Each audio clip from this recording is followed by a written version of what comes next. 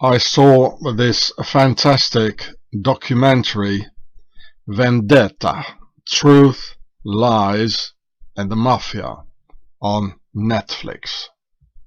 Playing in Sicily, the island in the south of Italy, and not far from Egypt and its pharaohs. Therefore, the very powerful kingdom of the two Sicilies, for whom the Mafia are their mercenaries in order to hold the people squeezed into the bench vice, with on one side the Mafia Templars and on the other side the Freemason nobility authorities.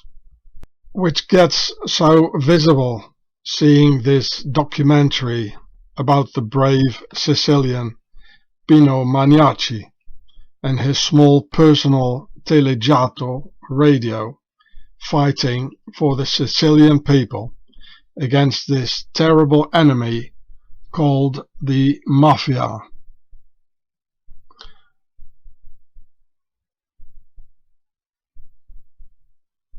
In fact, in Italian, the name Maniaci, it means the maniac. Well, he sort of is, I suppose, in a good way. And as he, Pino Maniaci, had such a tremendous success fighting the Sicilian Mafia, in spite of the immense dangers for him, for his family, his pets, and his belongings, the equally aristocratic authorities, in the name of Judge Silvana Saguto, came to help the Mafia and started to attack the good man, so he couldn't work anymore, as he had to defend himself from the aristocratic Mafia of the Italian Justice Department in the name of Judge Silvana Saguto.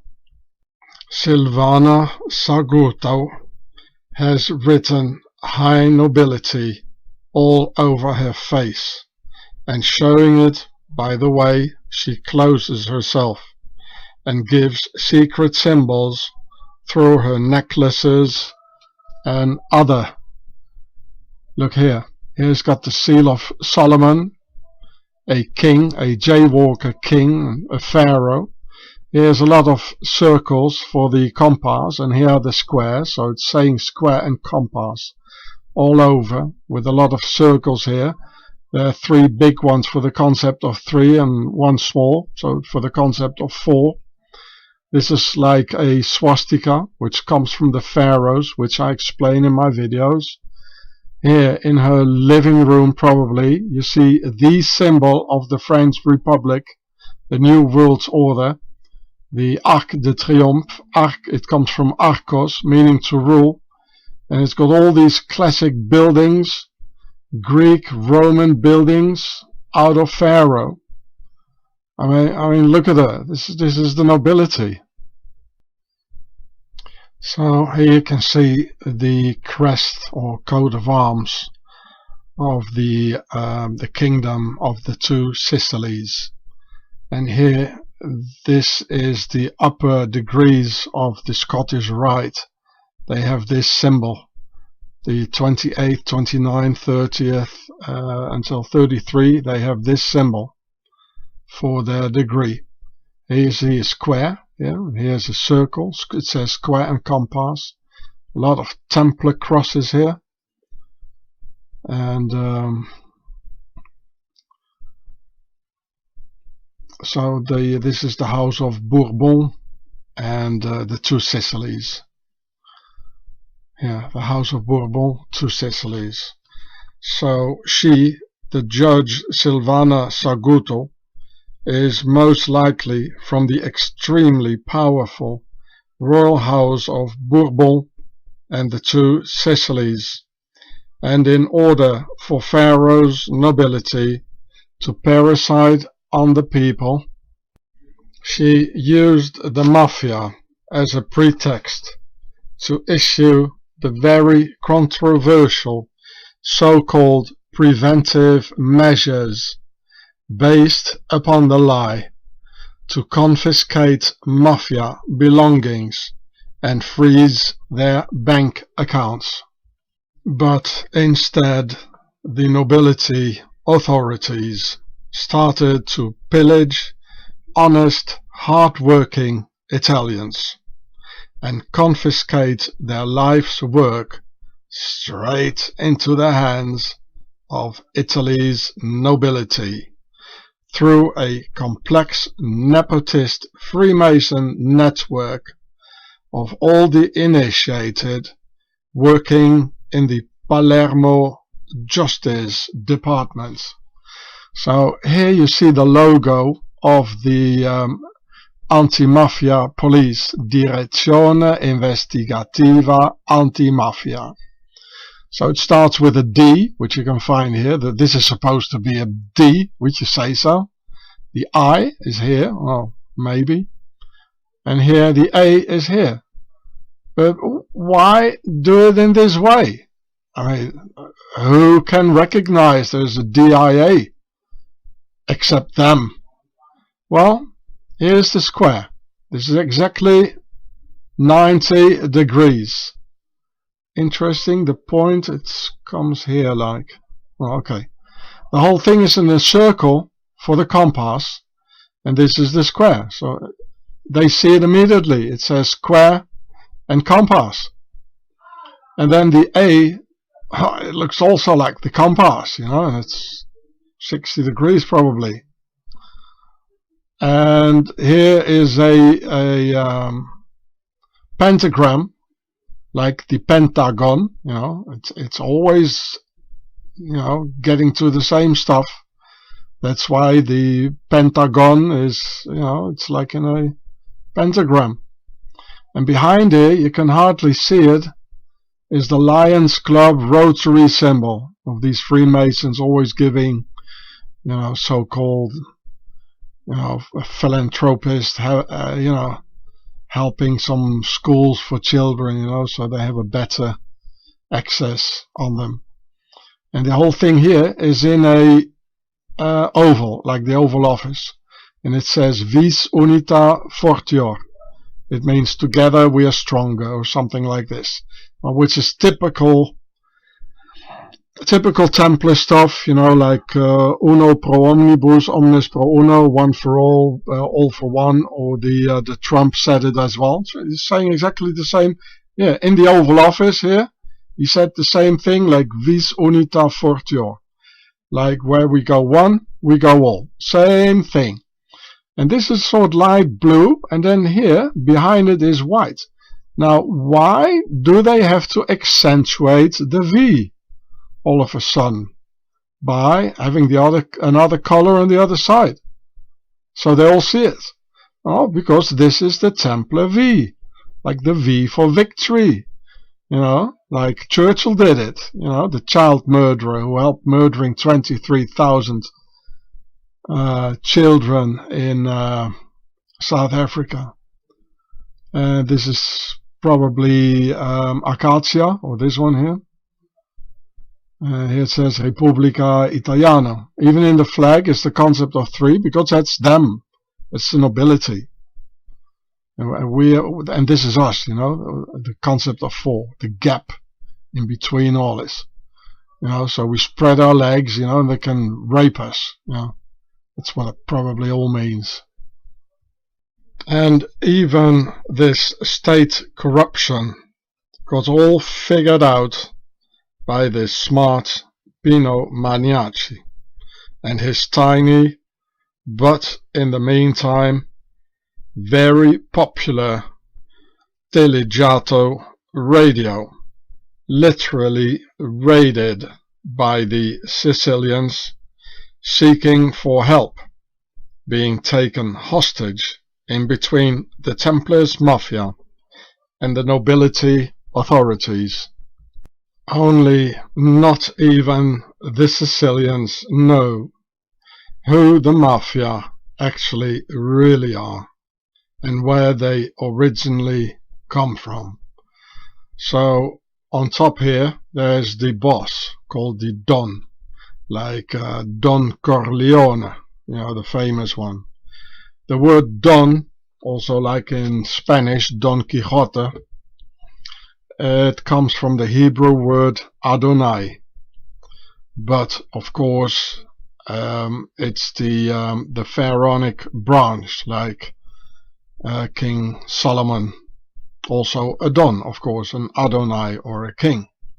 The Lord, Don, it means like a lord, like the Freemasons in a in a way talking bad about Christ, they call him Adonai as well. So then they got the consigliere or consiglieri in Italian. It's like in a chess game, like the bishop and the underboss, the capo, the soldiers, and here you got the associates. And above this there's even more, which I will tell you in a minute. So you got the family links here. These are the family links. And you got the indirect links, like these ones here. Even a consigliere. And for the Crusaders and their Templar masters on the way to Jerusalem, Sicily became the most important bridgehead for the Knights Templars, with commanderies all over this huge island in the Mediterranean, in between Europe and Jerusalem, like the Sicilian Templar commanderies of Saint Nicholas or San Niccolò del Tempio in Italian, in Bulgarano near Scordia in Catania province, the Templar Church of Saint Mary Carmina or Chiesa del Carmine in Italian in Piazza Armerina, the Templar commanderies of Caltagirone, Trapani, Siracusa, Butera and Lentini. So here you can see it here. Ardana, Maltane, Caltagirone, Piazza, Aidone, Muro, Paterno, Messina, Magrentino, San Leonardo, Bulgarano, Pantalica, all Templar commanderies, and there are many more. I think this one here is there are also many commanderies of the Teutonic Knights, and here, exactly here in Cafalu, Aleister Crowley, he had his temple here, and exactly here was a commandery of the Teutonic Knights. I will tell you more about it later. And of course, Aleister Crowley, he spent all his time, a lot of time in Germany and in Switzerland, where the Teutonic Knights actually came from.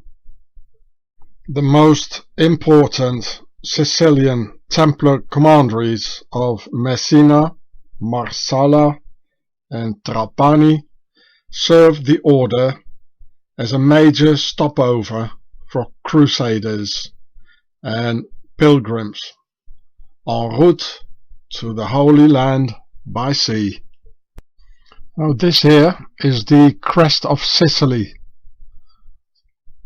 Kind of weird, eh? Anyway, there are 3 legs, so it's the concept of 3, which is them, our masters.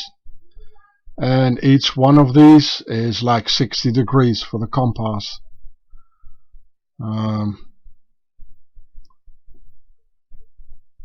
And so It's in French, so I could only find it in French. There's a lot of stuff, you know, you can only find either in German or in French, and it's not in English. So here's some more Templar commanderies.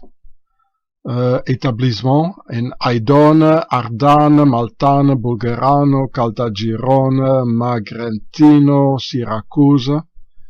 These are the towns next to it. So this Magrentino is next to Syracuse. There you go. And Caltagirone is here next to Piazza. And Caltagirone, Bulgarano is next to Scordia. Ardane is next to Butera. Aidone. And there we go. The commandery of Messina is in Messina. In Muro it's here and here. The one in Patalica is here. And this one is here. And this one, Paterno, is in Paterno. And yeah, Piazza Armenia, Armerina, sorry. And here Francofonte, Lentini. And here was this picture here. So, you know, I would not be surprised at all when the Mafia families are centered in towns around these Templar commanderies. So maybe some Sicilian or Italian can confirm me this. So maybe Pino Maniaci or a friend of his can find this out for me, because it's very, very important.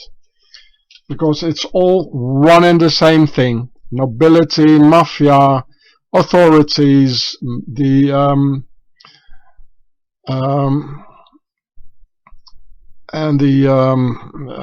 Aleister Crowley, satanic stuff, nobility, pharaohs. It's all the same stuff, people. Armies, police. It's all the same stuff. So it's very important somebody find it out for me. Where exactly are the big mafia towns? It was said in the video, but I don't want to go and look at it again. And it's already a lot of work what I'm doing here. Nowhere else in the entire world you find so many mafiosi mobsters as in Sicily, the birthplace of the Mafia.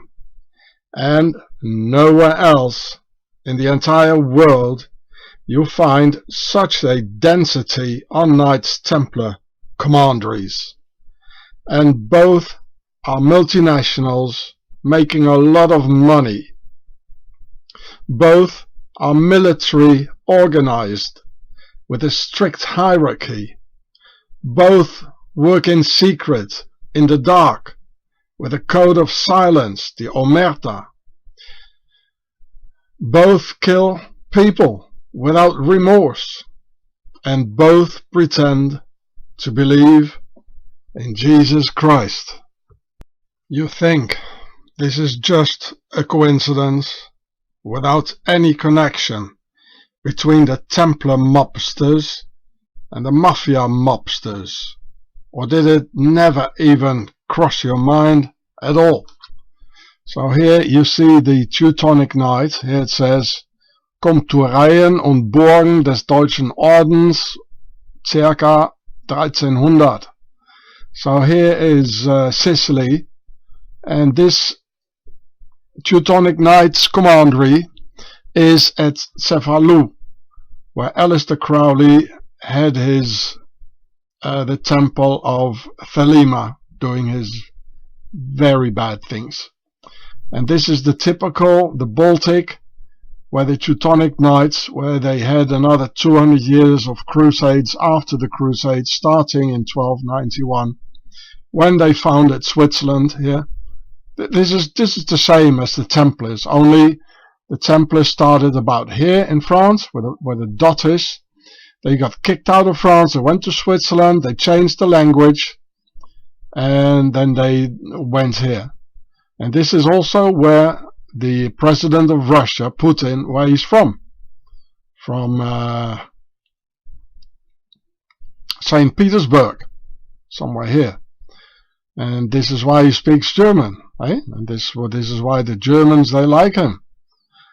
And you know, like Russia today, that's for the German people. That's the only honest TV, you know, mainstream media. That's the only honest one for them. The rest is die Lügenpresse. Well, it has all to do with the Teutonic Knights, you know. And they were here. So you see, on the left side of the island, Teutonic Knights here. On the east side, as I've shown you before, Templars. You know, and then here's Jerusalem. But they went straight here over where there's another Templar commandery, which I'm going to show you right now. So they went here. They came from Northern Europe, the Crusaders, and then here. They went straight here and on horseback, or they walked to Jerusalem, and most of all Egypt, of course, to get the Templars' treasure out of the pyramids. Here you see, here's the Kingdom of Sicily, here's Malta, the Maltese Knights, the Maltese Order, and here's Tripoli, now in Libya. They are the territories of the Knights Hospitallers here. And before that, because you know the Knights Templars, they went over into the Hospitallers when they got forbidden. So here was a Templars commandery. So they went from here to here, and then they went to Jerusalem and saying, "Hallelujah, we killed another 10,000 people." Why do you think Aleister Crowley, the big royal Satanist pink list killer, felt so safe in Sicily, huh? A place where the rest of the world wouldn't feel safe at all. Where in Cefalù, Sicily, he even sacrificed his own child called Poupée.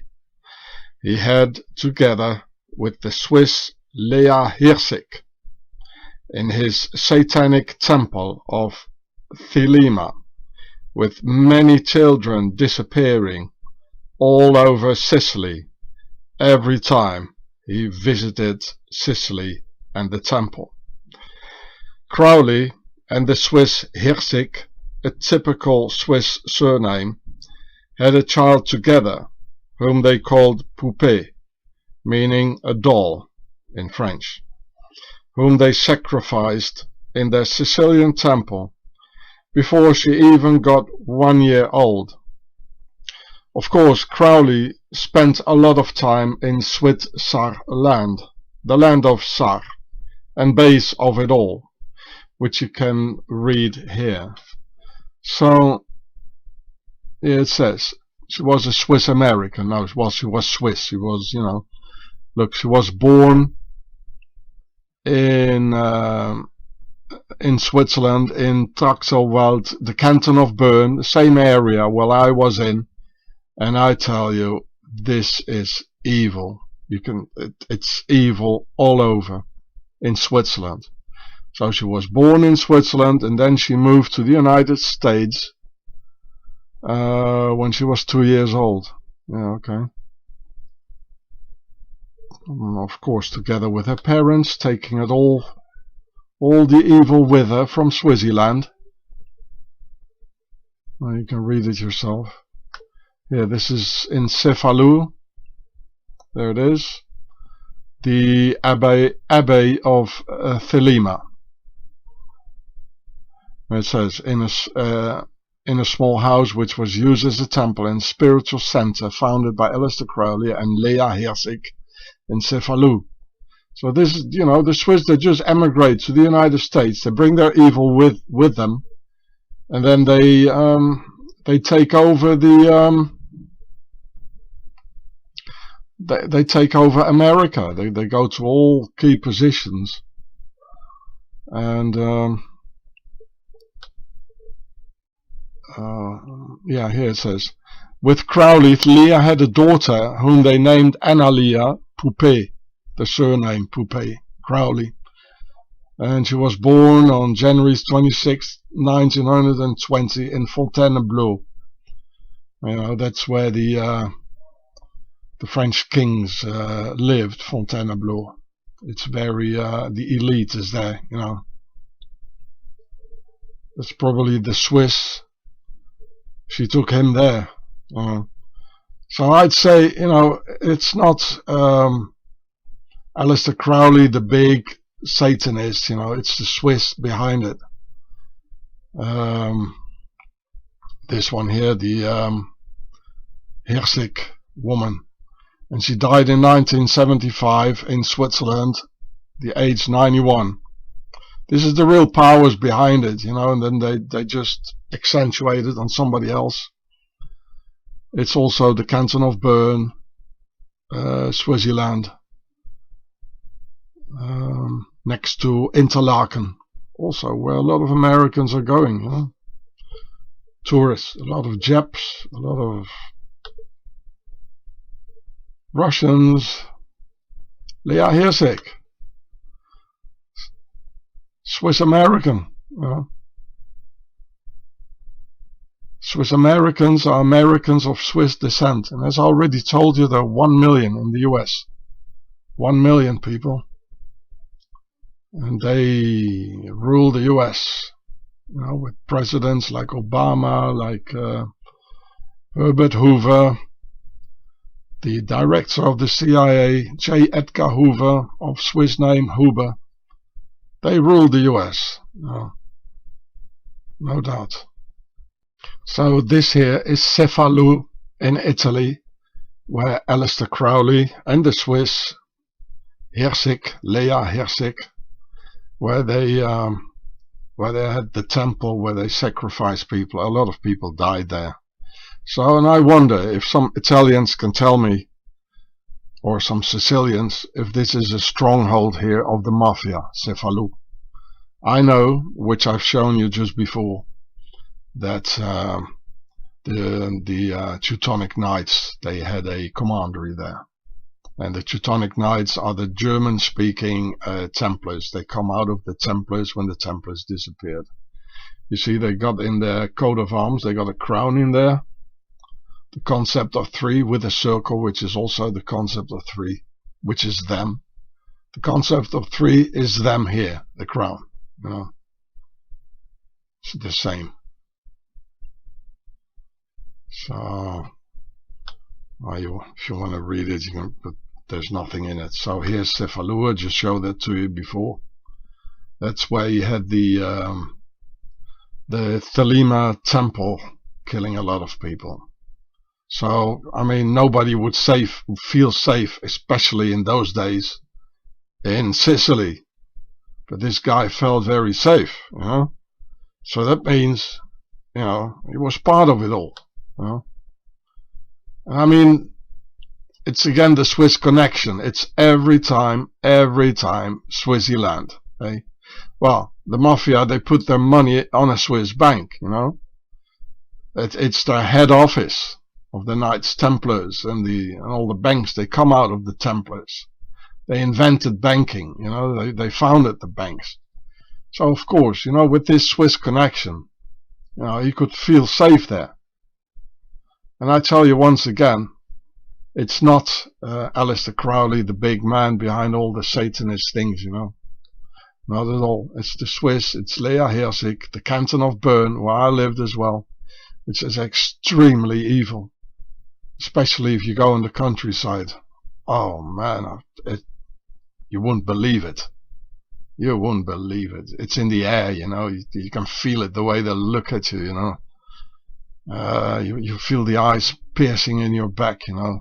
Especially if the moment they know you. Aleister Crowley's life developed quite normal. Going to school, college and university, until at only the age of 19 and still being a teenager, he went mountaineering in the Bernese Alps in Swaziland, ascending the famous Eiger, Munch and Jungfrau, being a young sportsman. From there on, things went wrong, meeting the wrong people in Swaziland, as the Swiss Lea Herzig from Bernese region, where the evil Swiss initiated him in this Egyptian wizard stuff. They tried that with me too, when infiltrating the octagon, but I refused and had to pay dearly for refusing the beast. The Swiss beast. Here you see Aleister Crowley. He was born 1875, and in 1894, which you'll see in a minute, he went mountaineering in Swaziland. So I show that to you now here. Here it is about the Abbey of Thelema, and his youth there. And yeah, in 1894 he went to the Bernese Alps, yeah, and he climbed the Eiger, Trift, Jungfrau, Munch, Wetterhorn. I mean, that's quite an endeavor, you know. Look at that, climbing up here. So this guy was a good sportsman. He was on the good way, you know, until he went to Swaziland here. And a couple of years later, now we're in 1898, Crowley was in Zermatt in Switzerland. And so 1898, then he was 23 only. He's spending a lot of time in Swaziland. That's the Boleskine house. So, oh, there he is in the K2 expedition. So, I mean, this guy was a sportsman, you know, tough guy. And everything went haywire when he went to Switzerland, meeting the wrong people. Look, he's completely sunburned.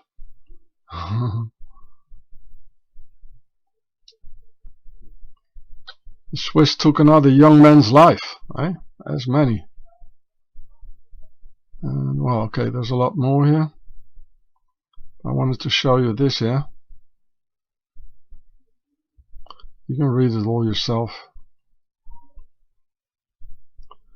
And what I'm going to show here, this is during the Hitler time.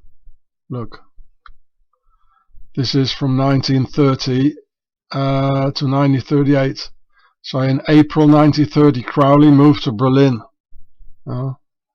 In the Nazi time, Adolf Hitler. And he also knew, look here, Hamilton. Well, we know those, right? The Duke of Hamilton, Order of the Garter, or the Scottish version of it. And so here, the Second World War. Look, he knew Ian Fleming. He was also living in Berlin. And at a certain moment, all three of them, they were studying, at least Ian Fleming and the Prince Bernhard of the German SS Prince of the House of Orange. They were all living in Lausanne with Ian Fleming and the Prince. They were studying, and Aleister Crowley coming there all the time. They all know each other, you know. And Ian Fleming, well, he knew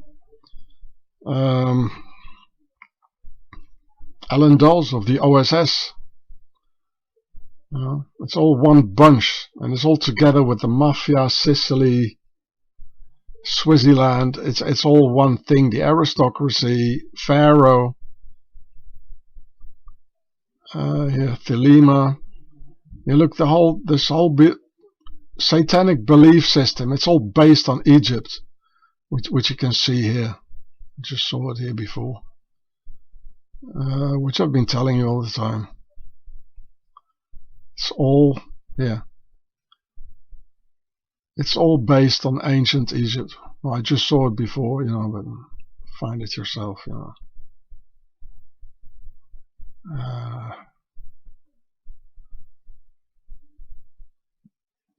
Well, I don't see it anymore here, but look it up yourself.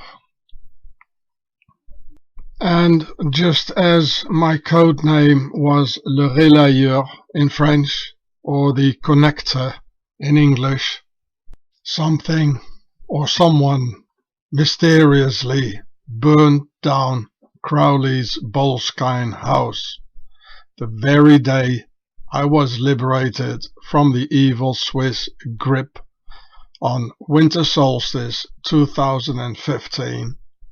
I was safe, and the intel towards their downfall could commence. It's all connected somehow.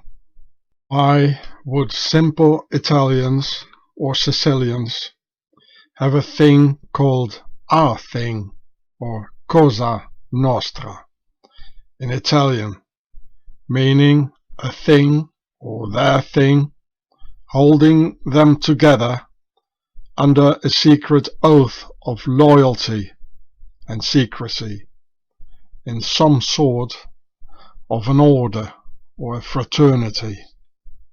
Cosa nostra is in fact related to the typical Templar structures built in a strict internal hierarchy, and their belief or their thing to establish the new horizontal rule aristocratic system of the Republic, a thrive and pursuit they called our thing, or cosa nostra.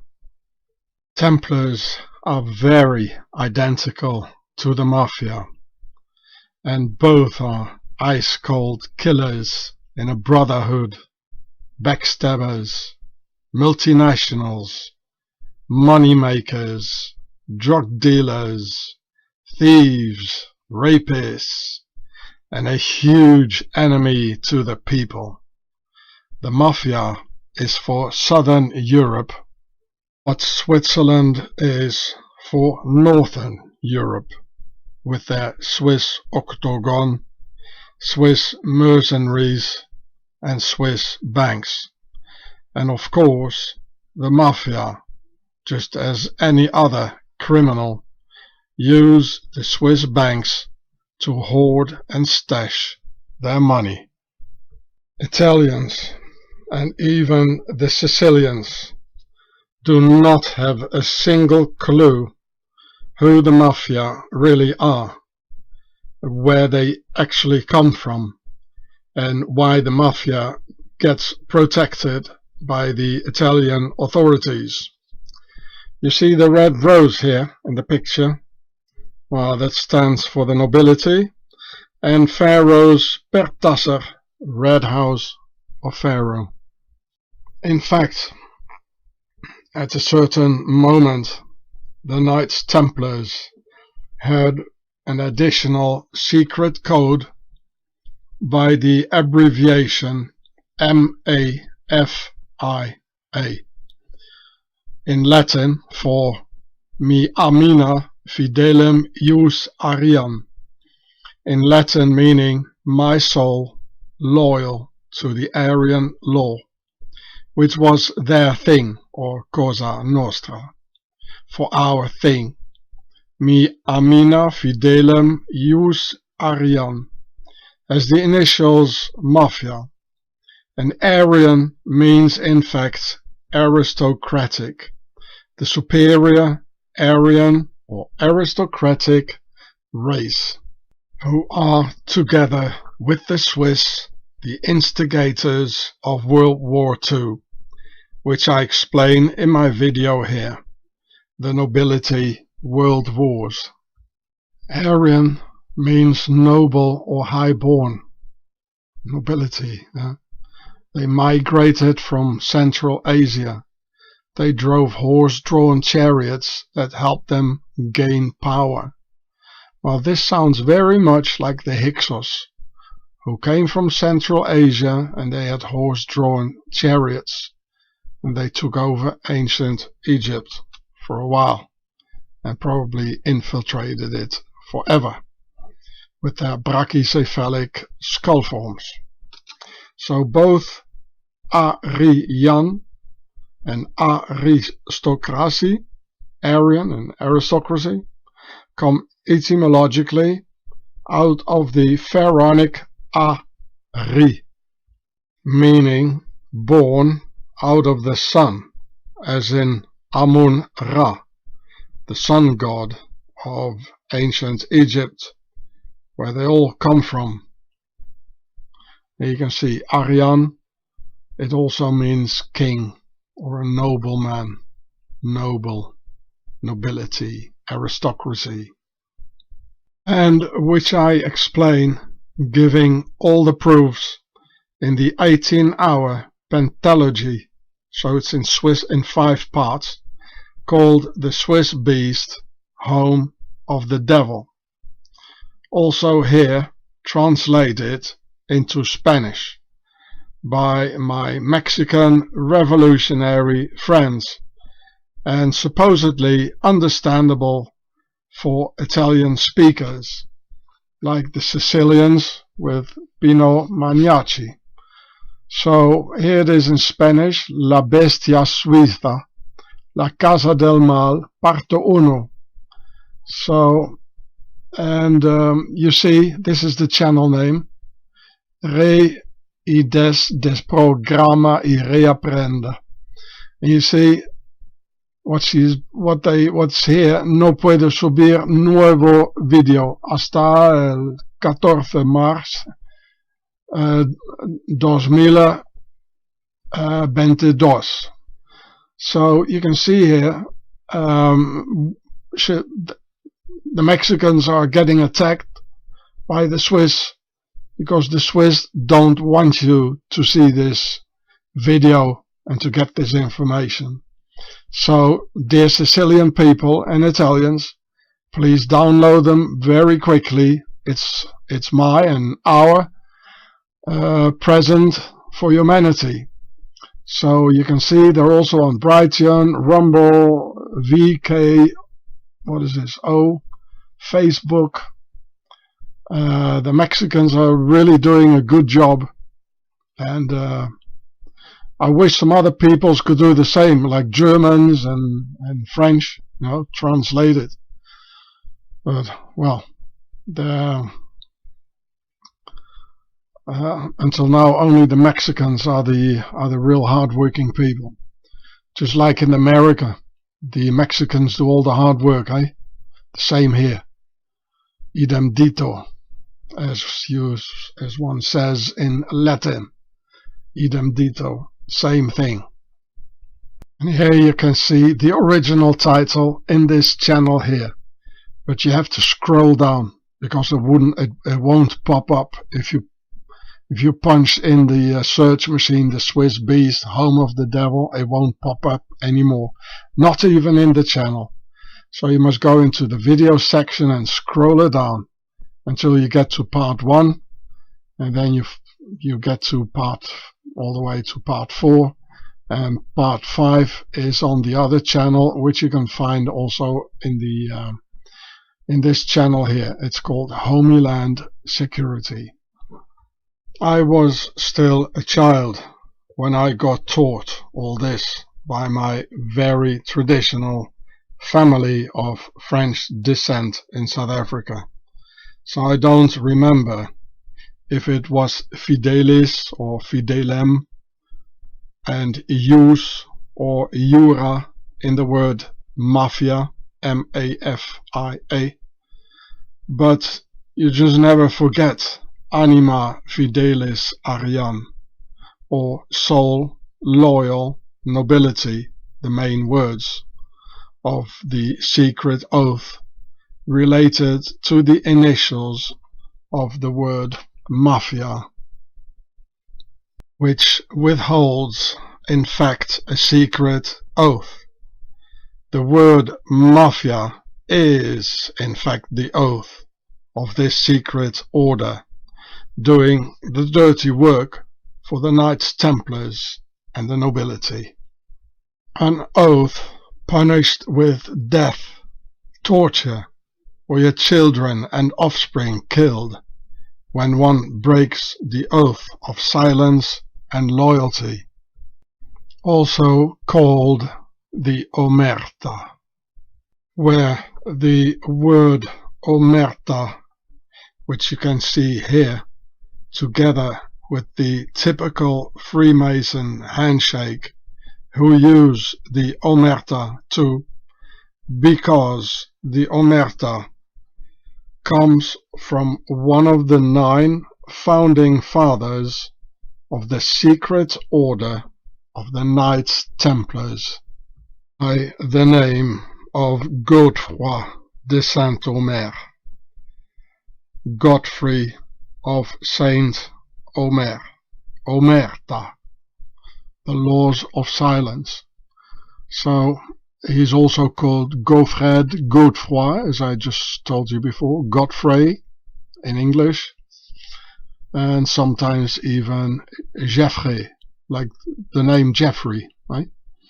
And he was one of the 9 founding fathers of the Knights Templars, together with this one here, Hugues de Payen, or Hugues de Pin, Bernard de Clairvaux. I went filming the monastery for you, the Cistercian monastery, and remember when they almost got me at this Templar commandery with that horrible statue, when there were 9 heads, white heads in the forest, you know, referring to the 9 original Knights Templars.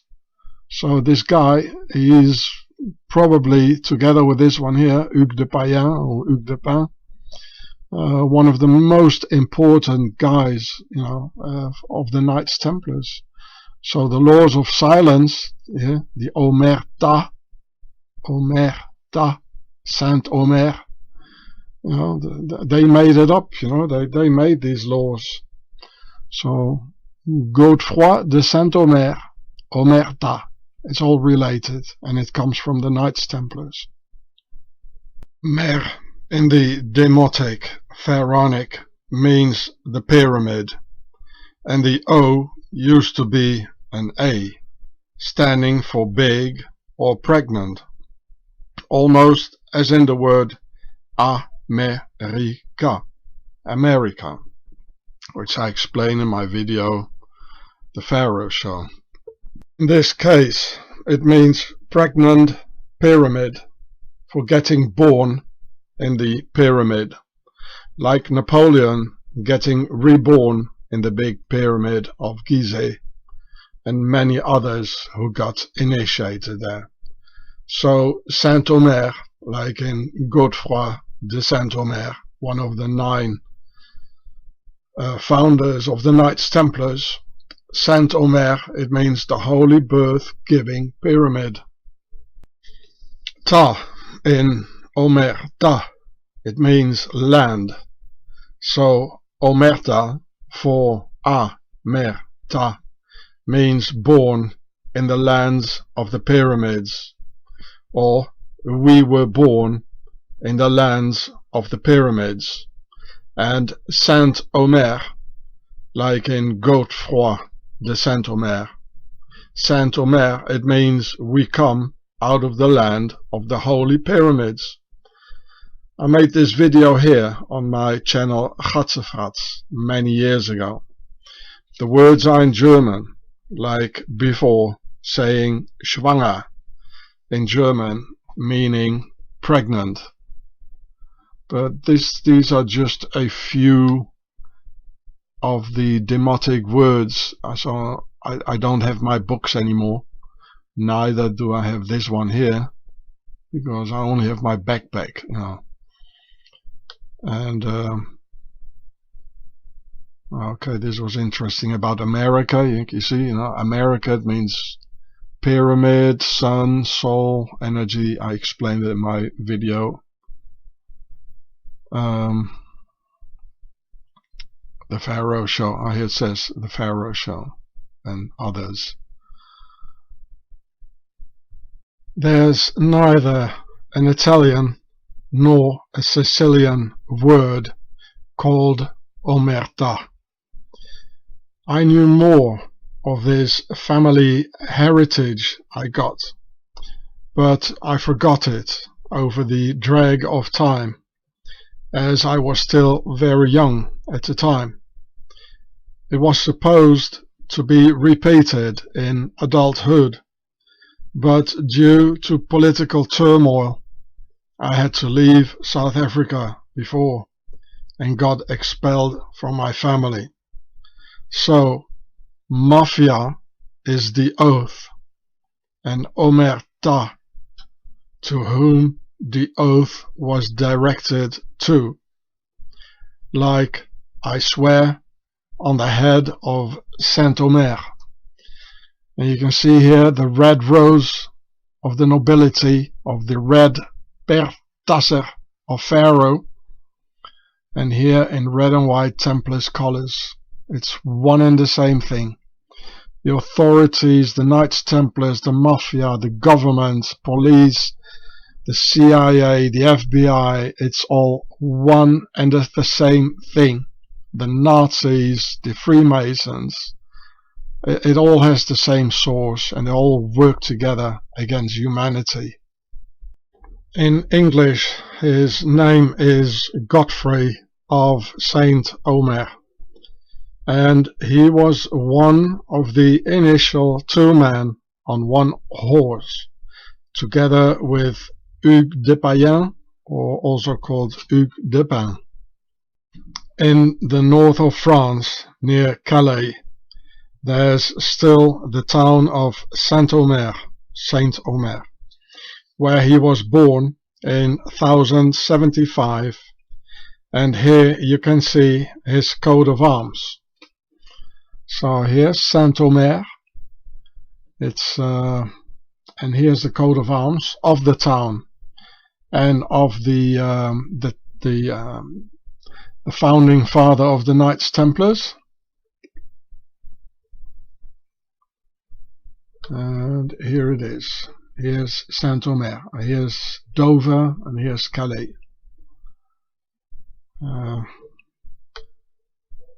You can read it. Well, there's nothing. It's not much to read, I think.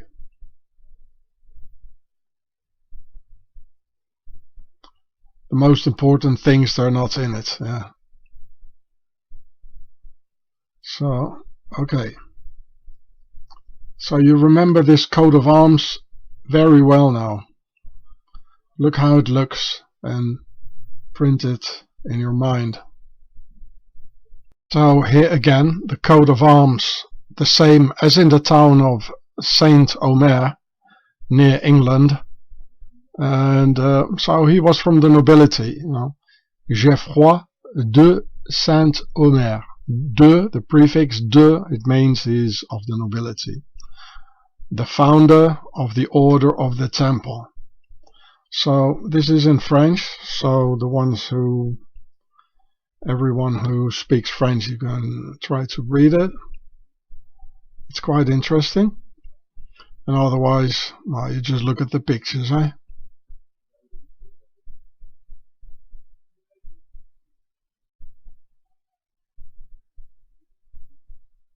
And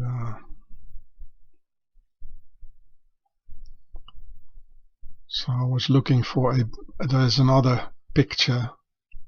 This is Saint Omer. And here in the town, it's where the Templars were, where the arrow is. Oh look, Saint Omer, it's a star fort. Can you see this? It's a star fort. Oh, what do you know? And here are the Templars situated. I guess England is here.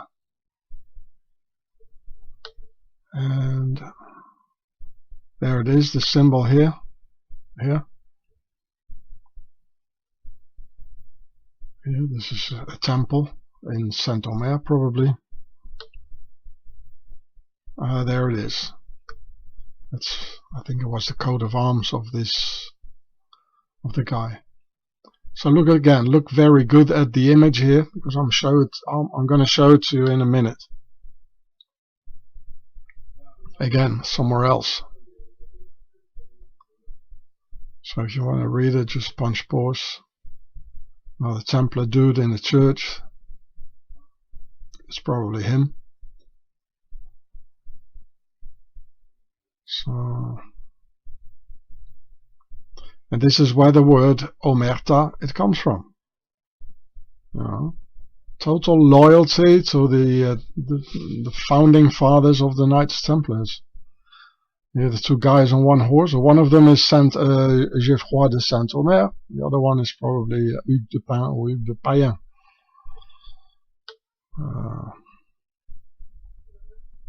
It's been used in both ways. Well, here it's again Hugues de Payen. Here they say Hugues de Pin. See, that's they use it in different ways. You know. Of course, you know, some people wrote in the Middle Ages. Some people wrote it this way. The others they wrote something this way, and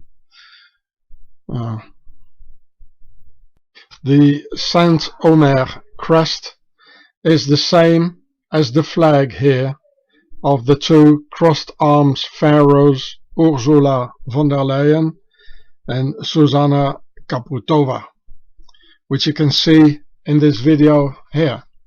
So this is the flag of Slovakia, and you can ask yourself, why do they have this Templars, double Templars, or Hospitaller cross if you'd like, and the crest of Godefroy de Saint Omer, where the word OmerTa is coming from? Why do they have it in their flag? You know, it's again the Pharaonic OmerTa, the laws of silence. They're not going to tell you, won't they now? OmerTa. So it's in this channel here, and it's this video here. There it is again, Susanna Chaputova or Kaputova, the president of the Slovak Republic. Now, why do they have the crest of Saint Omer with their OmerTa in the flag of Slovakia? Huh? And as it is so important, as for the ones who haven't seen this yet, I show you the crossed-armed ladies once again here. This is Chaputova with the crest of Saint Omer, the Templar, and here Ursula von der Leyen of the German high nobility. And so her crest, it means, you know, like Saint OmerTa, it means we come out of the land of the Holy Pyramids. And this is exactly what they're showing.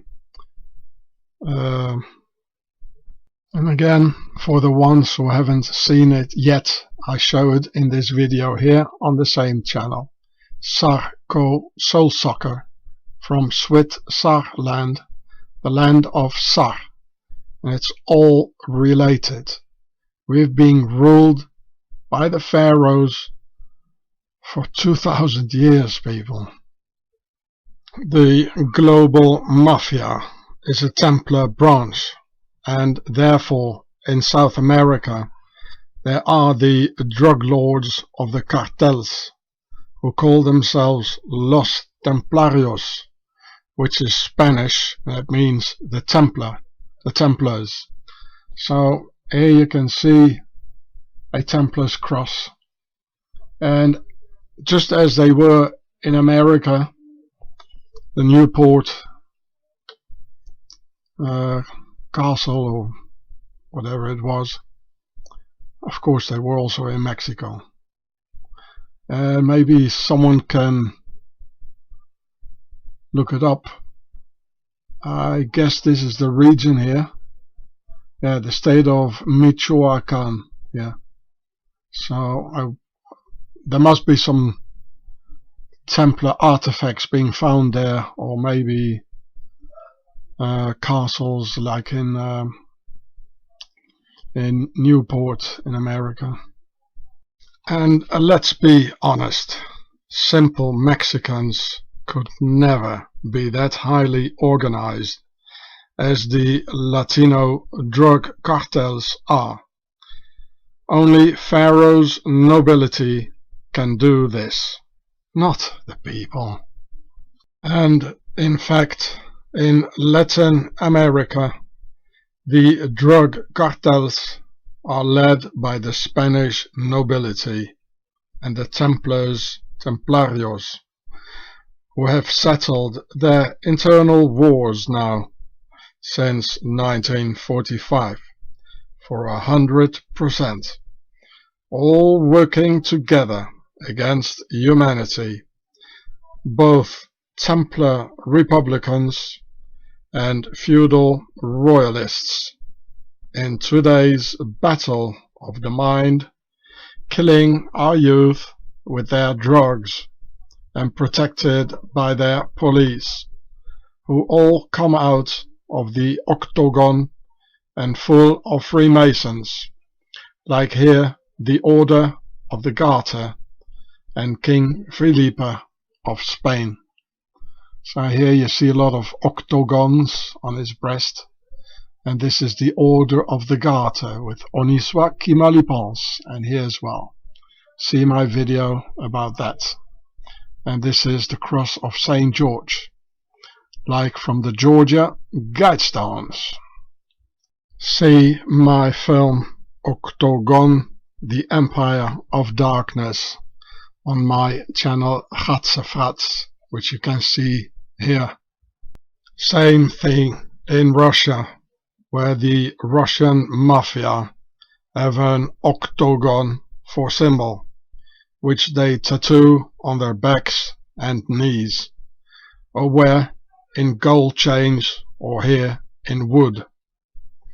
As I met some Russian mobsters from Georgia, so the land of Georgia, and they were driving in big black limousines with German number plates, while I was hitchhiking in France, which you can see in this video here on the same channel.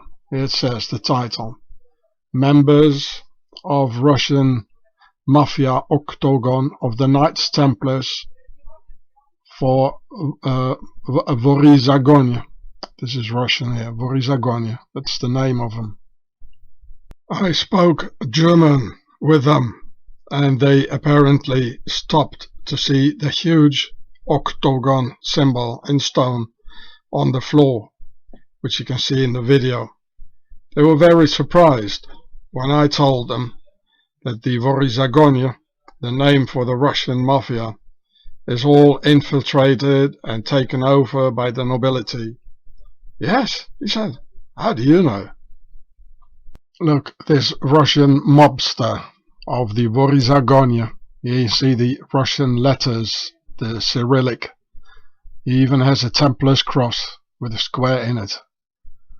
Like the Ku Klux Klan, they also have a square in the middle like this, like, you know, the corner down, because they know exactly where they come from, and so does the Italian Mafia. They know it, people. That's why he has here Gott mit uns. That's what the Nazis had, or all the Germans actually, on their belt, which means God with us. So this guy has it here. I mean, he's Russian, and the Nazis, they killed like 30 million Russians and their children, you know. So why would a Russian have it? Because he's of an organization by the Knights Templars, you know. So here's the Templars, and here's the Nazis, the Nazi Templars. And even the spider's web here is octagonal. They know it, you know. It's all one thing, you know. The authorities, the mafia, the justice department, the politicians, the media, it's all one dirty, lying bunch. All these mobsters, they're just like the police. They come with many, and they act masculine, and they think they're strong against one. Just like the police, because it's the same organization. It all comes out of the Knights Templars. The police have a lot of octagon badges, and so does the Russian Mafia. And they all carry Jesus, like the Templars, like the Italian Mafia, the Cosa Nostra, the Russian Mafia. You see here the Russian Cyrillic letters. It's the same people. The police are the legal Mafia, and this is the illegal Mafia. And they're cowards. They're a menace to humanity. We should get rid of them now.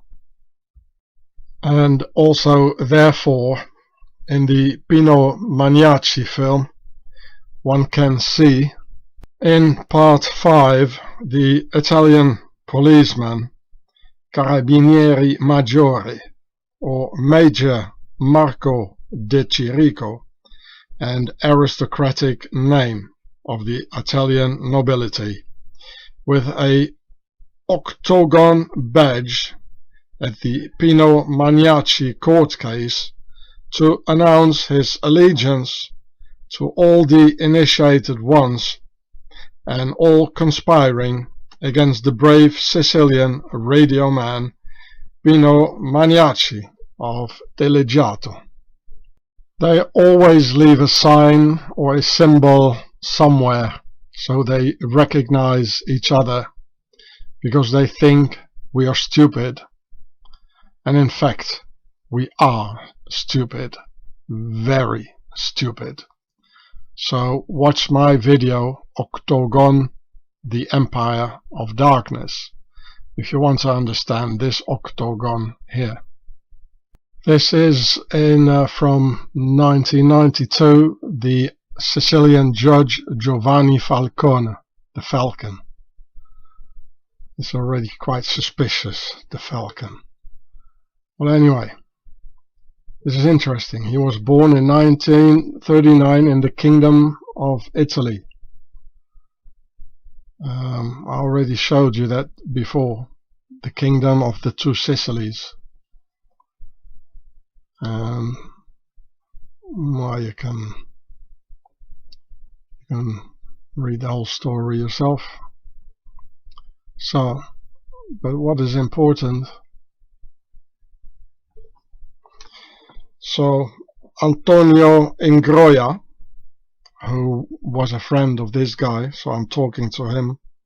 Antonio Ingroia, I need to tell you that your friend and mentor, Judge Giovanni Falcone, was not killed by the Mafia in 1992, as the hit was far too professional for the Mafia.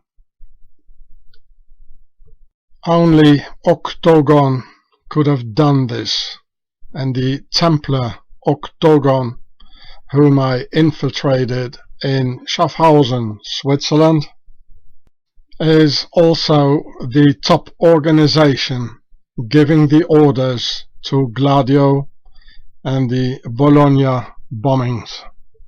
Normally, for executions and operations in Italy, the Octagon has a team come over from another country for the, so to speak, OmerTa, and quite applicable in this case, in order to keep the lid on and seal the lips.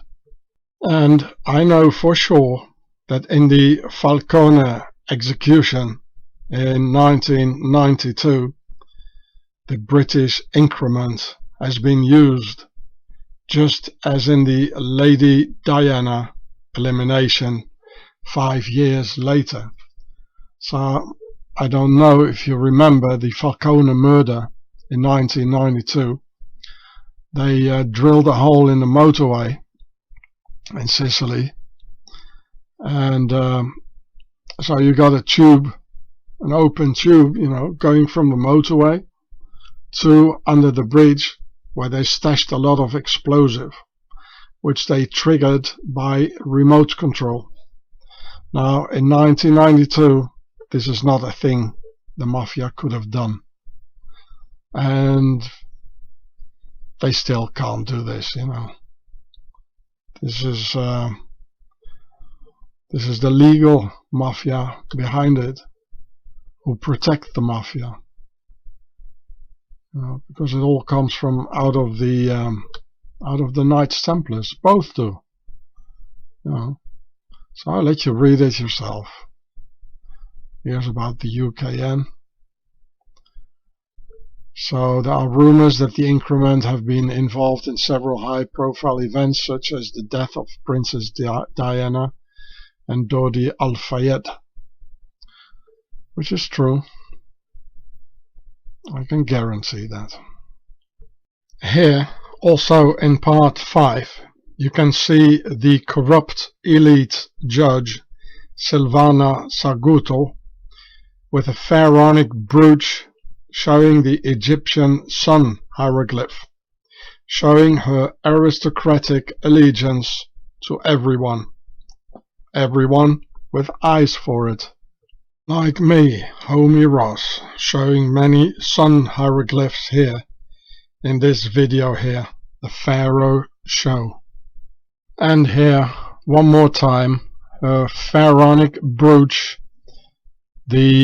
of the sun hieroglyph. Of course, it's not exactly the sun hieroglyph here, but it does represent it. And you see there's a red square in it and 2 circles. The circle stands for the compass and square is the square, so it does say square and compass. And red, it stands for the nobility, as the Pertasser, the red house of Pharaoh.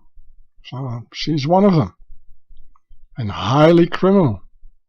In fact, though it is the typical sun hieroglyph which they show on all buildings, I realized it was in a different form. And when I had a closer look at it, when watching the clip again, I realized that the square brooch had a little opening in it. Wow, incredible. So this means she is showing the pharaonic per or per hieroglyph, meaning a house. So this is the pharaonic hieroglyph of a house, per. Only the brooch of the woman, it's upside down. The opening is here. But that doesn't really matter. And inside it's red. So it says house red, red house. And as the square is red, it says the red house of Lower Egypt. So she's saying to a pharaonic clan and enemy within that she's also from the nobility, and most likely from the house of Bourbon to Sicilies. And here you see the Duke of Castro. So, you know, Fidel Castro from Cuba. So this means there never was any problem with Cuba and the United States of America. They're all the same ruling. They just have the people fight each other. And it was Fidel Castro, you know, from the house of Castro. He betrayed Che Guevara. And, you know, because he was too famous amongst the people. He was too popular. And here's the coat of arms. There's a lot of things to recognize in it, you know, fleur de lis. Oh, this looks like Catalonia. Lions. Oh, look here. St. George, there he is again, the killer. Like the St. George guidestones. That's where it comes from. And Templar crosses, well, it's full of it, eh? And this symbol you got above the 28th degree in Freemasonry, Scottish Rite. You got this symbol here, which is a very interesting fact.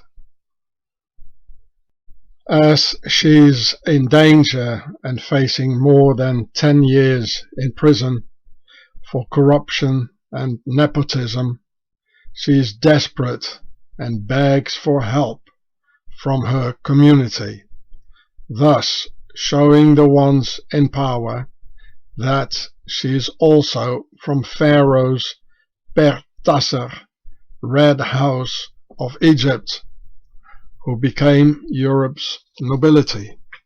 Of course, the original hieroglyph of the sun is a circle with a dot in it, and the one depicted on the buildings by a circle and two bars on each side is slightly different, but it does in fact represent the sun hieroglyph thousands of years later in Europe and thousands of miles away from the River Nile. So, and here you see again like the brooch she was having, and this is the per hieroglyph, meaning a house. The per or per hieroglyph. Even the symbol for download has the Egyptian per or per hieroglyph for house. You download and bring it into your house. So this is another way how these pharaohs, like the corrupt judge Silvana Saguto, they give secret messages to each other. So here again the Egyptian hieroglyph of house. And here you can see her with a necklace with 3 bulls on it, for the concept of 3, which is them, the elite, our masters, and we, the people, are the concept of 4 at the base of the pyramid's hierarchy, while the concept of 3 is the triangle or delta, as they prefer to call it, forming the triangular side of the pyramid all the way leading to the top. She even shows the concept of 3 vertically, as for the vertical rule of a feudal system, and normally, due to gravity, the 3 balls would have surged the lowest point. So this is all deliberate and very meticulously prepared. My house is the house of Sainte Croix Rose du Plessis, with our motto Non facit pugnum digito uno in Latin, meaning with 1 finger only one cannot make a fist. Well, actually it's not entirely the same motto, as I'm not allowed to use it anymore, and I have to respect that. So I made the motto myself by slightly changing it, but it means the same. And already as a child I got initiated in all this, and I would never have told anyone if not me and my children would have been so heavily terrorized for such a long time by the Swiss octagon. So they left me no other choice than to speak out and open up the lid of Pandora's Pharaonic box. Switzerland is the head office of the global Templar Mafia, where they all keep all their money. Also, the Nazis belong to this Templar Mafia, which I've already explained in many videos. So, therefore, it might appear contradictory that in 1943, before the landings by the Allies in Sicily, the OSS the Office of Strategic Services and predecessor of the CIA, asked the help of the Sicilian Mafia against the Nazis, as in fact the Nazis were and still are in the same global family with the OSS, CIA and the Mafia, who all come out of the Templars and ruled by the Octagon out of SwiSSy land, where Alan Dulles of the OSS Switzerland, the head of the later CIA, had his headquarters in Bern, Switzerland. Alan Welsh Dulles came out of the very powerful Geneva family Mallet-Prévost from Switzerland, about whom you can see more in this video here on my channel Gatzefratz. So this video here, Alan Dulles was Swiss family Mallet-Prévost. In fact, in Sicily in 1943 there were no more real Nazis left, but only some expendable German soldiers who were left, who could be eliminated and betrayed by the Mafia, who gave all the German military positions to their pals in the OSS. How else can you explain, with the basic understanding of how things work on this planet, that a criminal organization like the Mafia helps the US military in a military campaign? Where's the catch? What are we missing here? Who's gaining what, and how did the US government know on which random door to knock in rural Sicily?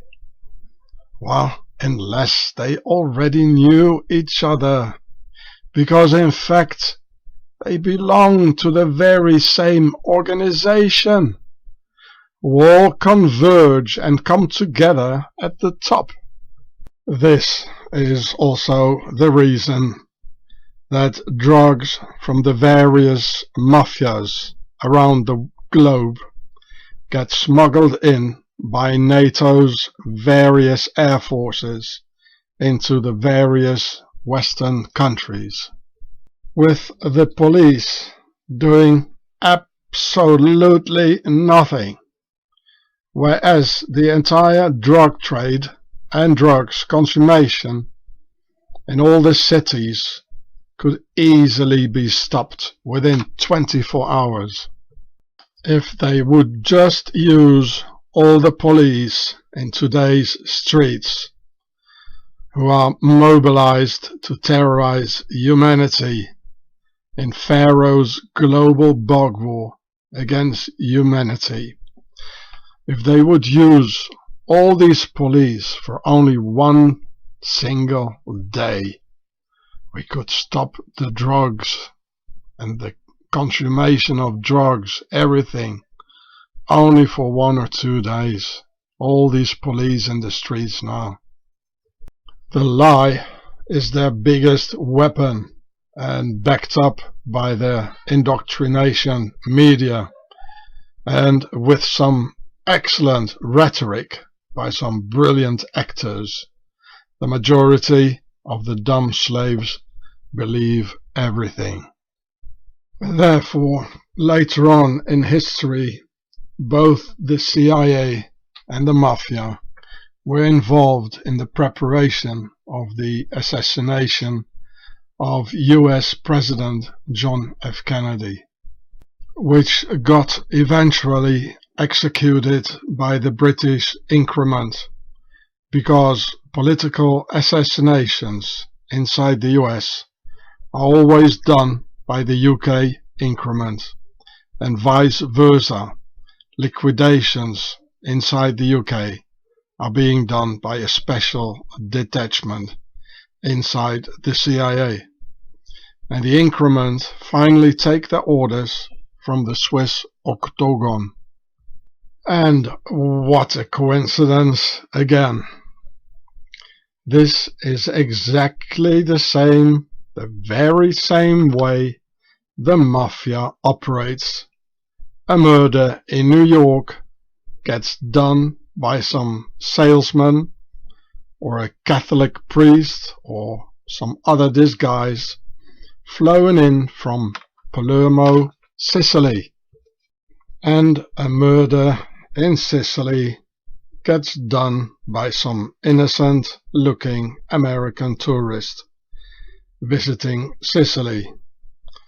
Well, how come they work so similar, both in the Mafia and official Western government organizations? Well, because it's one and the same gang called Octagon of the Nazi Templars, and they are based in the Alps. And forget about the Israeli Mossad in all this, who are the most clumsy secret service in the world, creating one global scandal after the other because of their unprofessional clumsiness. I hear about the assassination attempt on Khaled Mashal. I hope I pronounced that right. And yeah, about the assassination attempt. They tried to put some in his left ear. They put a poison in his ear with a spray. And the picture you saw before, there was in that hotel in the Arab Emirates. It also went over the entire globe in all newspapers, and there's a lot more. And this shouldn't happen with a intelligence service.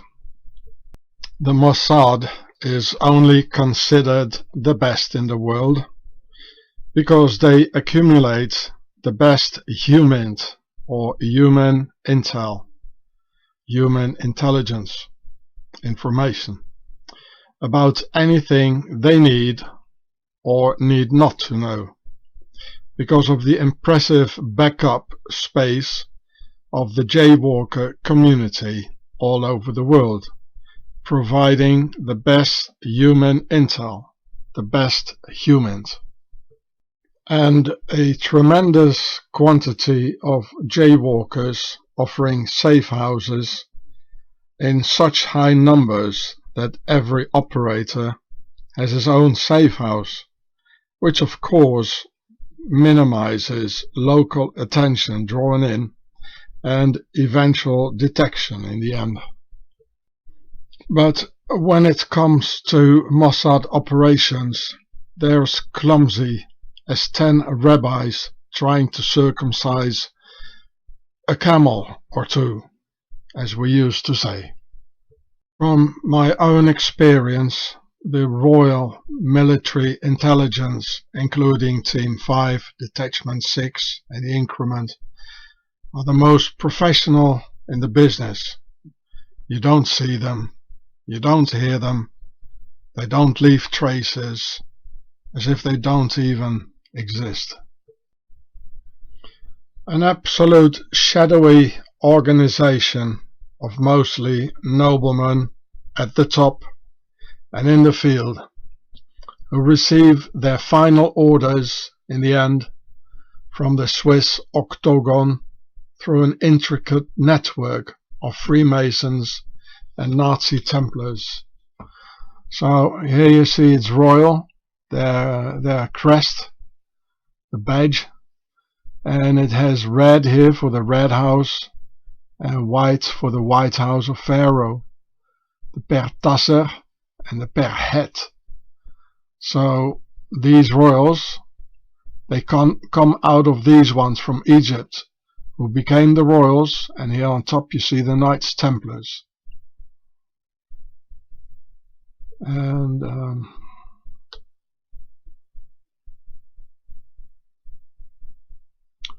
so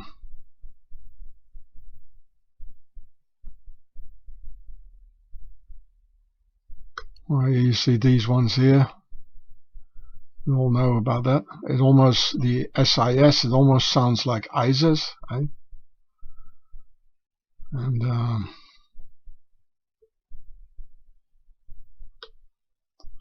you know, General Sir is from Sar, meaning a king, a pharaoh. It's like a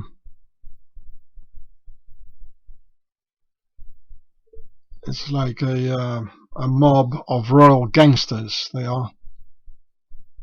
So when President John F. Kennedy wanted to stop the CIA from importing drugs from South America, drugs from Vietnam and Laos into the US, and stop the CIA from working together with the Mafia, then JFK became a priority on Octagon's death list.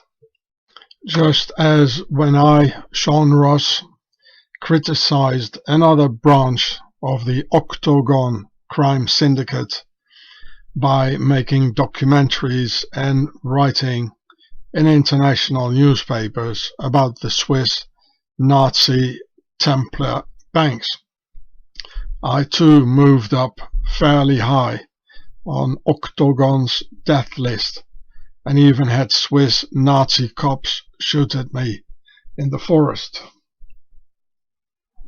So this video is on this channel here, and here's the title. Of course, Oliver Stone's video JFK from 1991 was meant to put you on a wrong lead.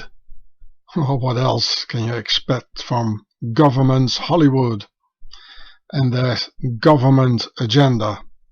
Yes, okay, the Mafia were involved in the hit, as they're one and the same thing belonging to the Octagon, which was already getting known in books written after JFK's murder. Well, so nothing new really. So the government's Hollywood state's propaganda had to keep it that way before people were going to dig any deeper by putting a Hollywood final seal on the case through that JFK movie. I already made documentaries about the Swiss involvement in the JFK murder 10 years ago, but SwiSSy made YouTube take them off, and after 2 extensive Swiss house searches, I don't have them anymore either, as the Swiss Nazi police stole all my hard disks, memory sticks, CDs, computers, cameras and SD cards. President Kennedy knew about the enemy within, and that the CIA, the cocaine import agency, only pretended to fight drugs, and in reality only eliminated the competition. So Kennedy put FBI agents in the Pentagon in a so-called TDY program for temporary duty yonder, like Agent Tom O'Loughlin being a SwiSSy agent for SwiSSy, S-A-C-S-A, Special Assistant for Counterintelligence and Special Activities. So I read it for you because this is important. SwiSSy, to direct special operations in the Kennedy administration, the Joint Chiefs of Staff created a new organization headed by a general officer with the title Special Assistant for Counterintelligence and Special Activities, SwiSSy. Colonel Fletcher Prouty of the Air Force Special Operation Command was tasked with forming the new organization. The Kennedy administration wanted to have a new team, so General Ed Lansdale, a CIA man who had run special operations since the CIA-sponsored Hawk Rebellion in the Philippines, was passed over. The new SwiSSy official was to have control over all special operations, including those of the CIA, which was ordered to turn its special operation files over to the Joint Chiefs. To staff the office, an operations planner was needed, someone who was familiar with intelligence and special operations, but not a CIA man. Moreover, Kennedy needed someone who would be respected by all the services and intelligence agencies for honesty. So this is why they sent the FBI SwiSSy man in doing the TDY, the officer, the special agent Tom O'Loughlin. So the Octagon killed Kennedy's man Tom O'Loughlin at the young age of 51 years only. Poisoned in or around the Pentagon, quickly torn apart by a strategical cancer, so to say, at the age of 51. And here's the FBI. Here Tom with J. Edgar Hoover, or Gay Edgar Hoover, the director of the FBI. And you all know now through my videos that he was from the Swiss Huber, looking exactly like President Herbert Hoover, also from the Huber family. So no luck, eh?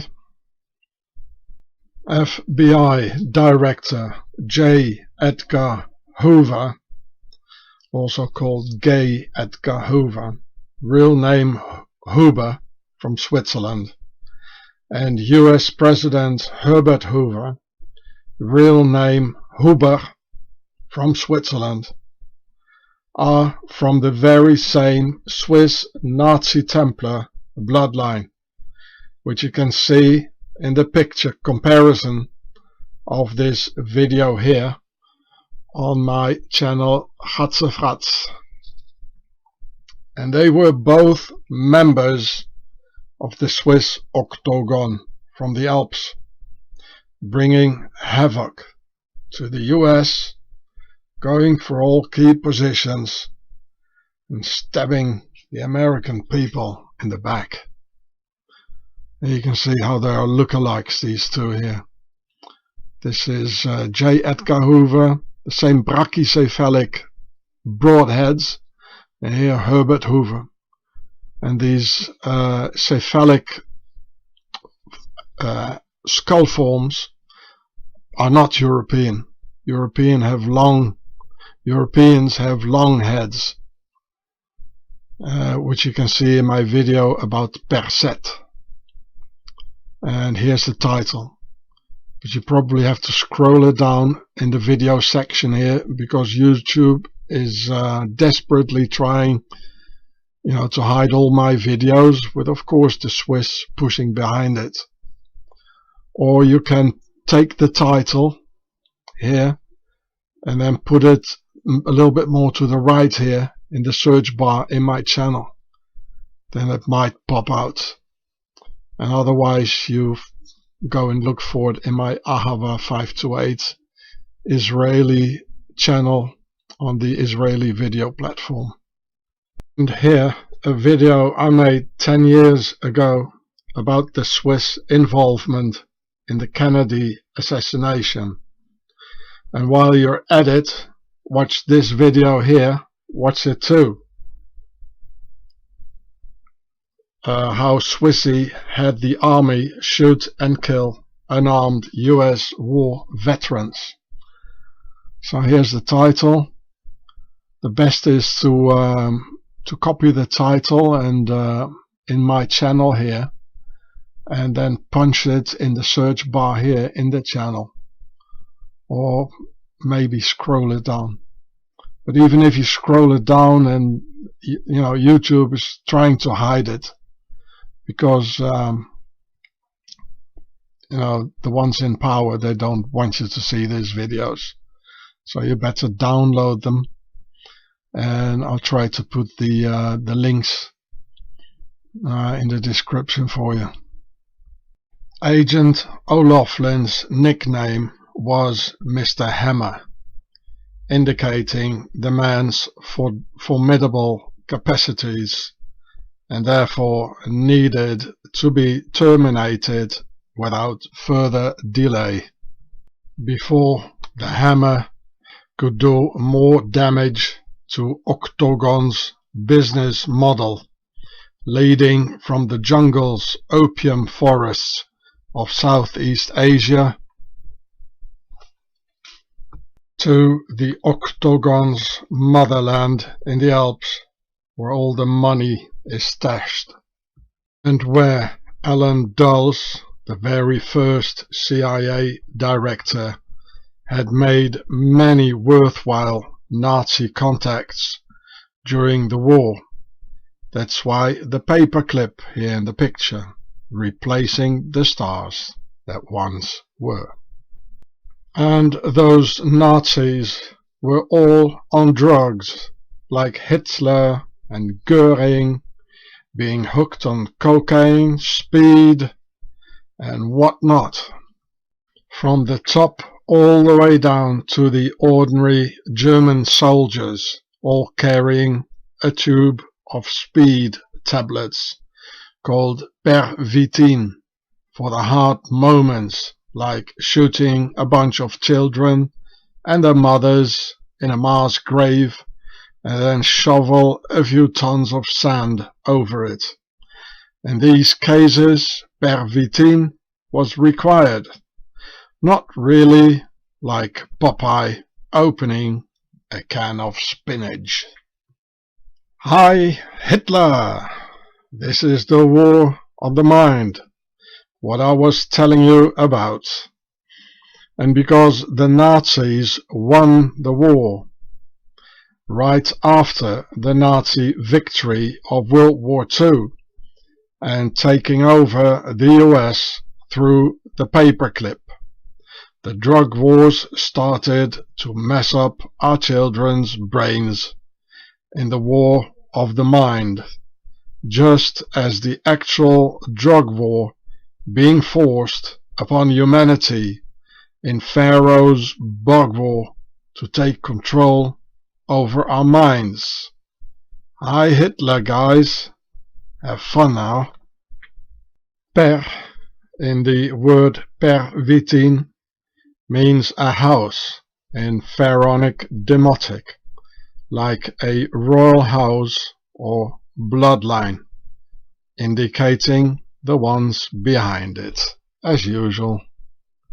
In 1971, when Special Agent O'Loughlin died, murdered by people who smiled in his face, he hadn't watched any YouTube yet, and how his FBI director, J. Edgar Hoover, real name was Huber, a Swiss American,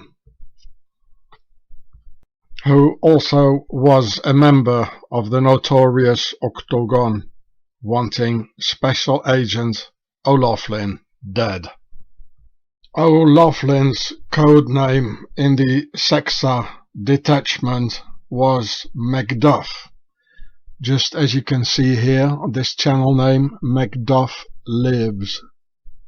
So years, and in fact decennia later, O'Loughlin's son, John O'Loughlin, opened up a YouTube channel by the name of Macduff Lives, and we did an interview there last month on December 7th, 2021. It says interview, there we are, interview with me and the title is a little bit longer. 1 month ago.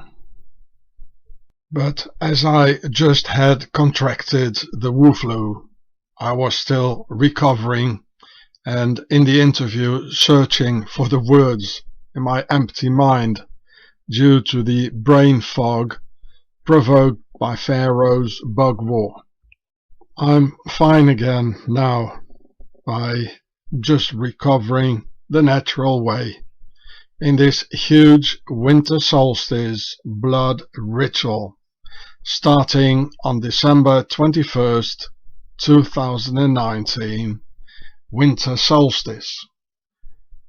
Watch this film, the biggest winter solstice blood ritual ever, on the same channel.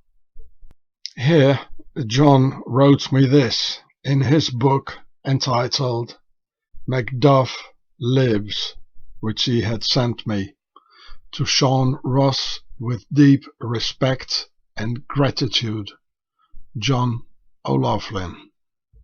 And don't you think that the Chinese did it concerning the spread and creation of the Wu flu Pharaonic bug? As to my knowledge of modern history, nowhere in history the Chinese applied biological warfare against human beings. But there is another country doing this all the time. America. Like the Phoenix program to destroy the Vietnamese people's traditional way of life and culture and force the villagers into strategic hamlets. The murder of indigenous leaders, the computerized war in which people were killed by assassination squads. And look here. It says Phoenix program. Phoenix. Yeah, look, there's the official US badge with the Phoenix and Yachin and Boaz. Well, I already told you what Phoenix is a reference to, eh? It says Pung Huang. No idea what that means. The US Phoenix program is America's equivalent of the Nazi Operation Reinhardt, murdering the jaywalkers.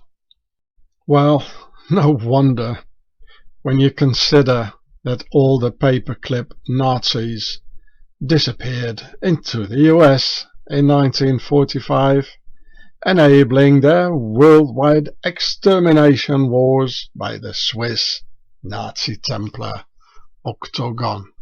Yeah, Operation Reinhardt in Wikipedia.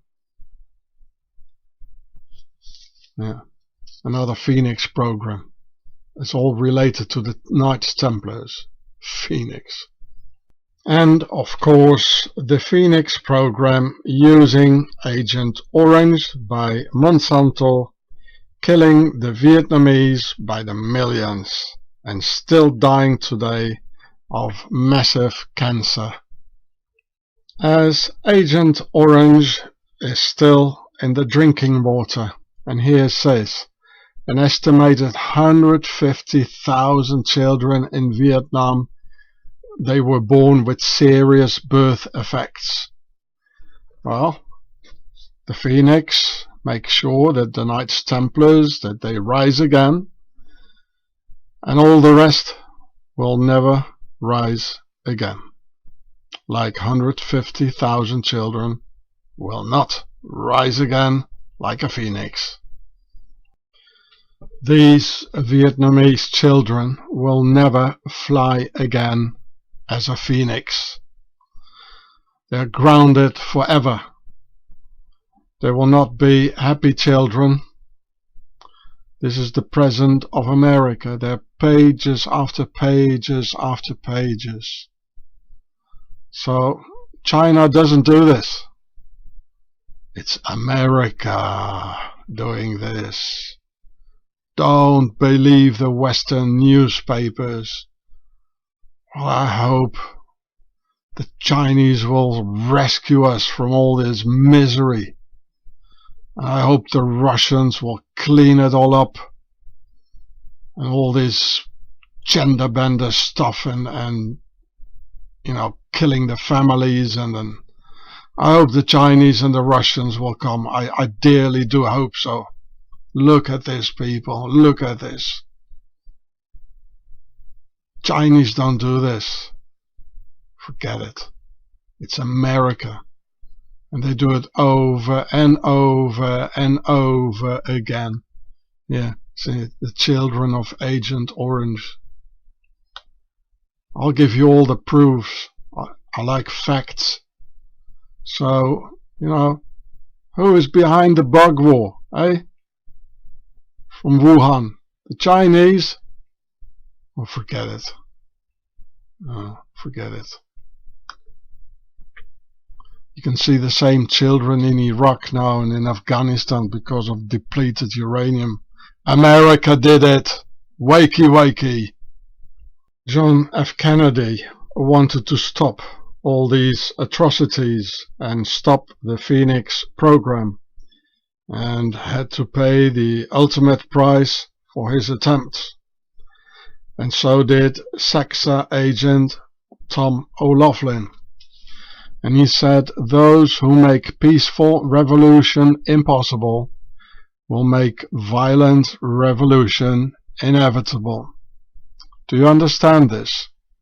Who are the ones who make peaceful revolution impossible? I mean, look at Kazakhstan at the moment. I'm sure the people wanted a peaceful revolution, but the ones in power didn't want this. So because they want to have a violent revolution, ordo apkao, so they moved it this way. They killed a couple of protesters, and this is the way they do it. They don't want peaceful revolutions. The elite, they don't want change. They don't want us to be happy. No, they want to kill us. This guy he understood it. It's a good one. We could use this guy on YouTube. This guy would have been the best YouTuber or info warrior of all. So go and see his channel, sort of. The Phoenix, of course, as in the Vietnam Phoenix program of the CIA and the US, is of course again a reference to ancient Egypt and the Knights Templars, who rose again out of the fire of the French king and resurrected in Swaziland. The Phoenix program, a typical name chosen by the Octagon. And in the middle of all this was Mr. Hammer, special agent of the FBI and Kennedy's man to smash the CIA, who got poisoned through the CIA's special virus cancer program to eliminate people with silent weapons for silent wars, easily eating up a man like Mr. Hammer, Tom O'Loughlin, from the inside, until his body resigned at the age of 51, a tree of a man who would never resign any assignment. You just don't touch Octagon's money business like the CIA's Air America, bringing in tons of drugs into the US and into the entire Western world. Just another multinational Knights Templar business in collaboration with the Mafia, the CIA, Swaziland, Nazis, etc. So here you see the statistics, the opium cultivation in Afghanistan from 1994 to 2014. So that's 20 years in hectares. And this here, I guess it's in kilos. From 1994, 71,000 kilos. That's 71 tons. And here it's rising and it's rising. Here it's in 2014, more than 200 tons of opium or heroin. And but why here in 2001, when the Taliban were ruling, only 8 tons, you know? So, well, that's because the Taliban forbid opium in Afghanistan and the use of drugs, because these guys, they said, well, we are real Muslims and this is not very Islamic, the drugs, so they forbid it. And this was the reason, one of the reasons, but the main reason for NATO and the CIA and the Octagon and the Mafia, you know, to invade Afghanistan, all under pretext of the World Trade Center and whatnot. But you can see it, you know, all statistics, they all show this, not only here, they all show the same columns. And here you can see American soldiers, they're protecting the opium trade, patrolled by US NATO forces, Afghanistan's freedom and democracy, opium fields supply 90% of the world's heroin. So if you look at 2020, the columns are probably like here. And so this is what's happening. You know, it's all about business, geostrategical wars. And don't believe the newspapers. No, it's all a lie. Therefore, Switzerland is the center of drugs in Europe, where I personally saw people coming from everywhere into SwiSSy land to get their dose. I mean, Switzerland is the center of everything. It's the diplomatic center, it's the center of money, it's the center of all the NGOs. So why wouldn't be the center of drugs? And drugs is money, because it's the base of it all. And look at it, you know, Zurich, second place. This is about the cocaine in the wastewater in European cities. And there's even 2 cities here, Geneva, also a lot, and London a lot less, and then there are the other European cities here in this statistics. And just look at this here, Amsterdam and Zurich. There is a reason that Amsterdam is at the first place, and this reason is connected to Switzerland, and I tell you why. Well, you would say, okay, Amsterdam, it's a port, that's where it all comes in. But here you see London, you see part of it, it's 700, so it's a lot less than here. You would ask yourself, why not London? It's also a big port. Why Amsterdam at the first place? And there are even bigger ports like Le Havre in France, which has nothing, you know. There is a reason. This Amsterdam statistics is connected to Switzerland, and I'm going to show you how. Because it all comes from Switzerland. That's where it gets in. Because they're all corrupted. The police is corrupted.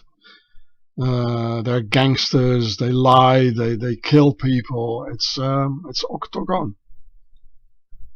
And the Swiss, of course, use the ancient Templar waterway of the Rhine to transport the drugs from Basel to Rotterdam. So Pharaoh's media can say that drugs come in through the port of Rotterdam, which is a thing, that's easily believed, because of the laws of silence around Switzerland. There shouldn't be any connection at all to Switzerland. It always has to be avoided. And already the Romans, they used this waterway, and the kings and the queens, and of course the Knights Templars. So they got Rhine ships. You see, here's Basel, here's Switzerland. Basel, it's got flowing in here in Zurich and Basel. And it goes by ship. It goes here to Rotterdam, one of the biggest ports in the world. And they can say, okay, that's where it comes from.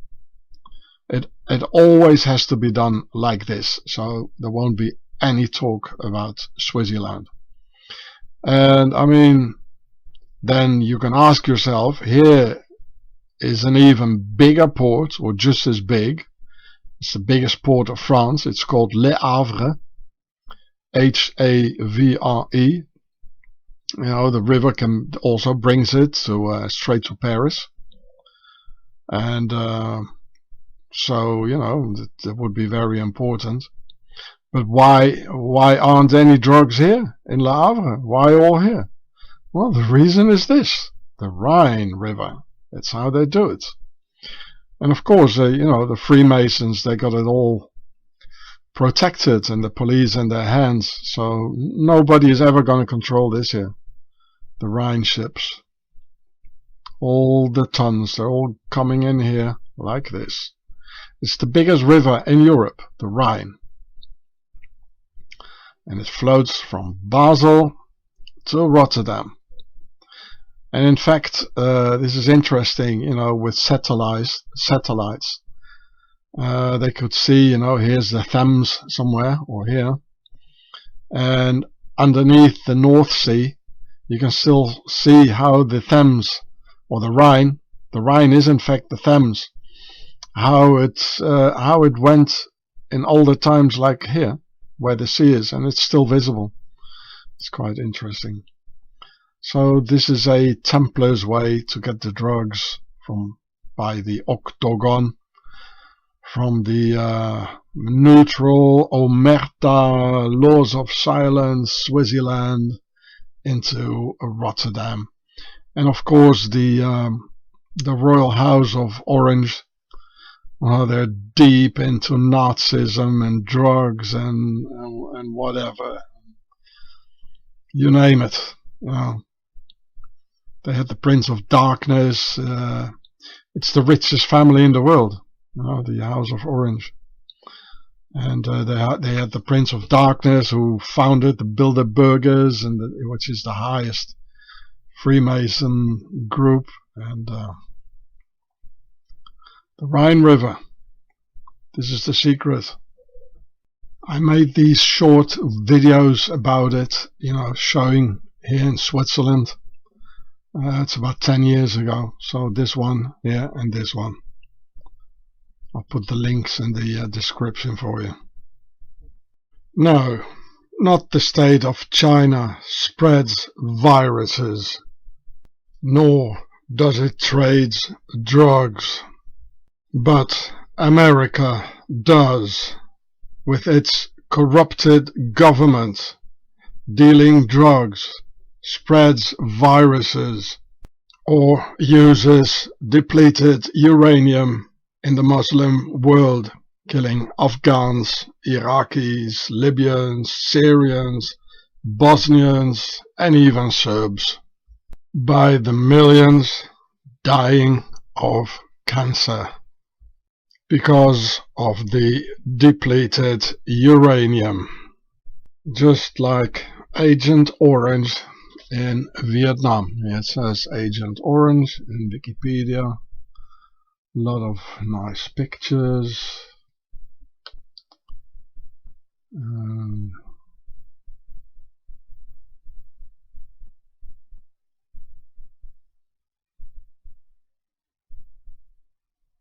Here's some more pictures. It's amazing.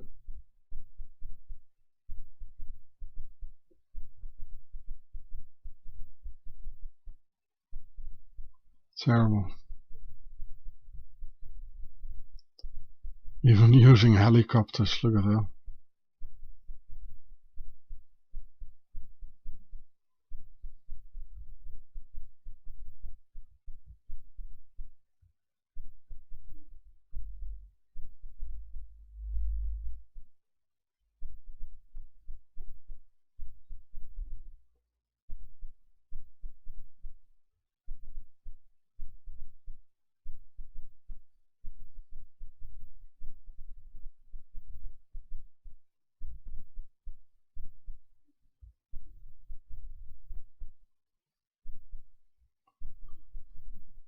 So in here you can see how Monsanto, it even killed the veterans, US government, they even kill their own people, And here it says class action lawsuit, that several lawsuits have been filed against the companies which produced Agent Orange, among them Dow Chemical, Diamond Shamrock, and here, look at this, Monsanto is also in it. So Monsanto's best known product is Roundup, a glyphosate-based herbicide developed in the 1970s. And well, the glyphosate, well, it creates cancer, at least.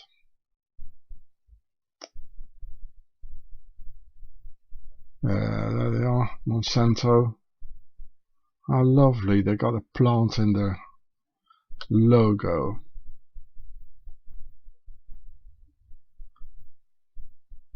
And apparently before that, the Agent Orange, it was invented by Bayer. And Bayer became at a certain moment IG Farben, who produced the Zyklon B. This is the infant, which is really nothing but a gift of the democracy that the United States has installed in Afghanistan. This is the horrific deformity from which thousands and thousands of Afghans will be dying from, and generations upon generations of Afghans will be suffering from. This is the crime that deserves nothing but a total justice, and total justice is nothing but the destruction and defamation of those who have committed this. This is the tragedy and travesty of Afghanistan, and this is the product of so-called democracy. Nothing but a horrific deformity.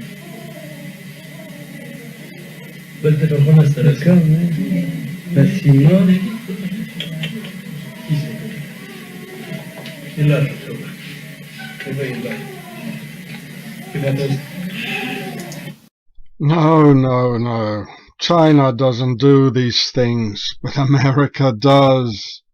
Over and over again. All over the world, throughout the entire history of this New World Order Freemason state called USA. The US biological warfare started on Native Americans when on May 24th, 1763, in order to crush the Pontiac uprising, the US sent blankets infected by smallpox to kill the Indians and their children, just as the US recently did in the Muslim world and in Korea and in Vietnam. Be very careful when the US comes with hearts and minds and give you something. No. China doesn't do these things. But the US does, using weapons of mass destruction like viruses, Agent Orange, depleted uranium, poisoning their own FBI agents, you name it. Forget about Wu Flu, China. The Chinese don't do this. And neither their bets on the Chinese market. The idea to use the infected blanket biological warfare to clean the US from their indigenous population came from a SwiSSy, colonel in the US Army, former Swiss mercenary in service for the Dutch and British royals, and born in Rol, Swaziland, 1719, by the name of Henri Louis Bouquet, without any doubt a member of the Templars Octagon. So here he is. Charming chap, isn't he? A SwiSSy. And a lot of red for the old world order. A little bit of white. This is where it started, the Red House of Pharaoh, and this is the New World Order, the horizontal rule. There's nothing without a coincidence with these guys, huh? So I'll read it for you. So he was born here in the Swiss Confederacy, and allegiance, Dutch Republic, Kingdom of Sardinia, Sar. You remember the Shards, the Chardin, and Great Britain. It says he was a colonel.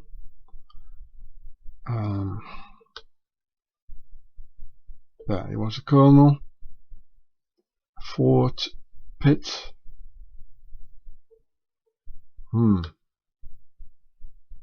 So Henri Bouquet, Henri Louis Bouquet, generally known as Henry Bouquet, and he was born in 1719, died 1765. Was a Swiss mercenary who rose to the prominence in British service during the French and Indian War and Pontiac's War. Bouquet is best known for his victory over a Native American force at the Battle of Bushy Run, lifting the siege of Fort Pitt during Pontiac's War. During the conflict, Bouquet gained lasting infamy, lasting infamy, and there he is again with his lasting infamy, with his biological warfare and genocide, in exchange of letters with his commanding officer Amherst, who suggested a form of biological warfare in the use of blankets infected with smallpox, which were to be distributed to the Native Americans. Despite this indictment, historians have praised Bouquet for, etc. And it was actually Bouquet who came with the idea, which I'll show you later, because the letters are still there. Bouquet was born into a moderately wealthy family in Rol, in Swaziland. There's Rol. Now look at the castle, eh? And here's the Swiss Confederacy. And the oldest of 7 brothers, the son of a Swiss roadhouse owner and his well-to-do wife, he entered military service at the age of 17. Like many military officers of his day, Bouquet traveled between countries serving as a professional soldier. This is all because of the Knights Templars. All the mercenaries in Europe killing Europeans, they're all Swiss, and this is all commanded by the Knights Templars. He began his military career in the army of the Dutch Republic. There you go. And I already showed you this.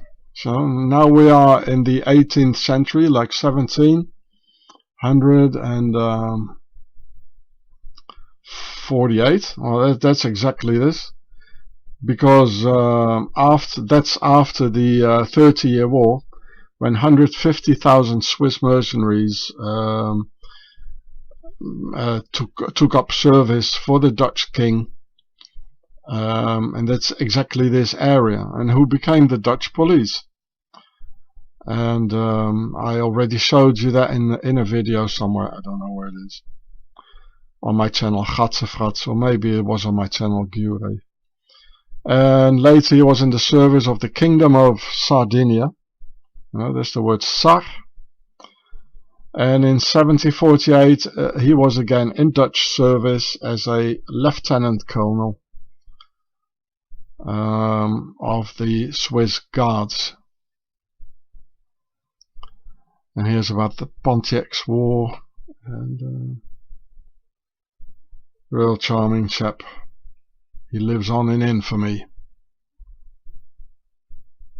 And here's what they, a month later, in a series of letters between Bouquet and his commander, General Geoffrey Amherst, a baron, it says baron, with a big octagon on his chest, again red and white.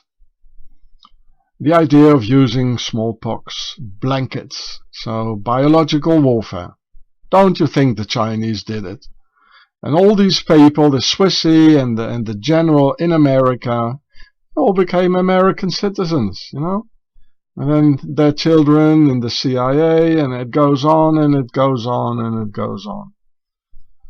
And I'll show you in a minute, the idea was Swiss.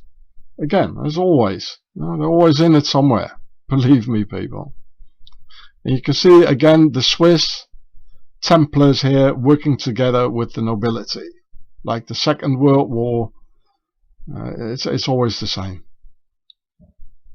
So, in a letter from June 29th, 1763, the SwiSSy merc, the mercenary, Colonel Henri Bouquet, suggested the British Commander-in-Chief of North America, the first Baron Geoffrey Amherst, that he had a splendid idea in order to get rid of some 100 million Indians once and for all, using biological warfare, just as they're using that on the entire human race right now in 2022.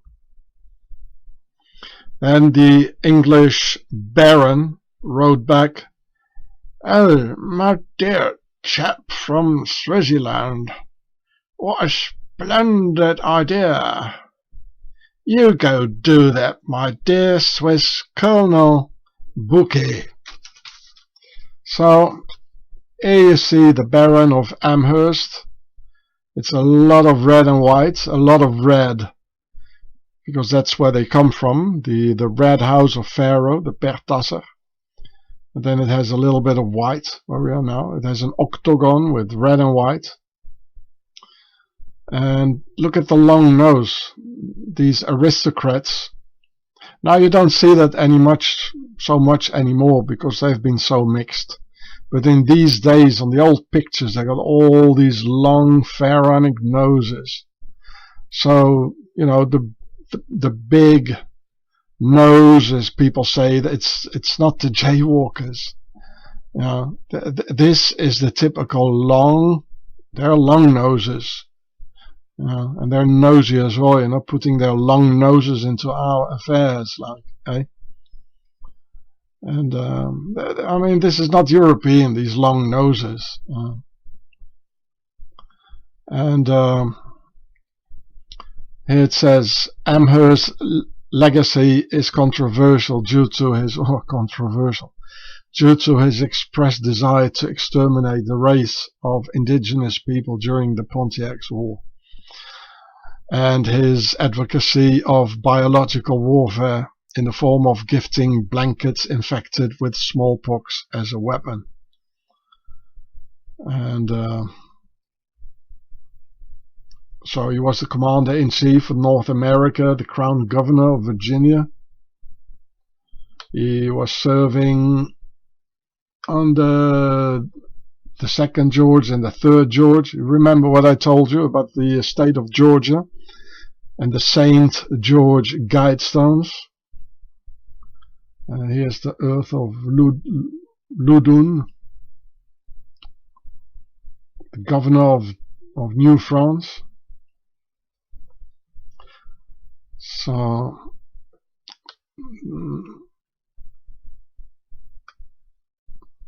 he was a page to the Duke of Dorset. You know, Set Dorset. Set is the lord of the underworld. It's not a coincidence, you know, all these pharaonic syllables in it. Yeah, the Indian War in North America. Yeah, I'll read it for you. A month later, the use of smallpox blankets was discussed by Amherst himself in letters to Colonel Henri Bouquet. Amherst, having learned that smallpox had broken out, well, he learned it because of Colonel Bouquet. It's the other way around, which I'll show you that in a minute through the letters. Had broken out amongst the garrison at Fort Pitt. And so he wrote to Colonel Bouquet, could it not be contrived to send the smallpox among the disaffected tribes of Indians? We must on this occasion use every stratagem in our power to reduce them. Bouquet, who was already marching to relieve Fort Pitt, agreed with this suggestion in a postscript where he responded to Amherst just days later on July 13, 1763.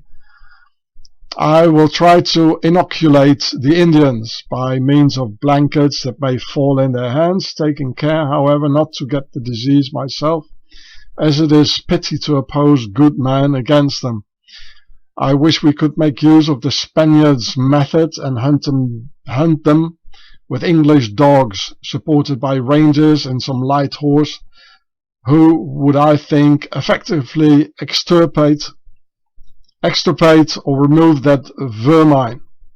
In response, also in postscript, Amherst replied, hey, you will do that. You will do well to try to inoculate the Indians by means of blankets, as well as to try every other method that I can serve to extirpate this execrable race. I should be very glad your scheme for hunting them down with dogs could take effect.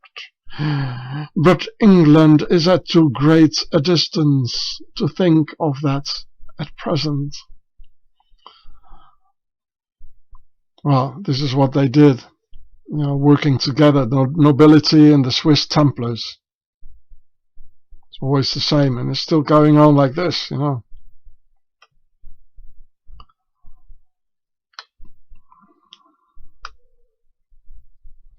There you are, Octagon.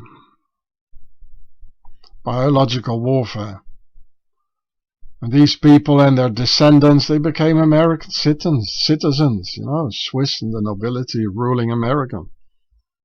So they still have the letter. Yeah, it says later, Derrico found a letter indicating Amherst was keen on the idea. So that they have the letters. They still have the letters are still there by the Baron Amherst and by the Swiss mercenary colonel. And Errico, Peter Errico is a professor at the Massachusetts University. I'll read it for you. Inoculate the Indians. Derrico did find evidence of a plot to infect indigenous people. In fact, the name Derrico, it's also the nobility, in fact. De Errico. Might be of French origin or Italian.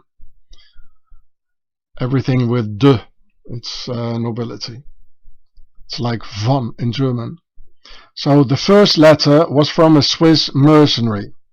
So you see, the very first letter was Swiss, by a Swiss mercenary called Henri Bouquet, who suggested giving out smallpox-infected blankets to inoculate the Indians. So the very first letter, it gave the the idea, the Swiss idea, to genocide the American Indians with smallpox. So it was a Swiss idea indeed. Later, Derrico found a letter indicating Amherst was keen on the idea. Later on, the Baron thought, "Oh, this is a nice idea." There was from Amherst himself to Bouquet saying, "This is a good idea to spread smallpox. Just be careful you don't get it yourself," said Derrico. So he actually says it. It was a good idea, the Baron. This is what he said. You will do well to try to inoculate the Indians by means of blankets, as well as to try every other method that can serve to extirpate this execrable race. By Field Marshal Geoffrey Amherst, the first Baron Amherst. So how many are there? This is the first one then. And the text of Amherst's letters reads, "You will do well to try to inoculate the Indians by means of blankets, as well as to try every other method that can serve to extirpate the execrable race. I should be very glad your scheme for hunting them down by dogs," the Swiss idea to go and hunt them dogs, your scheme, "take effect. But England is at too great a distance to think of that at present." Well, I know what it is, in Switzerland to be hunted down by them dogs there, That's what they did with me, Derrico wrote in his study of Amherst that none of these other letters show a deranged mind or an obsession with cruelty. Amherst's venom was only directed at indigenous peoples, he added. Oh, so where's the problem, Only some indigenous people, I mean, who cares, So, he was, none of the letters showed a deranged mind. So, this is the dangerous part, actually, because these people look so normal, and so neutral, and so clean, the Swiss, the nobility. They've never done anything wrong, haven't they? Have they now, Like Dr. Mengele, he looks so normal, a doctor, an intelligent man. He even did his PhD, a physician. You think, he helps people, he looks nice, he doesn't look like aggressive, and he acts normal, like all serial killers do, right? These are serial killers, these are psychopaths, You don't see it, They're neutral, they hide amongst us, and then they kill us all when the moment is right for it, That's the dangerous thing about it, So, and here in the Wikipedia about Geoffrey Amherst, the first Baron of Amherst, if I scroll down here into the, there's another picture of him. He even found himself a wife. Here, legacy. Here, look, there's so many places called after him. Amherstburg in Ontario. The General Amherst High School in Ontario. Yeah, Amherst in Massachusetts. Oh, that's why the professor talked about it. The whole university is called Amherst. Ah, he's a big hero then, Did a lot of good things, University of Massachusetts. There's even an Indian in it. Oh, they're so proud of it. Hey, don't matter. Hampshire College in Amherst, Massachusetts. So there's a town called Amherst. They were so glad with this guy, Amherst College, also in Massachusetts. Amherst in New Hampshire. Here another in Nova Scotia, Amherst. Amherst, New York, a town in state of New York, Amherst County in Virginia. So this is why in 2008 a Micmac spiritual leader, John Joe Sark, so an Indian, called the name of Fort Amherst Park of Prince Edward Island a terrible blotch on Canada, and said to have a place named after General Amherst would be like having that in the city of Jerusalem, probably like having a square in Jerusalem named after Adolf Hitler. It's disgusting. And Sark raised his concerns again in 2016 to a letter to the Canadian government, and the Micmac historian Daniel Paul, who referred to Amherst as motivated by white supremacist beliefs. And this is the sad thing about it. You know, it's the nobility, it's Swiss, and the whole white race, as usual, gets blamed of it. You know, everything, because people don't understand. It's Pharaoh, it's the Knights Templars, you know, and they did the same with the white people, with us.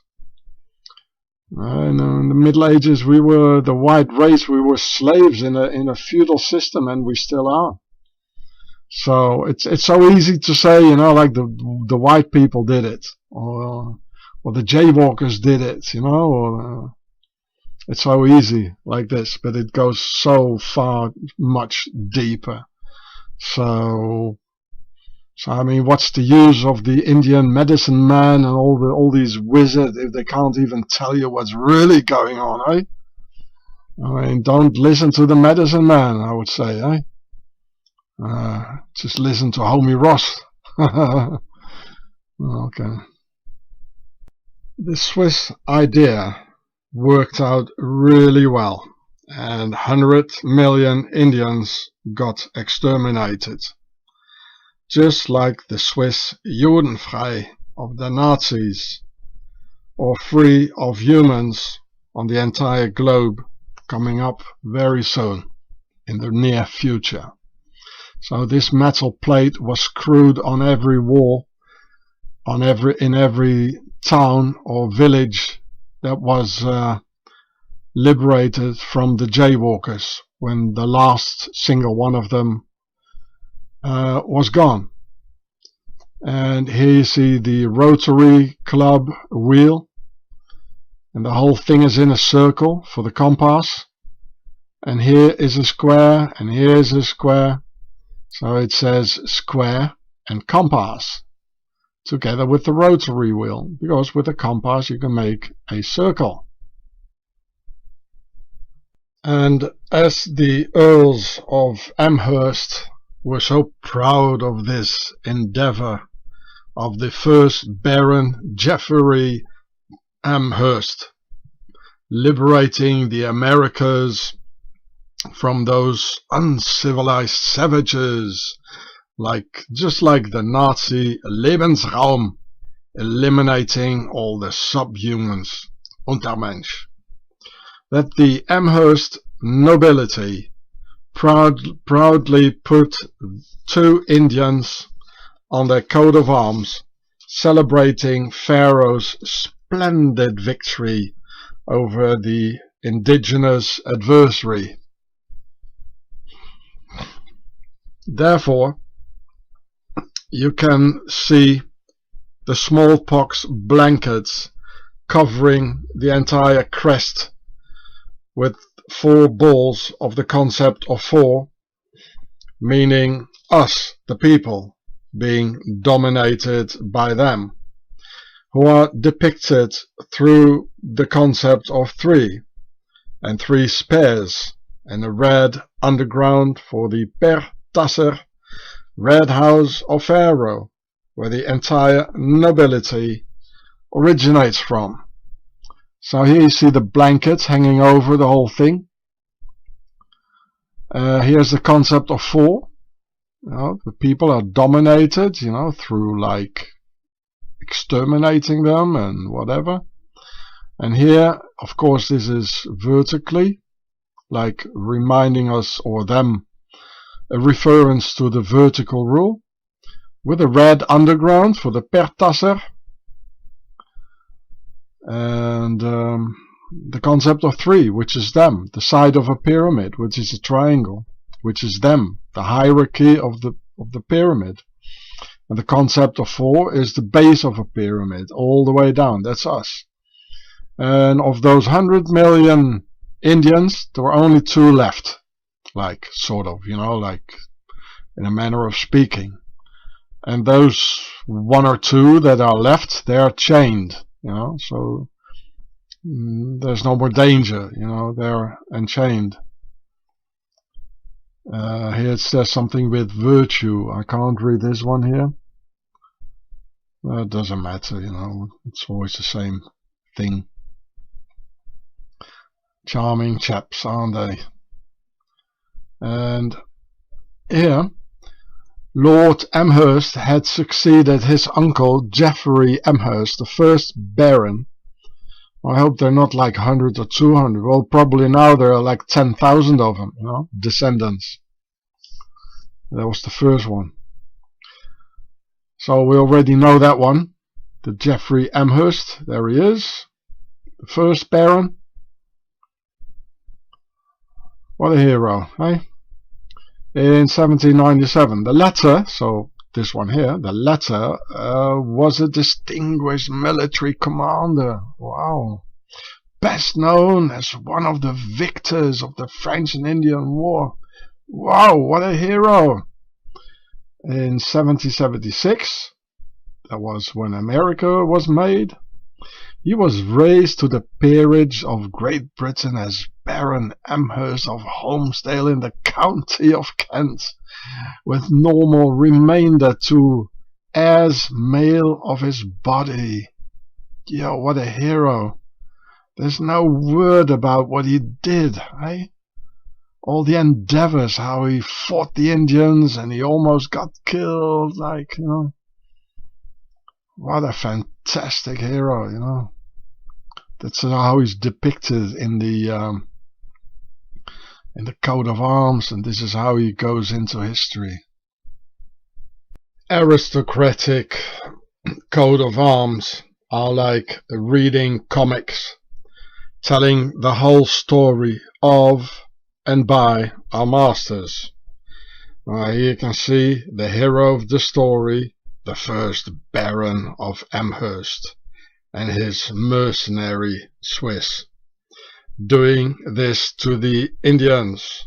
Boom, pow, poof, splash, by using just one blanket. And this is about Pontiac War. They probably got their name from the car. And here he is, look.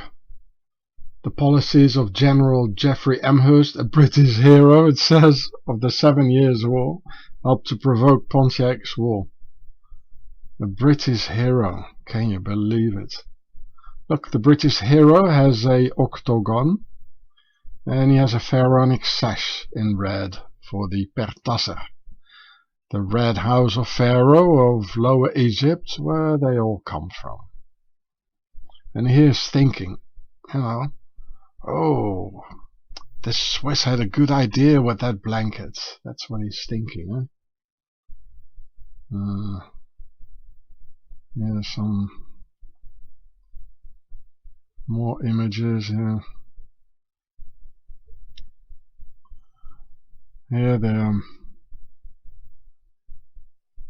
a massacre on the women. The Swiss squaw killer, like General Custer, he was called the squaw killer, and he was Swiss. So a little bit more down. Fort Pitt. Hey Brad, what are you doing there? Okay.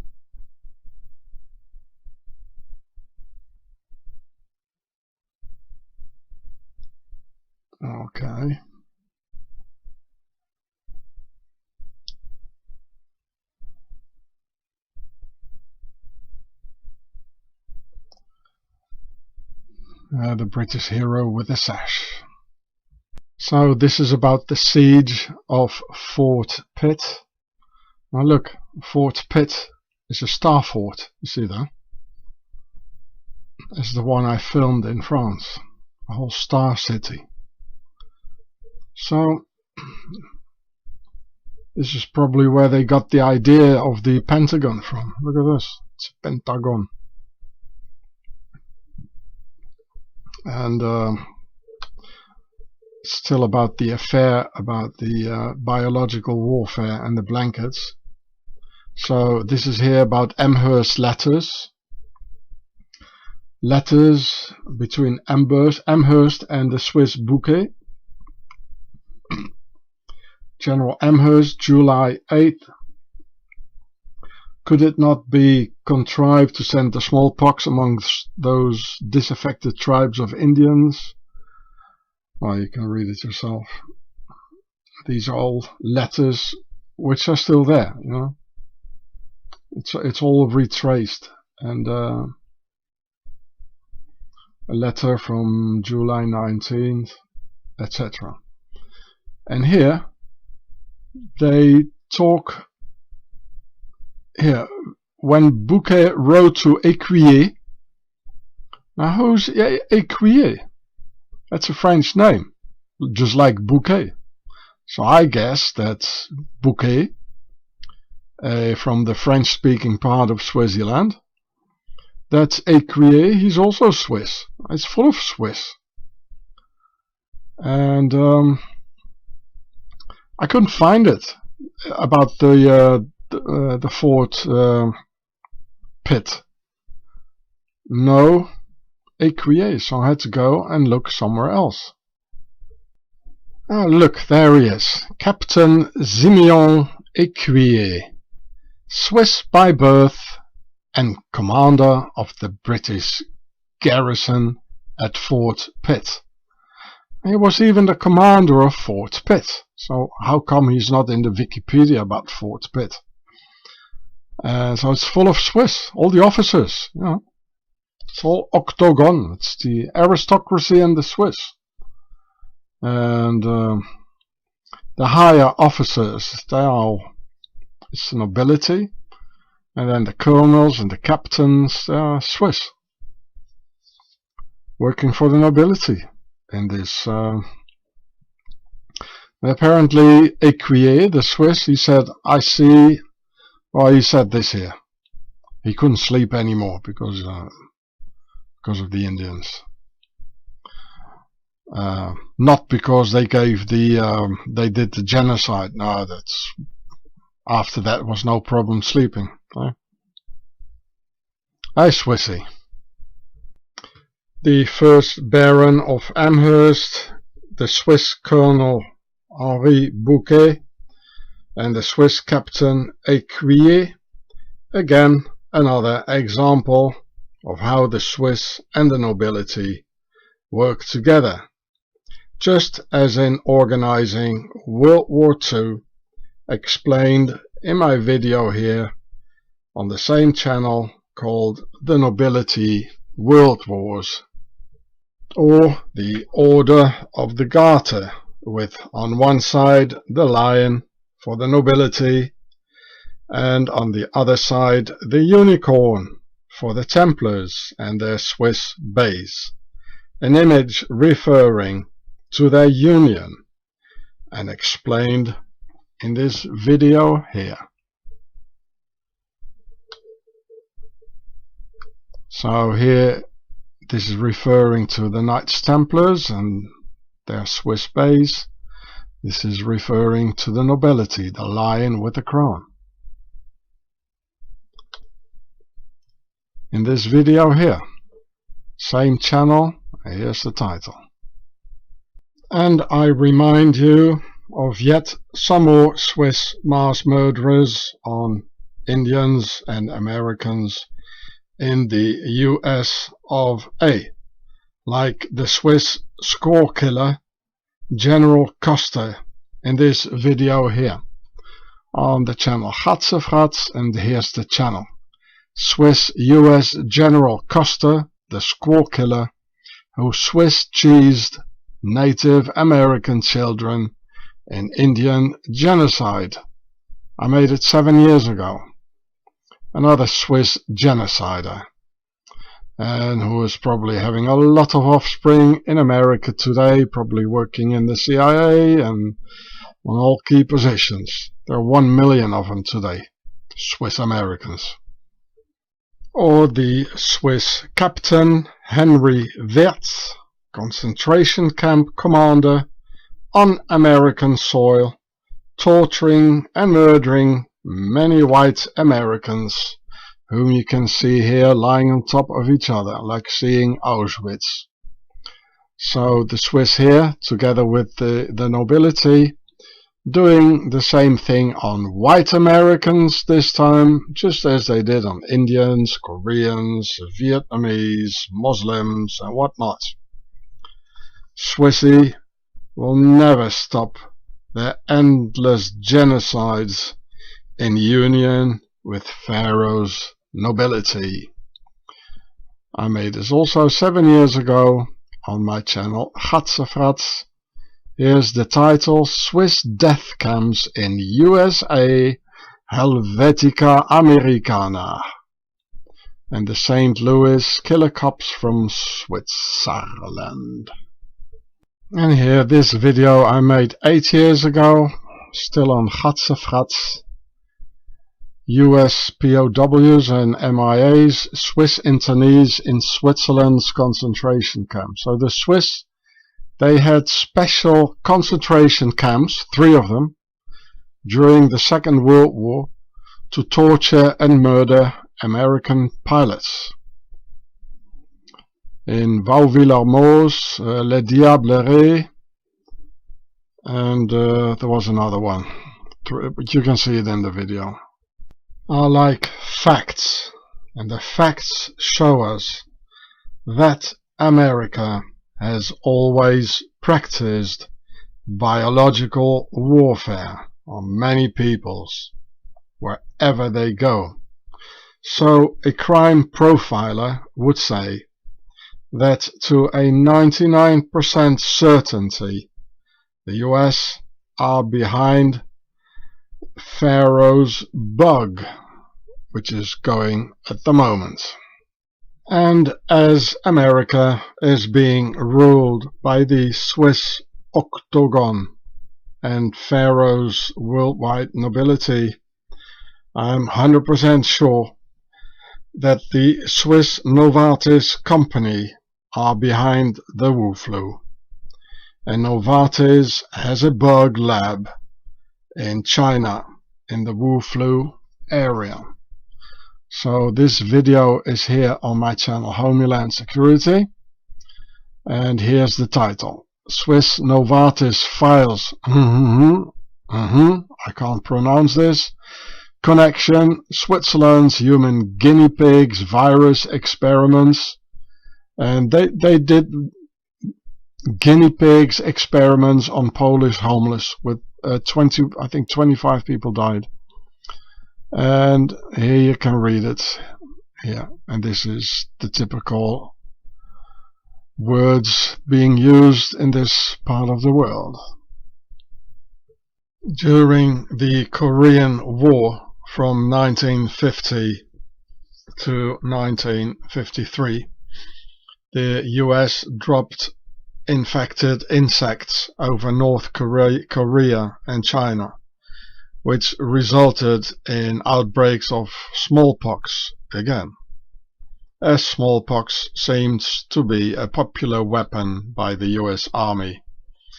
And there were sudden outbreaks of cholera, the plague, and meningitis. All these virus outbreaks were very unusual, just as what's happening today with the Wu flu Pharaonic bug. Same story. And in fact, insects were found in 1951 in North Korea that carried these deadly viruses: the smallpox, cholera, the plague, and meningitis. As the North Koreans had enough blankets of themselves, so they didn't have to give them just like they did to the Indians, then the United States Air Force emptied loads of infected insects over the indigenous population instead. Well, what was America doing there in the first place, in a country far away, which is not theirs, aggressing on other people? Well, we all know that through the paperclip, the Nazis left Germany and Europe, and they came into the United States, taking over key positions and all that. And they just continue to do what they do best, so to speak. I believe the Chinese. I mean, the proofs are all there. And yeah, the allegations. It has been proven now, eh? So smallpox here. This has happened with the little Asian children. There was cholera, yeah.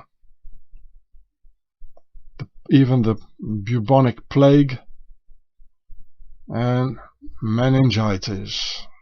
All made in America. Made in USA.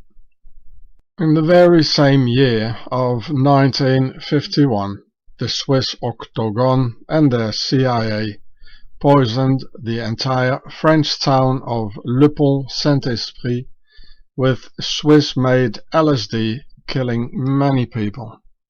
I visited Le Pont Saint-Esprit in this video here, on my channel Gatzefratz, so this video here. The title is Remote Control Terrorists and CIA, all the rest. And also I made this video here, Le Pont Saint-Esprit, MK Ultra, also about this town here. I had another video, but it got deleted by the YouTube censorship. Here you can read in the 1951 Pont Saint-Esprit, it's all from 1951, they were very active, even in America, in San Francisco. And here you can read about it, the mass poisoning. Got poisoned with LSD in exactly the same time when the CIA was experimenting on LSD, with LSD, concerning the MK Ultra brainwashing experiment. And even on their own people, the US Army used biological weapons, thus killing many Americans, which also happened in the year 1951. I guess 1951 was a busy bioweapon year for the US Army. Korea, France, San Francisco, and whatnot. I'll read it for you. In 1950, so also 1951, the US released a bioweapon in San Francisco. This was one of hundreds of bioweapon simulations carried out in the 1950s and 1960s. This case of using bioweapons inside the US on American citizens has been officially confirmed by the US military. They finally had to. So it's clear who exactly is behind the other cases in Korea, France and China. December 2019, the Wu flu. The Army Code of the attack in San Francisco was Operation Sea Spray, when from 1950 to 1960 at 293 different places in the United States of America, the US Army released infected clouds of bacteria and viruses over entire American cities, killing many people and leaving hundreds of thousands very sick, like in 1950 in San Francisco. So here it says here how the US government tested biological warfare on America. Well, I'll let you read it. I'll just take out a couple of things here.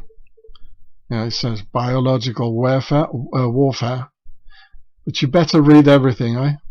The film will get too long if I would. So I just punch pause in the film. So I'll just read you this part here. San Francisco's bacteria fiasco. A confidential government report written in 1951. There we go again, 1951. Special report number 142, biological warfare trials at San Francisco, California, the 20th until 27th September 1950. Maps out the details of the city's top secret bacteria bombing.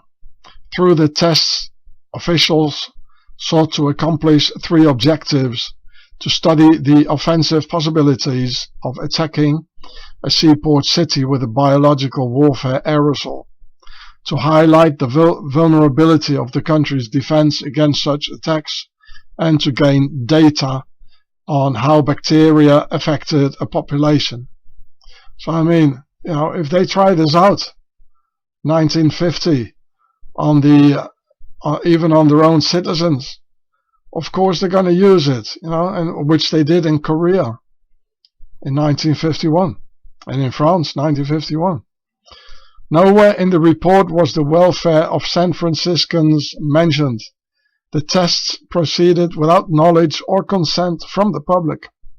On the 20th, just 3 days after the 49ers made their NFL debut, the US Army was deployed to San Francisco and began secretly showering the city with bacteria. Over a course of 8 days, a ship puttered along the shoreline of the bay, releasing massive clouds of two different pathogens, both of which were supposedly non-pathogenic, yet realistic simulants that might be used in an attack. In total, 6 experimental warfare attacks were carried out, 4 with Bacillus globigi and 2 with Serratia marcescens. You know, Serratia, there's the word Tsar in it, king, just like the other Sarkov bug, what we have now, and marcescens, it's mer for, you know, a pyramid. Bacillus is ba, it's the soul when the soul when you're dead. It's full of pharaonic words. So Serratia marcescens, known for its blood red coloration, is one of 2 bacteria sprayed over San Francisco in 1950. The army blasted these chemicals in a 30-minute spurt, producing huge clouds up to 2 miles in length, then proceeded to collect and assess dozens of samples of various collection spots across the city. As noted in the report, various aspects of each of the 6 tests were scrupulously monitored. The time, the temperature, the wind speed, the humidity, but the most important factor seemed to be brushed over: the well-being of the people being sprayed. The samples collected yielded counts that gave some indication of how much bacteria was being inhaled. According to Leonard Cole, author of the biological warfare book Clouds of Secrecy, it was quite a bit. Nearly all of San Francisco received 500 particle minutes per liter. In other words, nearly Every one of 800,000 people in San Francisco exposed to the cloud. 1 million people got sick, people. 800,000 people in San Francisco exposed to the cloud at normal breathing rate, which is 10 liters per minute. Inhaled 5,000 or more particles per minute during the several hours that they remained airborne. Since the Army's bacteria presented similar dosage patterns, he continues, San Francisco residents were inhaling millions of bacteria and particles every day during the week of the testing. San Francisco residents' safety was wholly brushed over in the report, which promptly concluded it's entirely feasible to attack a seaport city with biological warfare aerosol. Well, which they, of course, they did in Korea. There's a lot of coastline in Korea, and you can read here a lot of people started coughing and they got sick. Even people died. Many people died. I mean, there's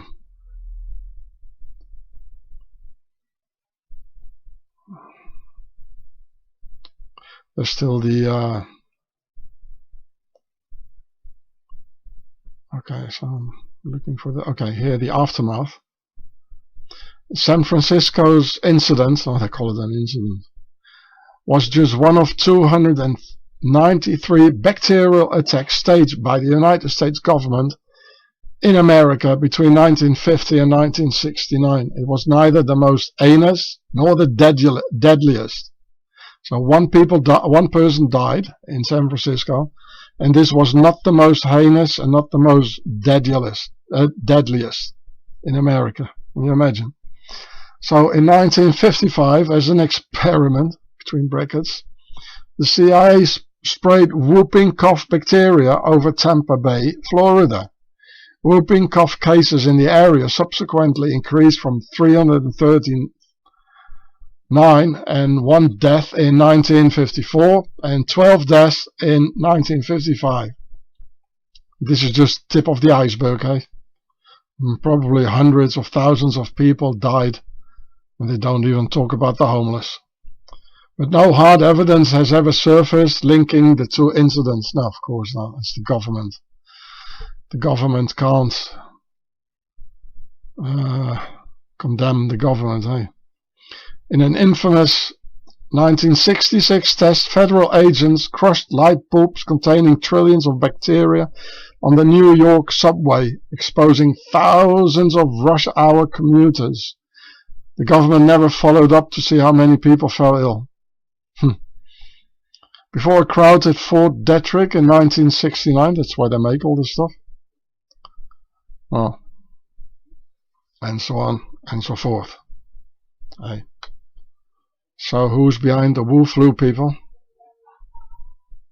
Are you gonna believe what the media wants to make you believe, all the time? That the Chinese are building up their army, they're so dangerous, and they do this crazy marching, and don't believe the media, people. If the media show a thing like this, and the media lie, then just take the opposite of it, and then you get the truth. So the truth is, China doesn't do these things. The history is telling you, and these are facts, yeah? That the US government, so I don't say the Americans anymore, because most of the American people are okay. They're more than okay. But they should stand up against this and don't believe all the fairy tales of the media and President Bush and President Biden and the rest of these puppeteers.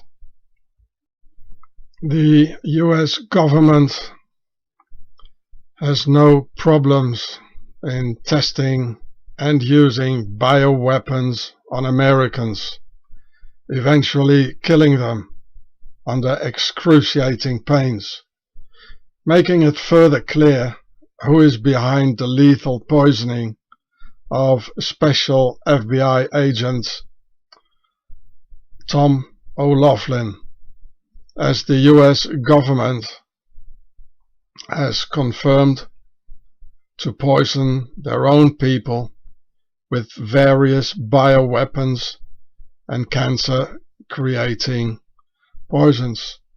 So here you see in the picture Tom O'Loughlin, Kennedy's man of the SwiSSy detachment.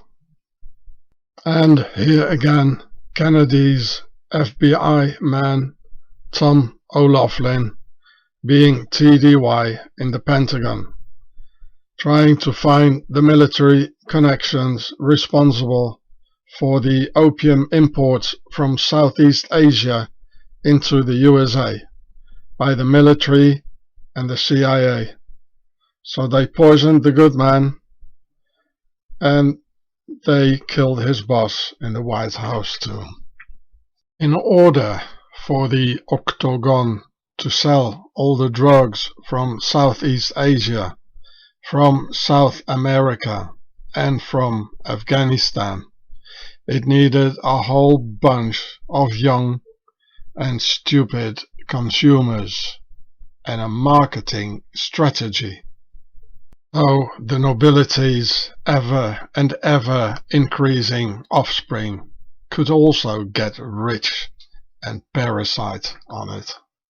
So it needed propaganda with fun and laughter to open the mental door, with good music to open the mental door even broader, and with easy sex to open the physical and moral door, in order to get the youth prepared both mentally and physically for extensive drugs consume and pay for the product, which got known under the name of sex, drugs and rock and roll of the hippie era, a word Pharaoh's media and social engineering had already prepared, repeating it all the time.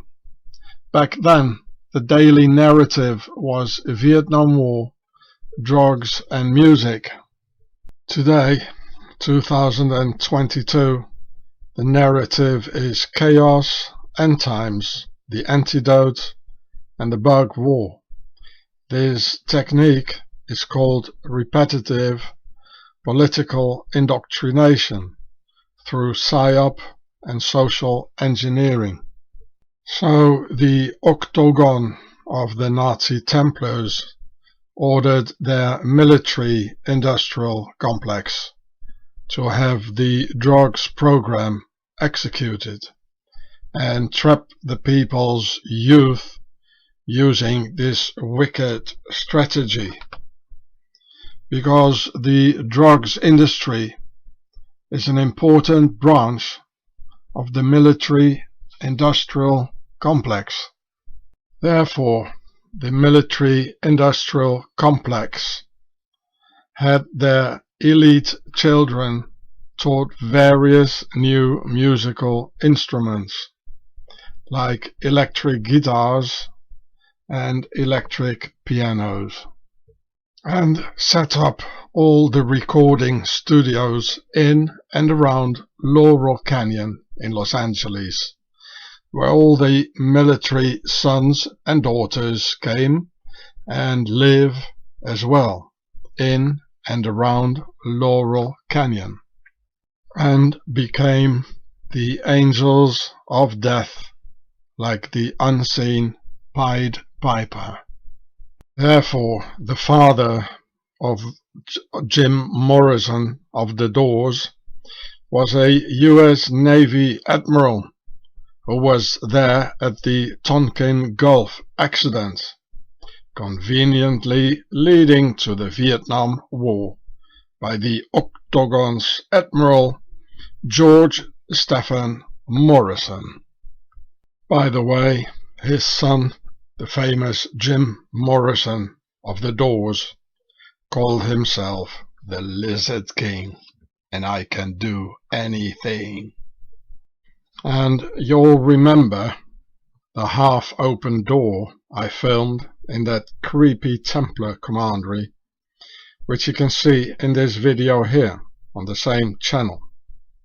The doors, with music and laughter, they open up your inner door, and even your inner doors into drugs, abusive sex, addiction, and satanic rituals. The doors. This is what they mean with it, the doors. Here's the title, here on my channel, same channel. So, here you can read it in Wikipedia. George Stephen Morrison, United States Navy, a Rear Admiral. I wonder what the front looks like, eh? Gulf of Tonkin incident.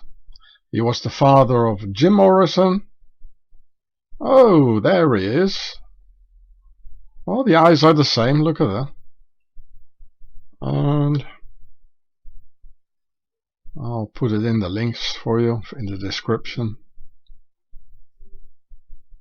Yeah, the personal life. Morrison met and married Clara Virginia Clark in Hawaii in 1942. Their son Jim Morrison, later lead singer of rock band The Doors, was born in late 1943 in Melbourne, Florida, where they lived at the time while stationed at Naval Air Station Melbourne. They also had a daughter, and so forth. It's all the hippie movement, the music, it was all by the military industrial complex. Frank Zappa, he once said, politics is the entertainment division of the military industrial complex.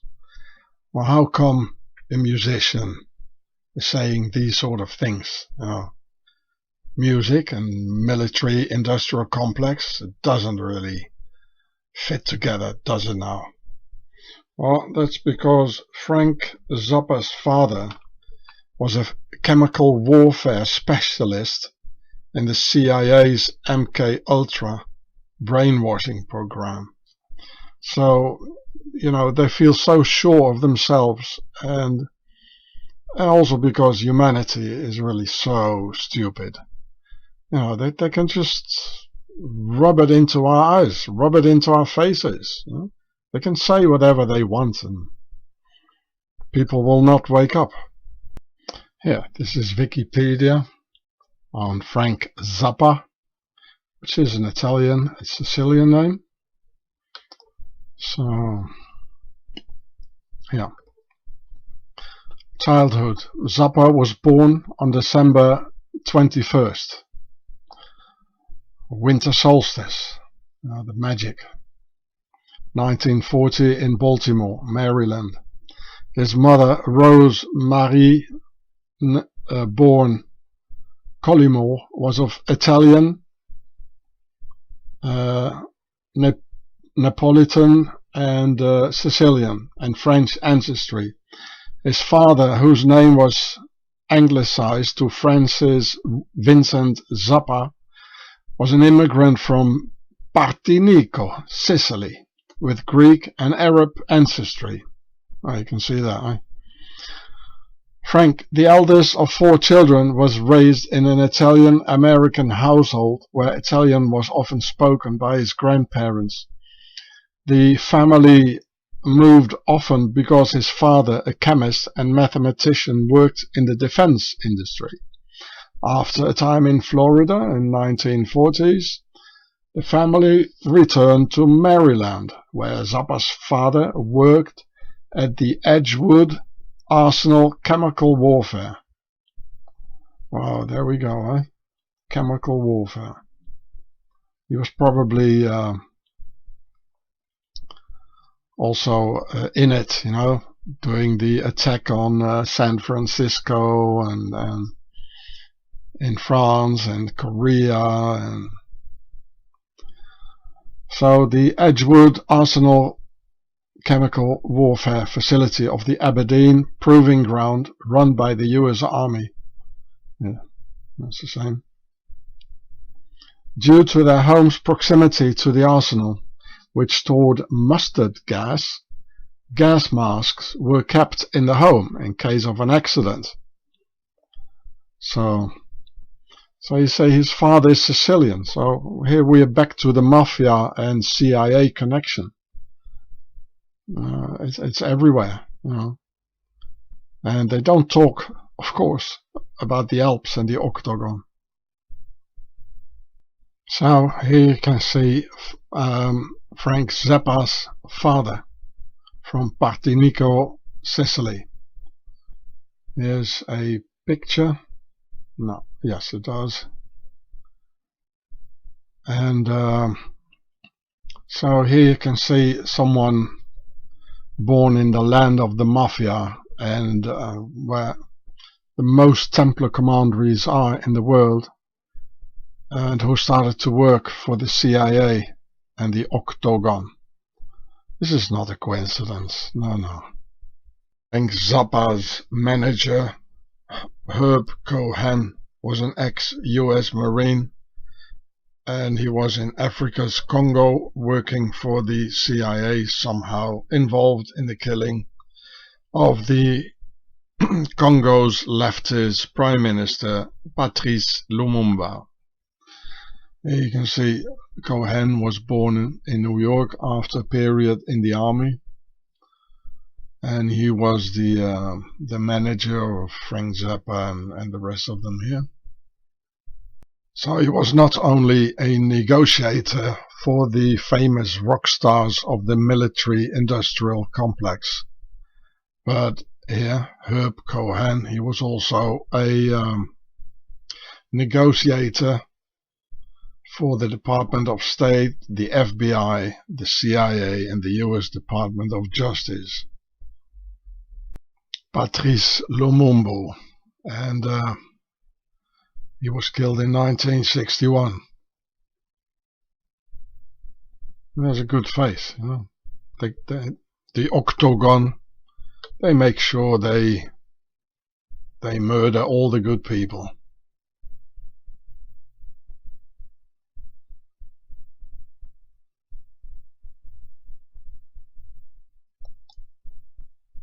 Especially presidents and John F. Kennedy and everything. Yeah. So the 2001 report by the Belgian Commission describes, this is about the United States involvement.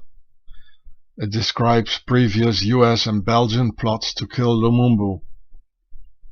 Among them was a Central Intelligence Agency sponsored attempt to poison him. You remember Tom O'Loughlin? They poisoned people. So this is a fact that they poison people, even their own people. And the US President Dwight Eisenhower, a Swiss Eisenhower, authorized the assassination of Lumumba in 1960. However, the plot to poison him was abandoned. The CIA chemist Sidney Gottlieb, he says God loves him. It means God and love. What a name for a guy using poisons for the CIA. A key person in the plan devised a poison resembling a toothpaste. And in September 1960, Gottlieb brought a vial of the poison to the Congo, probably with the help of this negotiator Herb Cohen, negotiating for the rock groups and for the CIA, with plans to place it on Lumumba's toothbrush. The plot was abandoned, allegedly because Larry Devlin, CIA Station Chief for the Congo, refused permission. Well, and so on. I mean, the CIA is there; they are deep in it. In 1975, the Church Committee, who's that? They're also in it.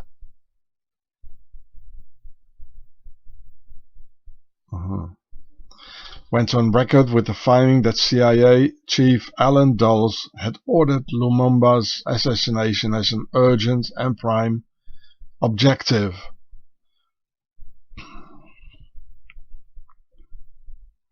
The committee later found that while the CIA had sponsored to kill Lumumba, it was not directly involved in the murder.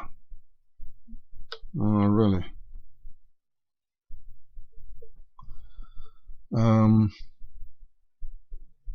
In 2013, you see, it's still going on. You know, it happened in 1961, and they're still not the end of it.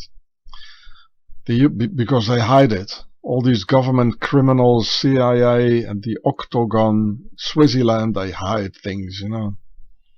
The US State Department admitted that President Eisenhower authorized the murder of Lumumba.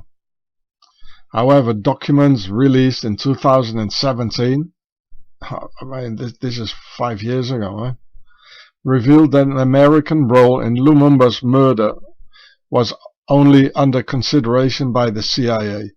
CIA Chief Alan Dulles had allocated $100,000, which was a lot more in those days, to accomplish the act. Well, they're deeply involved in it.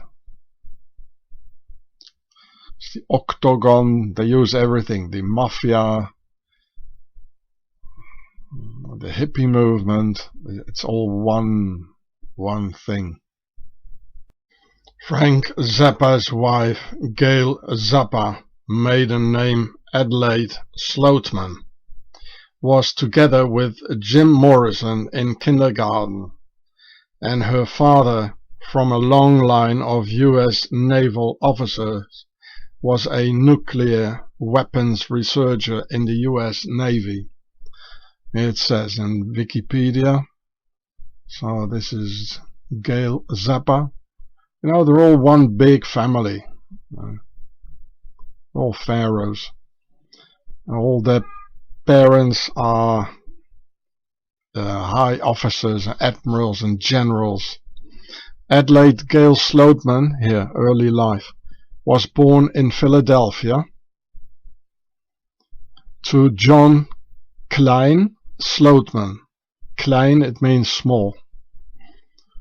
A German or a Swiss German name, who was a second generation German-American and nuclear physicist with the United States Navy. And Laura Freitas was born in Honolulu of Portuguese ancestry. That's probably the mother. So he was a nuclear physicist in the United States Navy. I mean, that's not nothing, eh? These are high officers and in MK Ultra, nuclear physicists, etc. So he was second generation. Okay. Yeah, this is in Laurel Canyon. Gail Zappa. So she died. And born Adelaide Gail Slootman in 1945. She grew up in California and reportedly attended kindergarten with Jim Morrison of the Doors. Her father, who was a nuclear weapons researcher, relocated the family to London during her teenage years. There she is. Or there she was. John Phillips from the Mamas and the Papas. His father was the US Marine Captain Claude Andrew Phillips of the Military Intelligence Complex. So here you see the Mamas and the Papas, the music group from the hippie era, and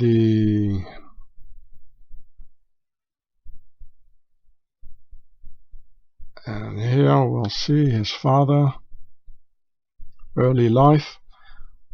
Phillips was born August 30, 1935 in Paris Island, South Carolina. His father, Claude Andrew Phillips, was a retired United States Marine Corps officer and who later went into the Military Intelligence Complex. And Phillips even went to the United States Naval Academy. Oh, look at this. It has 2 times the faces, you know, the whole bundle together. It means where we go one, we go all. Let's keep it in America then, eh? And so how come all these musicians, I mean, music is about love, they were singing about love, how come they were all in military academies, their fathers were generals and admirals, how come, eh? Well, this is Octagon. They use any means, you know, to get money, to parasite on us, to influence us, to manipulate us, and to rule the world. I mean, in a way, they ruled the world with music in these years.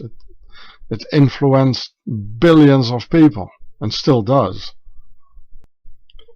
It's all in the names, like the doors, as I've shown you before, of the Templar commandery, those doors, and the mamas and the papas, because all the 60s musicians, their mamas and papas, were in the military.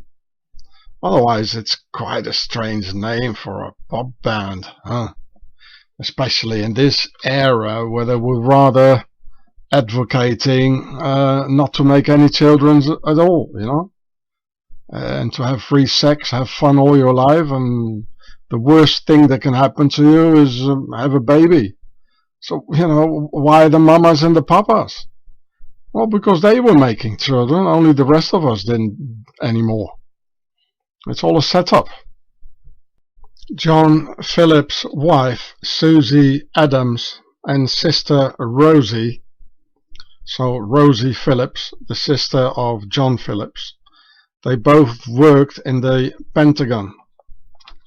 And SwiSSy Adams was a descendant of US President John Adams.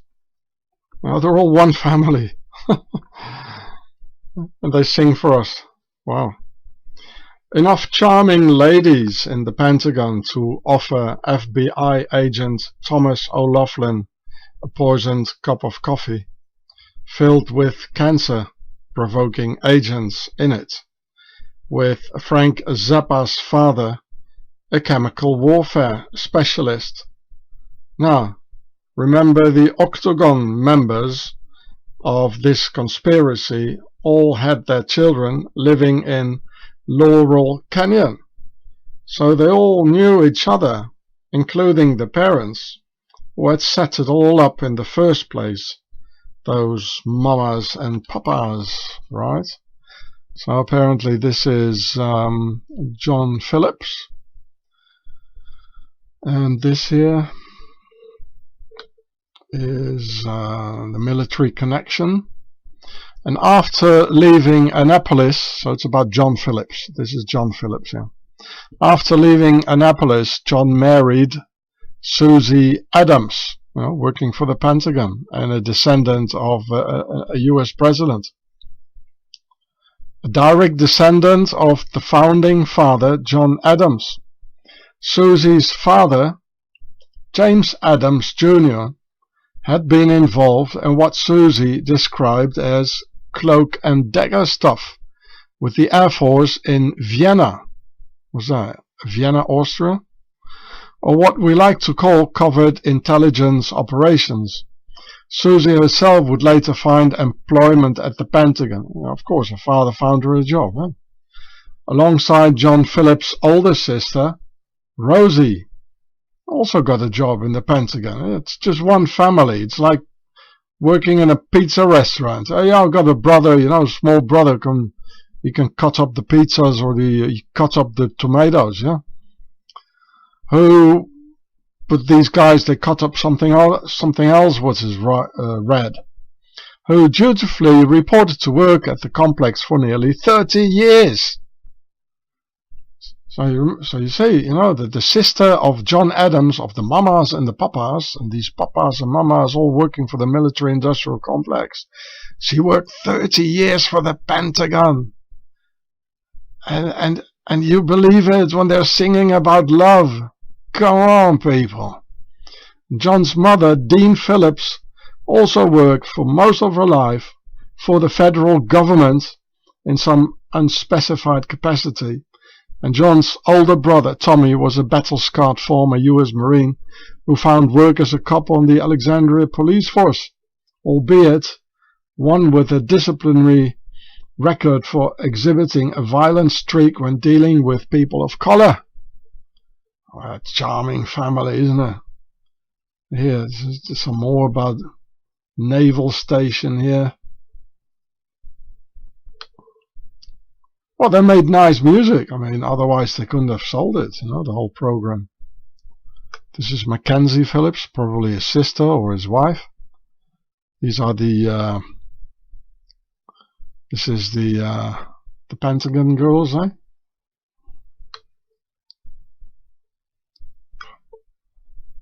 Wow.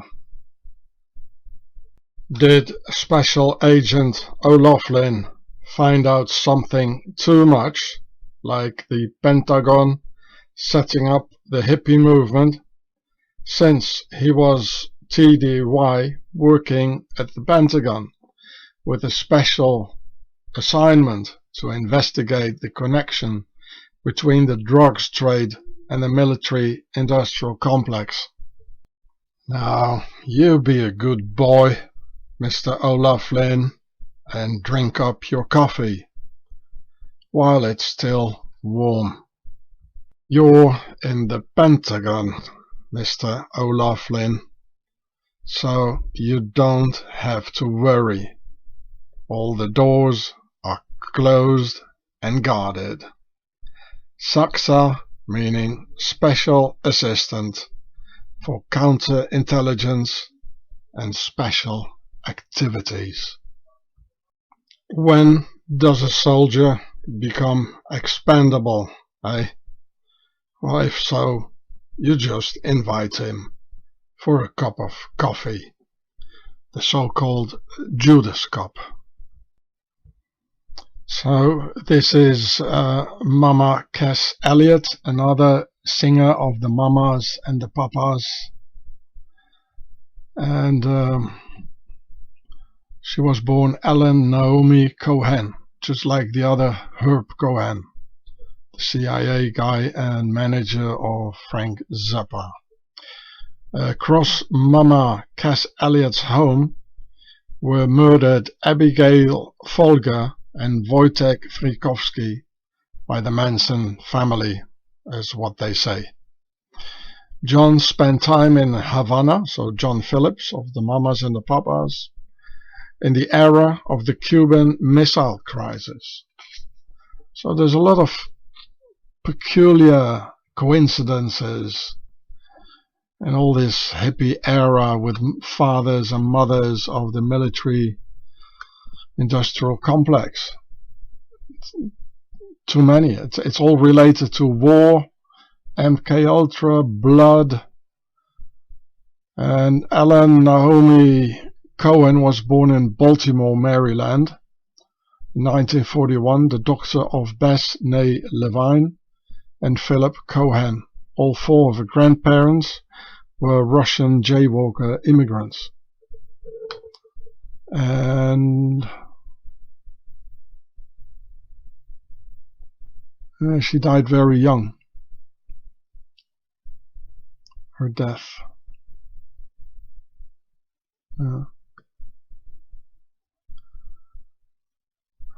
That night, Elliot, aged 32, died in her sleep at the London flat where she was staying. A heart failure. You know, the death was the autopsy. The forensic pathologist said it was a heart failure. Typical CIA stuff, eh? Maybe she got remorse. And 4 years later, the Who's drummer Keith Moon died in the same room. And he was also 32. So many unbelievable coincidences. And every time there's a connection with the army. And death and murder. Just look at this hippie symbol popping up all over, all of a sudden and seemingly out of nowhere, but heavily boosted by Pharaoh's media. This so-called peace symbol does not stand for peace at all, but it means square and compass. We Freemasons have it all under control. The circle represents the compass and concept of three, because with a compass one makes a circle, and inside the circle is a 90-degree square and concept of four. We are the concept of four and trapped by them inside the concept of three. The square is inside the circle, and the square is divided into two parts for male and female in this hippie era of sexual equality revolution. So here, this is exactly 90 degrees. So when you see 90 degrees and you say, well, you know enough, you know? And there's a circle for the compass. So we are the concept of four, the square, and we're trapped in the circle. Male and female, all together, and they're equal. The parts are equal for male and female. Stephen Stills of Crosby, Stills, Nash and Young was raised at US military bases in Central America, and he had a song called Bluebird, as in the MK Ultra program Bluebird. It says mind control programs by the CIA, and they started with Project Bluebird in 1951. There we are again, 1951. They were very busy, and they still are, people. There he is, Stephen Stills, the famous musician. He looks a bit like Alex Jones. And here is song Bluebird, number 7. Another one of their coincidences. And here in Wikipedia, Stephen Stills. And oh, he's got a French wife, Véronique Sanson. He's a so-called political activist. I'll forget it.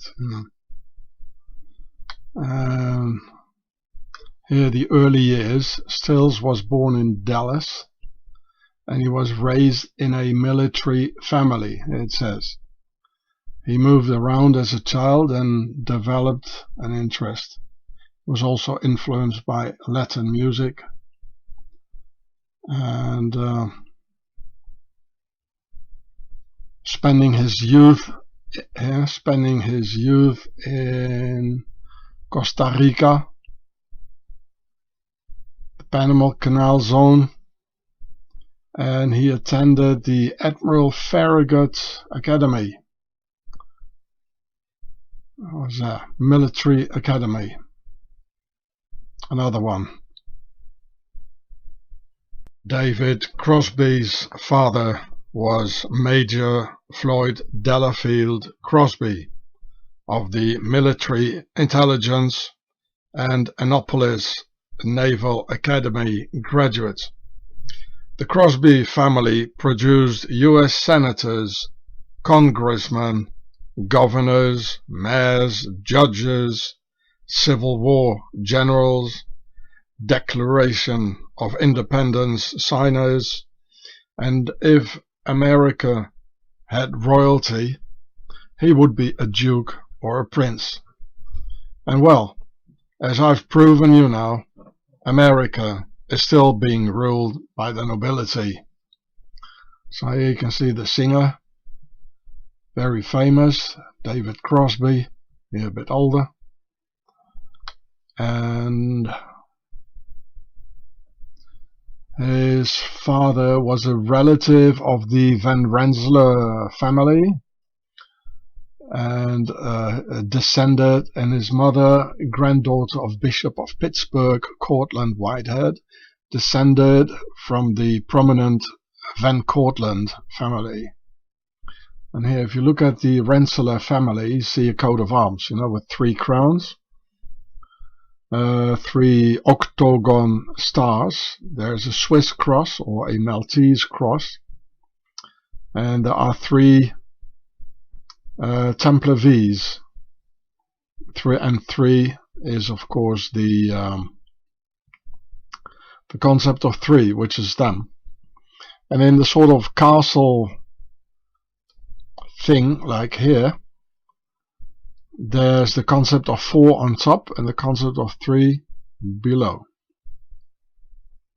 Well, if you look at it in white, it's the concept of 3 on top, which is them, and the concept of 4 below. But if you look at it in red, it's the other way around, altogether making 7. And it says here, his father was a filmmaker, Floyd Crosby, here. So he was also in the propaganda business, and to change our heads. So here's his father, Floyd Delafield Crosby, a major, ASC, filmmakers. And he was the father of the musician David Crosby. There you go. And the Rensselaer family, the nobility. This is about his career. He did a lot of movies, Hollywood movies. So he's definitely part of the social engineering. I mean, it changed humanity, all these Hollywood films. Right?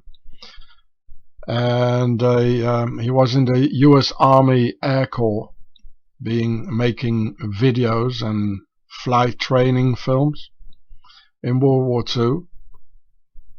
And this is, of course, quite near to this is social engineering. This is also used for intelligence, you know, video making and filming enemy positions and all that. Major. Again, the military-industrial complex and the hippie movement and the hippie music of the 60s. It was a very big industry, and so it's part of the military-industrial complex.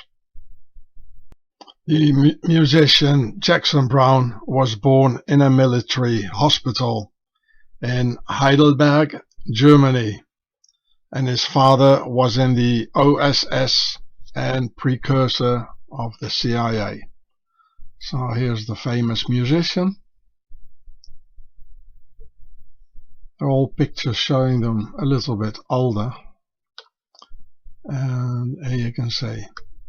So Browne was born in 1948 in Heidelberg, Germany. So if there's an American, you know, like getting born in Germany, you know, there's this military family, eh?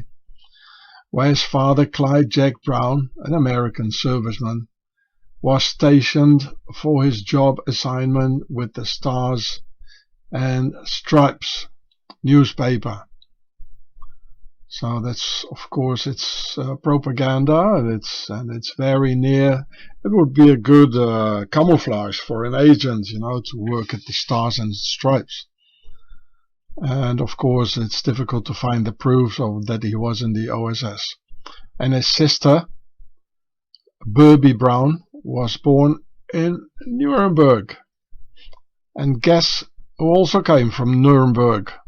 Another famous American, also of the entertainment industry, where they do the social engineering on the minds of our children.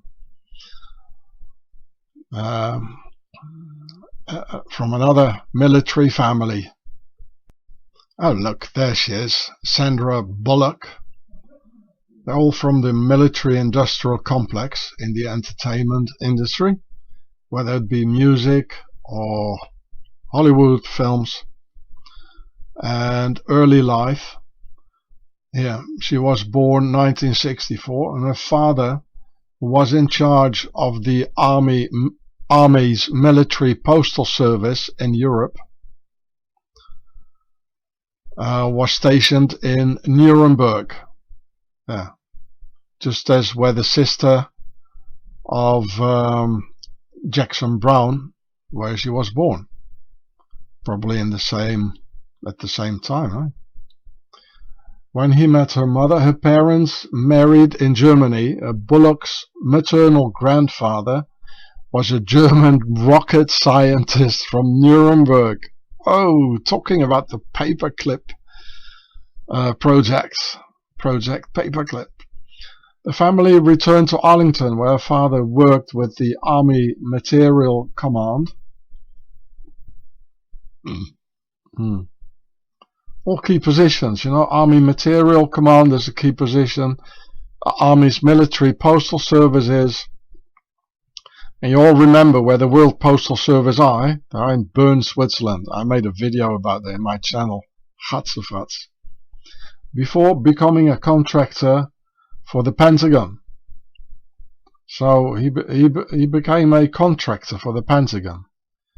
And for those who don't know what a contractor is, a contractor has made a contract, for a certain period. So he's not really working for the Pentagon. But, if he gets killed somewhere in the world, like there were a lot of contractors in former special forces, like in Iraq and Afghanistan, they got 10 times higher wages than a normal soldier. But they are expendable, and it doesn't make any political scandals in the newspapers like there's an American soldier killed, because they are no American soldiers. They are a contractor. The Russians, they use them as well in the genocide almost on the Chechen people. In Russian they call them kontraktniki. They were the worst. And the Russians, even killers and all that, they took them out of prisons so they could go and continue to kill children and women in Chechnya. That was Mr. Putin behind this. He's a very dangerous man, Mr. Putin. He's not as nice, as he looks like with, telling all his jokes and all that. He's behind killing many children and women in Chechnya, using the kontraktniki. So he was a contractor, it says, contractor for the Pentagon. So it means he was a Pentagon assassin. I mean, that's it. A contractor is an assassin. So again, Sandra Bullock, also military industrial complex. There's a link to Nuremberg. She lived for 12 years. Bullock was raised in Nuremberg and grew up speaking German. She speaks perfect German. And she was in the Steiner school, the Waldorf school, just as my children were in. Jerry Beckley of the band America, America. His father was the commander of the United States Air Force Base Ruislip near London in England, where he met the other band members Dan Peake and Dewey Burnell, who were, of course, also sons of career Air Force officers. No wonder they called the band America. It's all propaganda. Look, already in these days they're doing the devil's horns. See? Already back then. There he is, Jerry Beckley, born in 1952, and a founding member of the band America. There they are.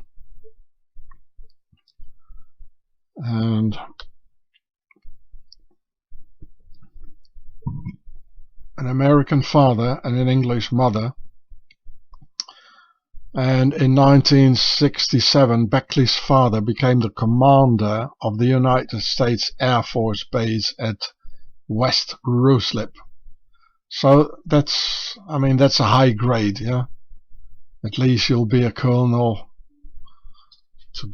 usually a colonel, to be the commander of a base.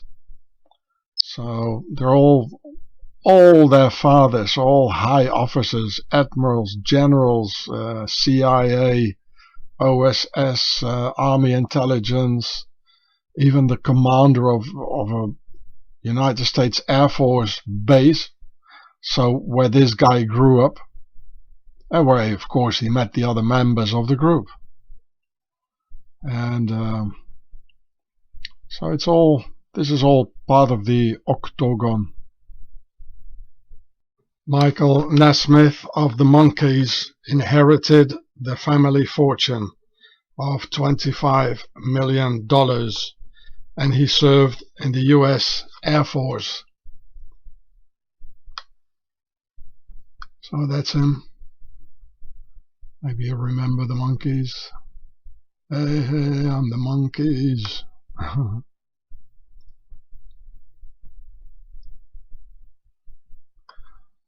So here it says he enlisted in the US Air Force and complete basic training at Lackland Air Force Base in San Antonio. Was trained as an aircraft mechanic at Shepherd Air Force Base in Wichita Falls, and was permanently stationed at the Sherman Air Force Base near Burns Flat in Oklahoma. The band name, the Monkees. Remember what I told you about Planet of the Apes in my brachycephalic craniometry film. Here's the title, and this is the channel. Why the name the Monkees? It's a bit strange, isn't it? Well, as a group or a person, you don't want to be referred to as being a monkey, do you know? So, well, you see, there are 4 of them for the concept of 4, and he's holding up 3 fingers, him as well. So it does say the concept of 3 and the concept of 4, and it says square and compass. Graham Parsons of the Flying Burrito Brothers, his father was Air Force Major Cecil Ingram, nicknamed Coon Dog. Here he is, Graham Parsons, the musician. They were all the heroes of the 60s and the 70s, and yeah, the Flying Burrito Brothers. And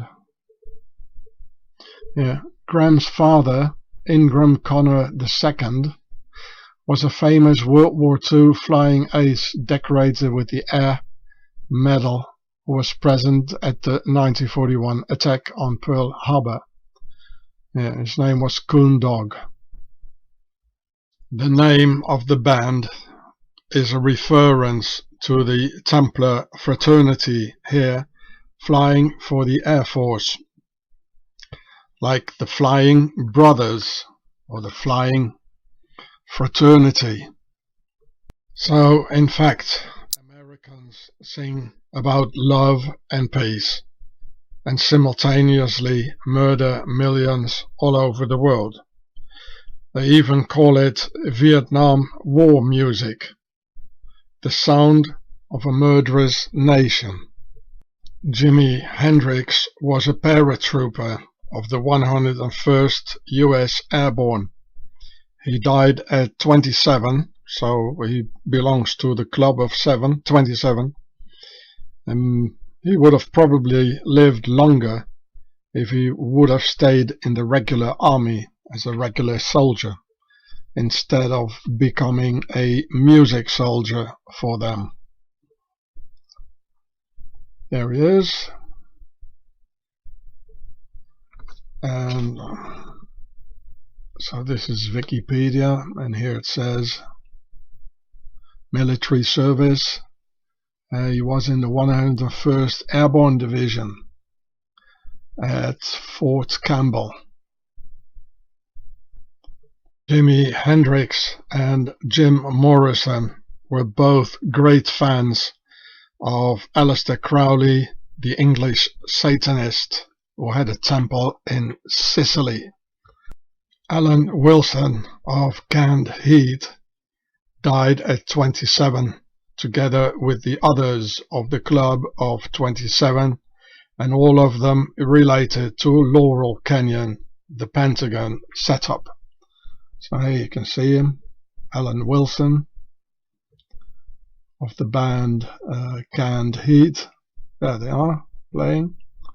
And here it says he died at 27. Why did they all die at 27? And there is a reason for that, which I will explain to you. Well, because the 27th degree in Scottish Rite Freemasonry is being symbolized by a pentagram, the thing Satanists use. The 27th degree's name is the Night of the Sun. Therefore, 60s songs like The House of the Rising Sun. And it's here where all the higher degrees start, which all have Templar symbols, starting with the 28th Knight Commander of the Temple. It is therefore here one can see that Freemasonry comes out of the Knights Templars, who still rule over Freemasonry, which is in fact still a military order. Therefore, all the death at 27, because the 27th degree, where the military degrees start, stands for the Pentagon, or a pentagram, who are behind the 60s hippie era of sex, drugs, and rock and roll. Circle closed. We can all see this thing is pentagonal. 5. Penta, it means 5 in Greek, so there are 5 corners. 1, 2, 3, 4, 5 sides. And this is where the whole hippie era music era where it came from. And that's why you almost see the hippie symbol here, except these two here don't belong to it, but this here, it's exactly the hippie symbol here. You know, this is a square here, and instead of with these ones here, there's a circle. You know, this is where they took it from, right? The hippie symbol, because it says square, and here's a compass, you know, where they walk around just like in Mecca or whatever. You know, you see them almost. You know, you see the persons walking around here, and this looks like a black cube almost. You know, so there are too many references, you know where it all comes from, and I can guarantee you that this is it. You know, pentagonal, just like the 27th degree in Freemasonry. And here you can see, if you take these, that and that away, you see the hippie symbol here. Not a coincidence, people. They always leave a sign or a symbol or a reference somewhere. They just, you know, it's too strong for them. You know, they just have to do it. It's you know, it's compulsory. It's compulsive. You know. So this is what we saw inside the Pentagon. I mean, this symbol is integrated inside the court of the Pentagon. Only there's one more lane here, one more here, and this is pentagonal. But there is a circle inside, but this is definitely in there. And why does it always have to be a Volkswagen? You know, it's a Nazi car developed by the Nazis. It means das Volk, ein Wagen für das Volk. It's a car for the people. Why always Volkswagen? Well, paperclip, people. The Nazis won the war, and they took over the Pentagon. The Swiss octagon rules over a pentagon. I made a film about it with this title, a long film, but YouTube took it off. It was on my channel Gure. Too bad. So here once more, this is the Pentagon in the United States. So it's the arrows going to number 27, the Night of the Sun, the House of the Rising Sun. So from here on, it's rising here. And they're all Templar symbols. This is the House of the Rising Sun, number 27. And this is interesting. Here it says Noachide of Prussian Knight. You remember the brachycephalic skull form of the Prussians. And this is because of the Teutonic Knights. Because the Teutonic Knights area, it became Prussia, with the same sort of Swiss military mentality. And just have a good look at these ones here. You know, he has a double-headed eagle here, a double birdie, and here's sort of a crown on it. But have a good look at this, and these, and this, and this, and this, because I'm going to show that to you now. So there are like 4 T's, 1, 2, 3, 4, and here as well. Just remind you of this. So this is why they all died at 27, and I'm not sure if they died, and if they died, if they did die, it was a satanic ritual related to the Knights Templars and the Freemasons. So above the Pentagon, that's why they chose the name Pentagon for the US military. They're all military grades here, and below it's more esoteric stuff here, you know, with the key and the key to wisdom, and you know, the square, the compass here, the triangles. But from the Pentagon upwards, it becomes all military, because the Maltese order and some Knights Templars and Teutonic Knights orders, they have this symbol as well. Just remind you, I'm going to show it to you now. So as we're closing the circle, we're back in Sicily with the Kingdom of Two Sicilies, and this is their coat of arms. And here you see this symbol in it, which I asked you to remember. So we're back, you know, Jim Morrison and Aleister Crowley and Jimi Hendrix all believing in this. And so we're back in Sicily and like closing the circle. And they've got some more. This is all the Kingdom of Two Sicilies, but then in a different place, you know. This is Naples here, and this is Regno di Sicilia. But it's this I wanted to show you.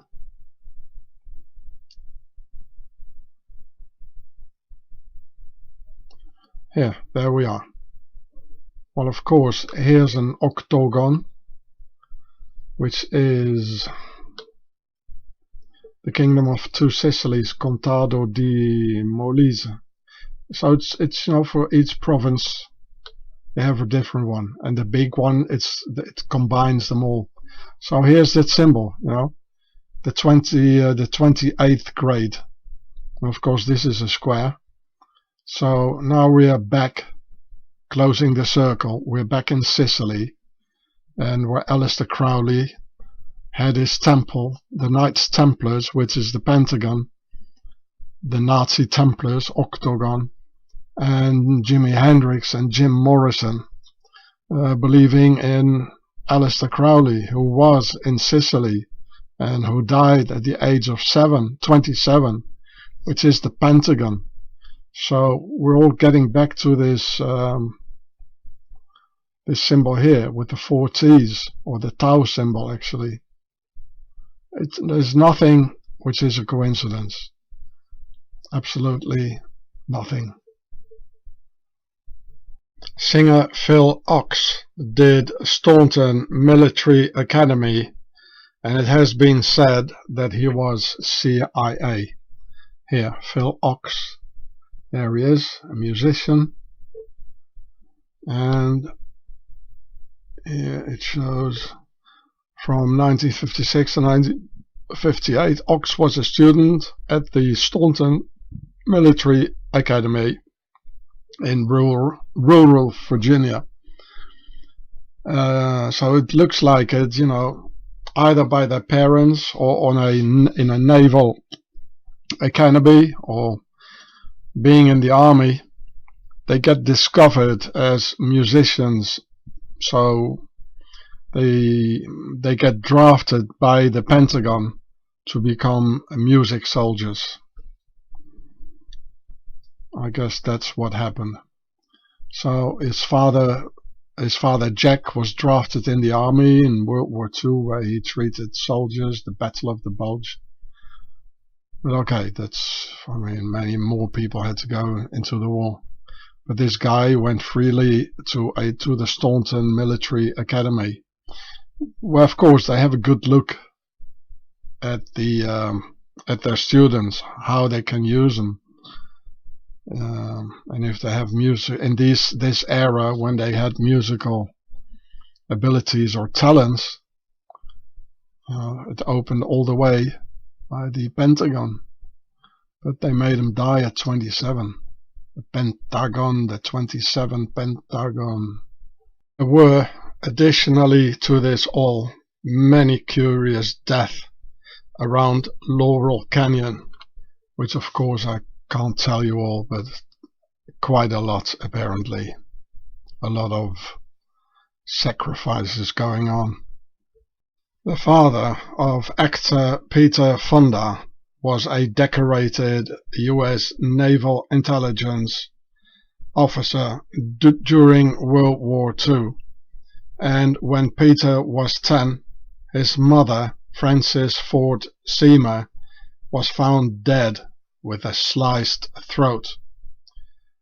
Then 8 months later, Father Frank married again to Susan Blanchard for just a year to dump her for the Italian Countess of Dera Franchetti, a consultant of Italian dictator Mussolini, called Il Duce, meaning the Duke. Well, that goes well together with the Countess of Dera Franchetti. So, here about early life. Here it says Henry Fonda and his wife Frances Ford Seymour. They say their mother committed suicide. They don't say about the sliced throat. Well, I don't think a woman would commit suicide with this, by slicing her throat. And they found her. Nobody knows that it was a suicide. Okay, that's the internet. So here's his father. He made videos or films like Jezebel.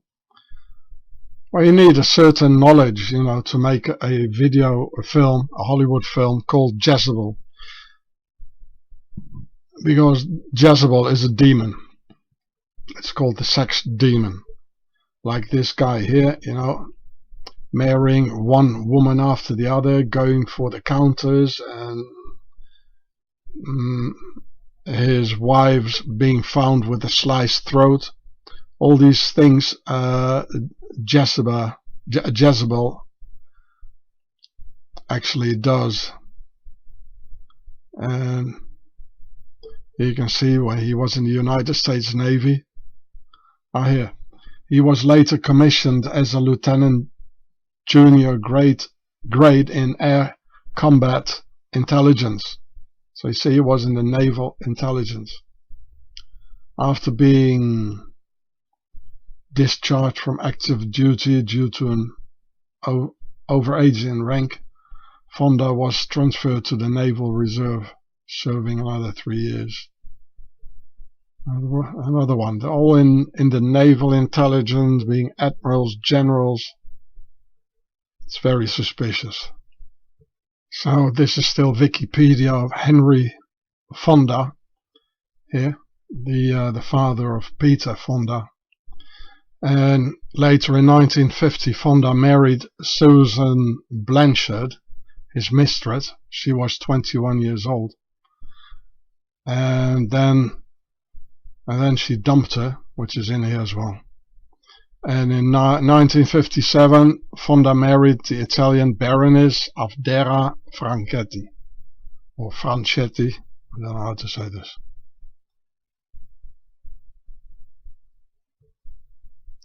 There. Abdera Franchetti, born July 8, 1931, is an Italian baroness, descendant from an old jaywalker family of Venice, which intermarried with the Rothschild family and who eventually converted to Roman Catholicism. She's most famous for being the fourth wife of American actor Henry Fonda. So you see, there's jaywalker nobility. You know, I mean, all peoples have nobility, and they're all pharaohs. And she was apparently the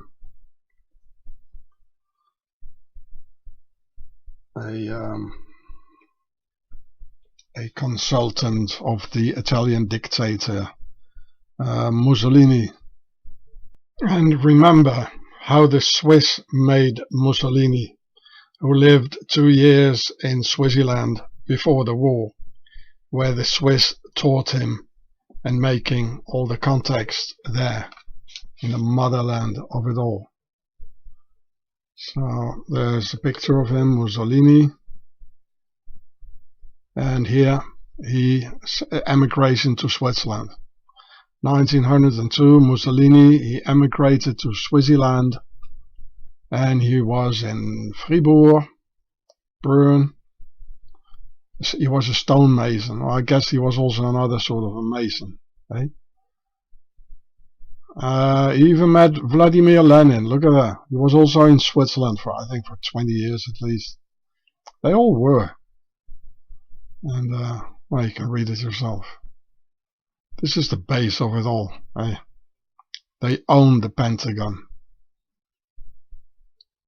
The father of actor Dennis Hopper was in the OSS, the Office of Strategic Services, in Burma, China, and India during World War II. So here's Wikipedia, Dennis Hopper. There he is, Mr. Hopper. And this is about his father here. And his James Millett Hopper was his father, and his father was a post office manager, having previously served in the Office of Strategic Services, the precursor to the Central Intelligence Agency in World War II, in China and in Burma. So, and it's quite possible that after the war he was still working for the CIA as well, which is what they normally do. Sharon Tate here, the wife of the Polish jaywalker pedophile Roman Polanski, got murdered by the Manson family, and her father was Lieutenant Colonel Paul Tate of the US Army Intelligence. So here's Sharon Tate. Shar on. Sar, it means the king, and on, it means Osiris. There she is. Or there she was.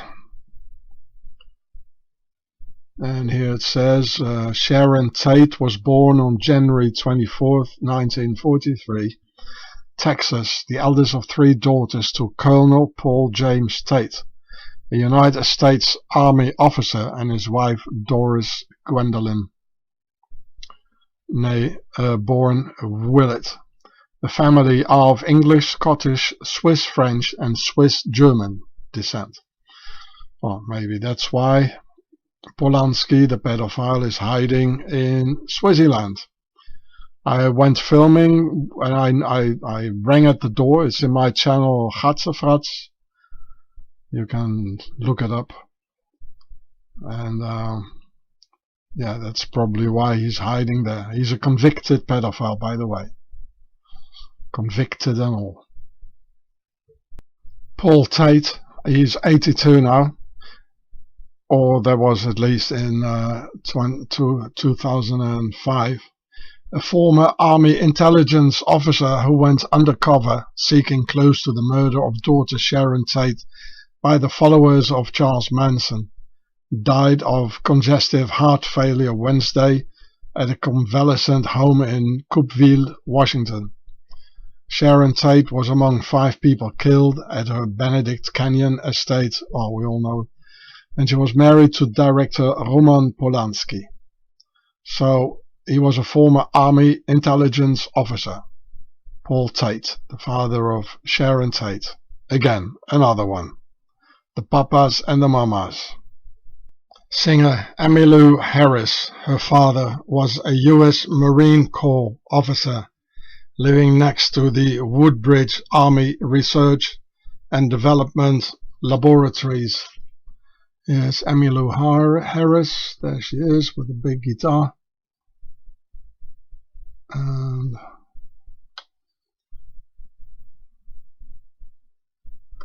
here it says, Harris is from a career military family.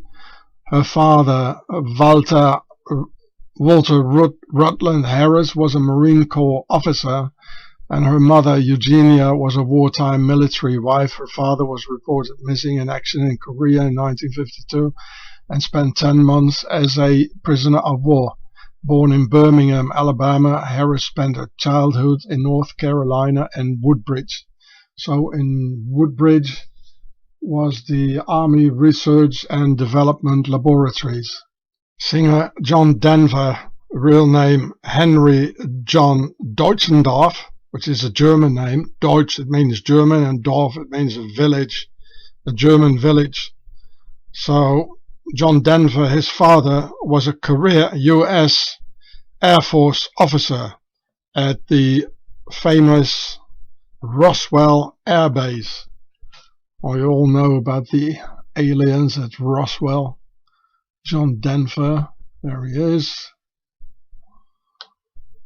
And here it's the early life. Henry John Deutschendorf Jr. was born on December 31, 1943 in Roswell, New Mexico, to Captain Henry John Deutschendorf, a United States Army Air Force pilot. So he must have been an officer. You're not a pilot if you're not an officer. At Roswell Army Airfield, and his wife Emma Louise née Swope. And he spent his youth in a lot of Air Force bases like this one. So they all look like little toys, all the airplanes. He was a singer here. And the Maxwell Air Force Base, the Carswell Air Force Base in Fort Worth. And so, enough time and place, to get discovered by the headset for their 60 Music project. The town of Denver in Colorado was settled by Swiss immigrants. Denver as in John Denver. And here are some more. You can see some more towns here that are even Lucerne Valley.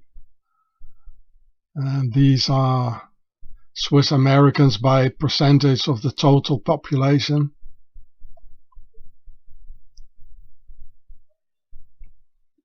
Like in New Bern, 30% here. 30% of the population are Swiss. And this one here. Swiss Americans by numbers. There are 8,000 in New York. And 117,000 in California. I'll show you the bigger picture in a minute. So this is the Swiss Americans website from Wikipedia, and you see there are 1 million Swiss Americans in the US. That's 0.28% of the US population. But they all go for all the key positions. So this is interesting. Here's the history about it. You know, the Theobald von Erlach, you know, it's the nobility from Bern. They probably didn't like it very much, and I was in Bern when I started talking about that, right? And there's also von Grafenried. Well, they're not even in it. They should be. And yeah, in California there are 117,000 Swiss Americans, Pennsylvania 73,000. I guess there are more Swiss Americans or Swiss in the United States than there are jaywalkers. And I've shown you they have taken over far many more key positions than the jaywalkers did. I don't know of any jaywalker president, but I already mentioned 3 or 4 of them who are Swiss. So, facts, people, facts. Community settled by Swiss immigrants. There's a lot of Berns in Bernville. Swiss American historical societies. And of course the Mennonites. Notable people.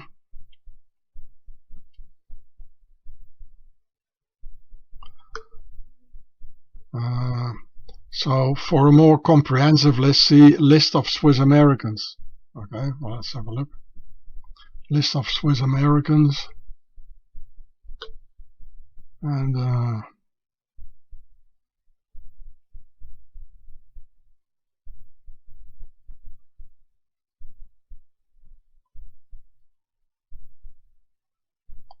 there's a lot of actors. What is it? Oh, Robert Downey Jr. Mothers of Swiss descent. James Caviezel also, paternal grandfather. Even Jeff Bridges. Wow. Yul Brynner. Well, I knew that. Well, his name is Swiss, you know, Brunner. And Meryl Streep, of course. Renee Zellweger, which is a Swiss name. Writers, musicians. Leon Botstein. So this is Steinsy, who is Swiss. Yeah, governors and presidents. Herbert Hoover, Eisenhower, Obama. So I already got 3 who are Swiss. Eh? I don't know any jaywalker presidents in the US. I don't know. I don't think there were any. So Herbert Hoover here.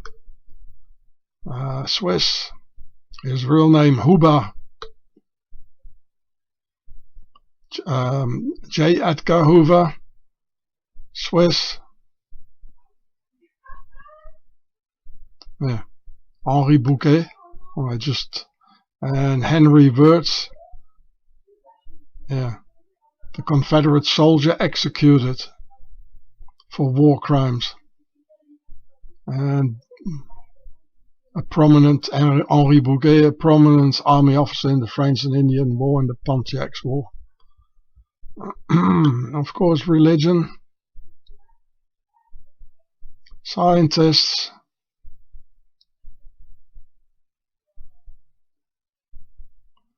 Albert Einstein, yeah, well, not really Swiss, eh? He was born in Germany. He just lived in Switzerland. Rickenbacker, the guitar. And of course, Chevrolet. He was Swiss. I don't see him. No Chevrolet. Sports here. Oh, here. Oh, he's under sports. Louis Chevrolet. He was Swiss. Bobby Fischer? I didn't know that.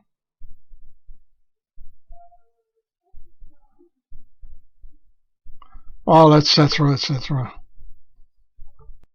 Nancy Ross was the girlfriend of singer David Crosby.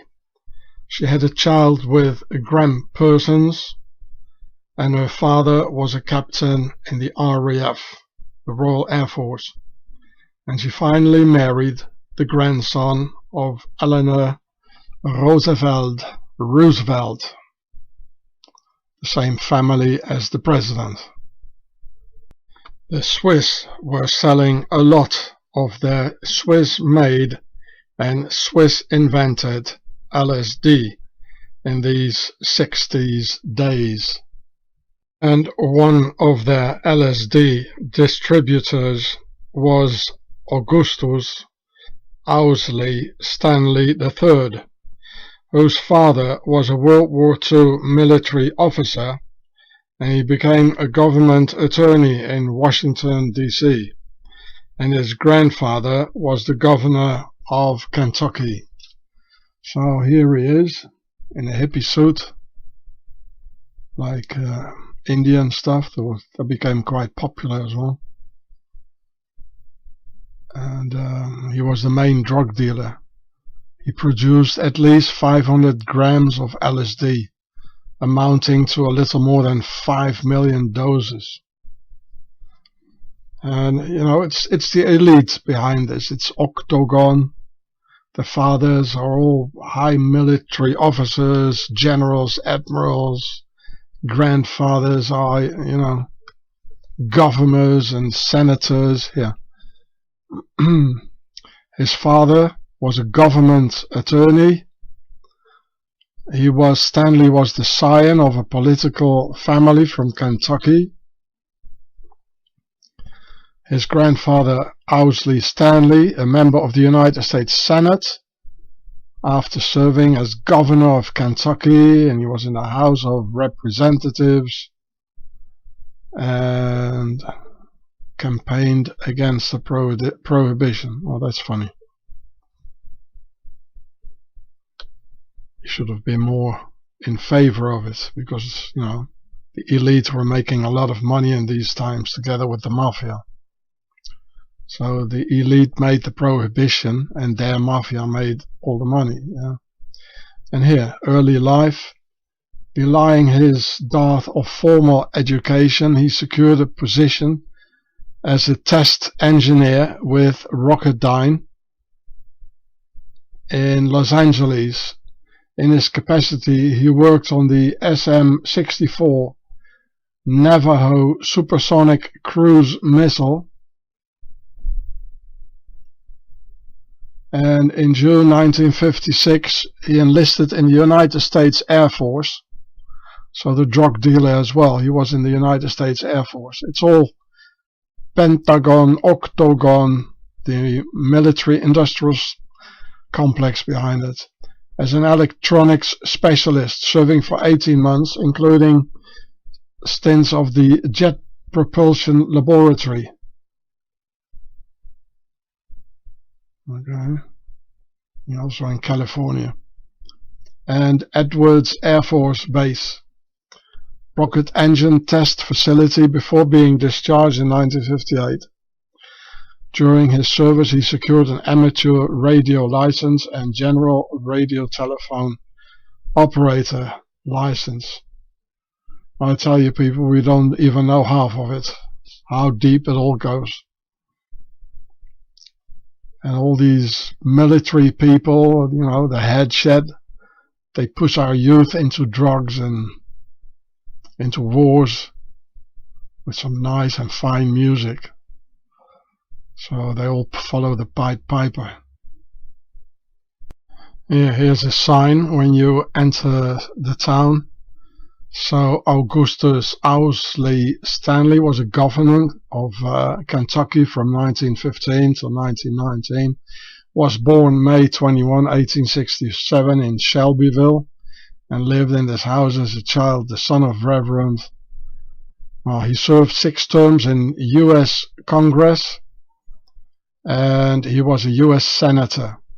So, funny thing is, the hippie movement, we all think it was a movement against the elite, against the system, but in fact it was the system behind it. The rich and the elite, they were behind it, and they sold us as something against the elite and a resistance and an uprising against wars, and all the war makers were behind it. The whole thing is a scam. But it was good music though. Many of the 60s hippie recordings were made in Chateau Marmont in Los Angeles, where chateau, it means castle, and mar, from the Pharaonic word mer in Demotic, for pyramid. So Marmont means in fact Pyramid Mountain. You see that this is in Los Angeles in America, with the French name Chateau Marmont, which is of course again a reference to the nobility. And the entire European nobility, they in the end they come out of France, and before that they were in Italy. That's why they speak French. So that's why it's Marmont. It's at Chateau Marmont, a hotel in California. You can see it from Sunset Boulevard. And so a lot of recordings were made in this hotel. There's some funny symbols here on the... It doesn't look like a sun hieroglyph, but it looks like the Vesica Pisces from here, the Vesica Pisces. The two circles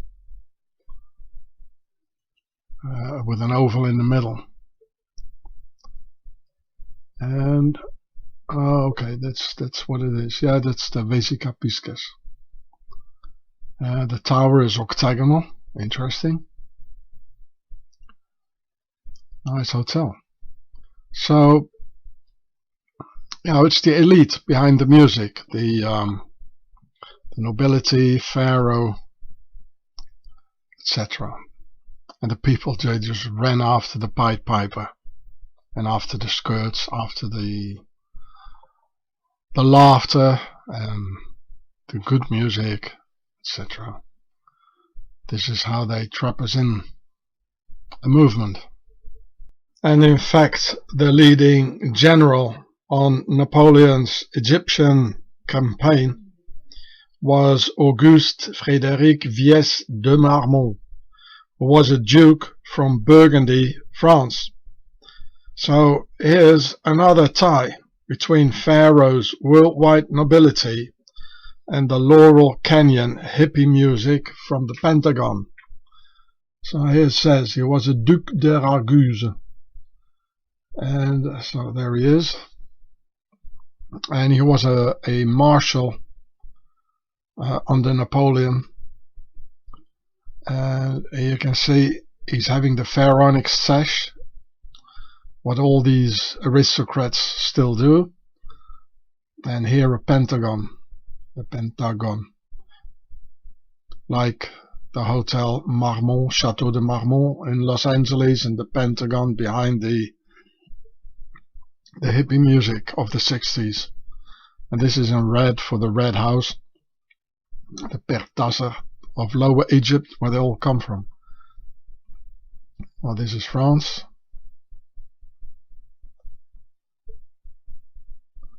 There he is again in the younger years. There he is helping in the times of the French Revolution.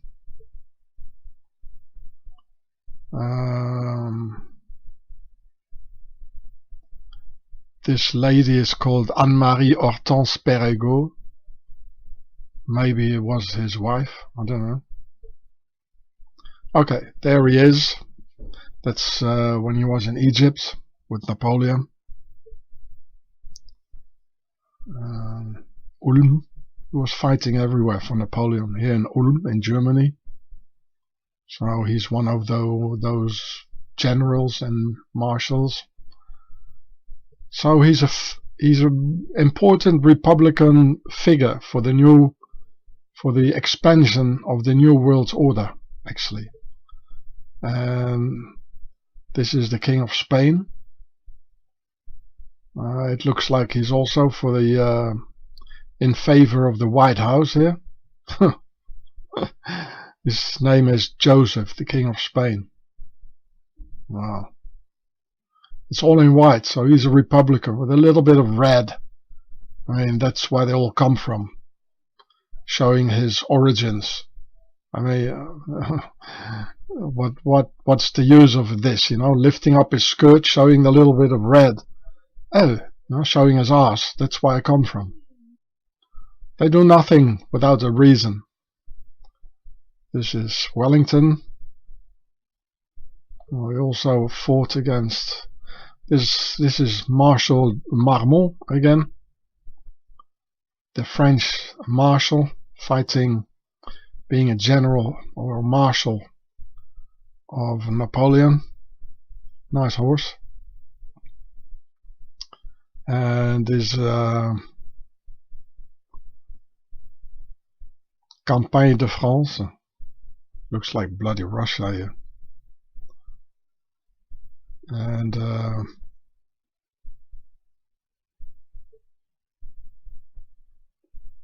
here another battle, and another battle somewhere, and another battle, another Arc de Triomphe. I think there are 4. This looks like a prison here.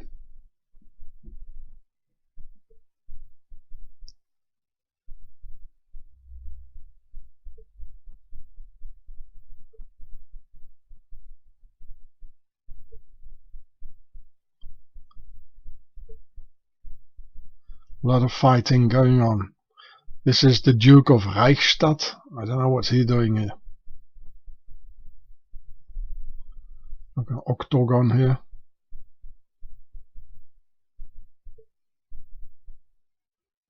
Okay, this is the coat of arms of the Duke of Marmont.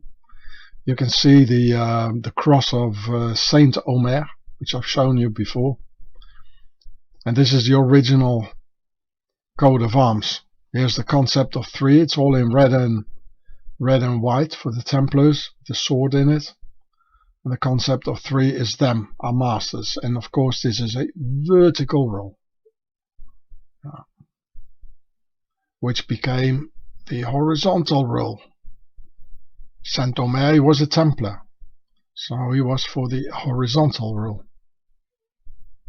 And they come out of the vertical roll, the concept of 3. And of course the Marshal de Marmont, he was a Republican, so he was part of the horizontal roll, but his origins are the vertical roll. This is something what his own personal marshal's flag and marshal sticks, I don't know.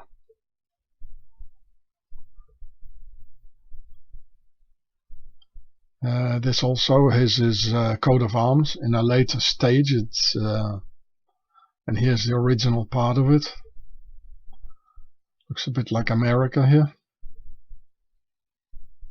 SwiSSy is here. Of course, that's their base.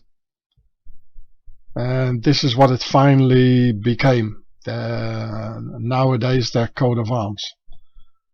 Yeah. And here's the shell, like the petrol station, fleur de lis all over.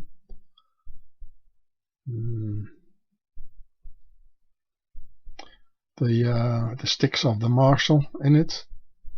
And here in the middle is a circle, and this is a square, so it does say square and circle. So, of course, they are in favor of the Republic. So they must be Freemason. Here again, they're changing it a little bit over the time. This is his marshal stick. Bâton de Maréchal de France. Okay, people, So the hotel on the Chateau de Marmont in Los Angeles, it's very much connected to Egypt. It's connected to the nobility. Well, the name is French, so and to this duke, of course. It probably belongs to the descendants of the duke. And this is a Chateau de Marmont in France. And of course there are more than one. There's several ones. It was mentioned the first time in 1272. So here lie the origins of the Chateau de Marmont in Los Angeles, and where they did the recordings for the hippie music.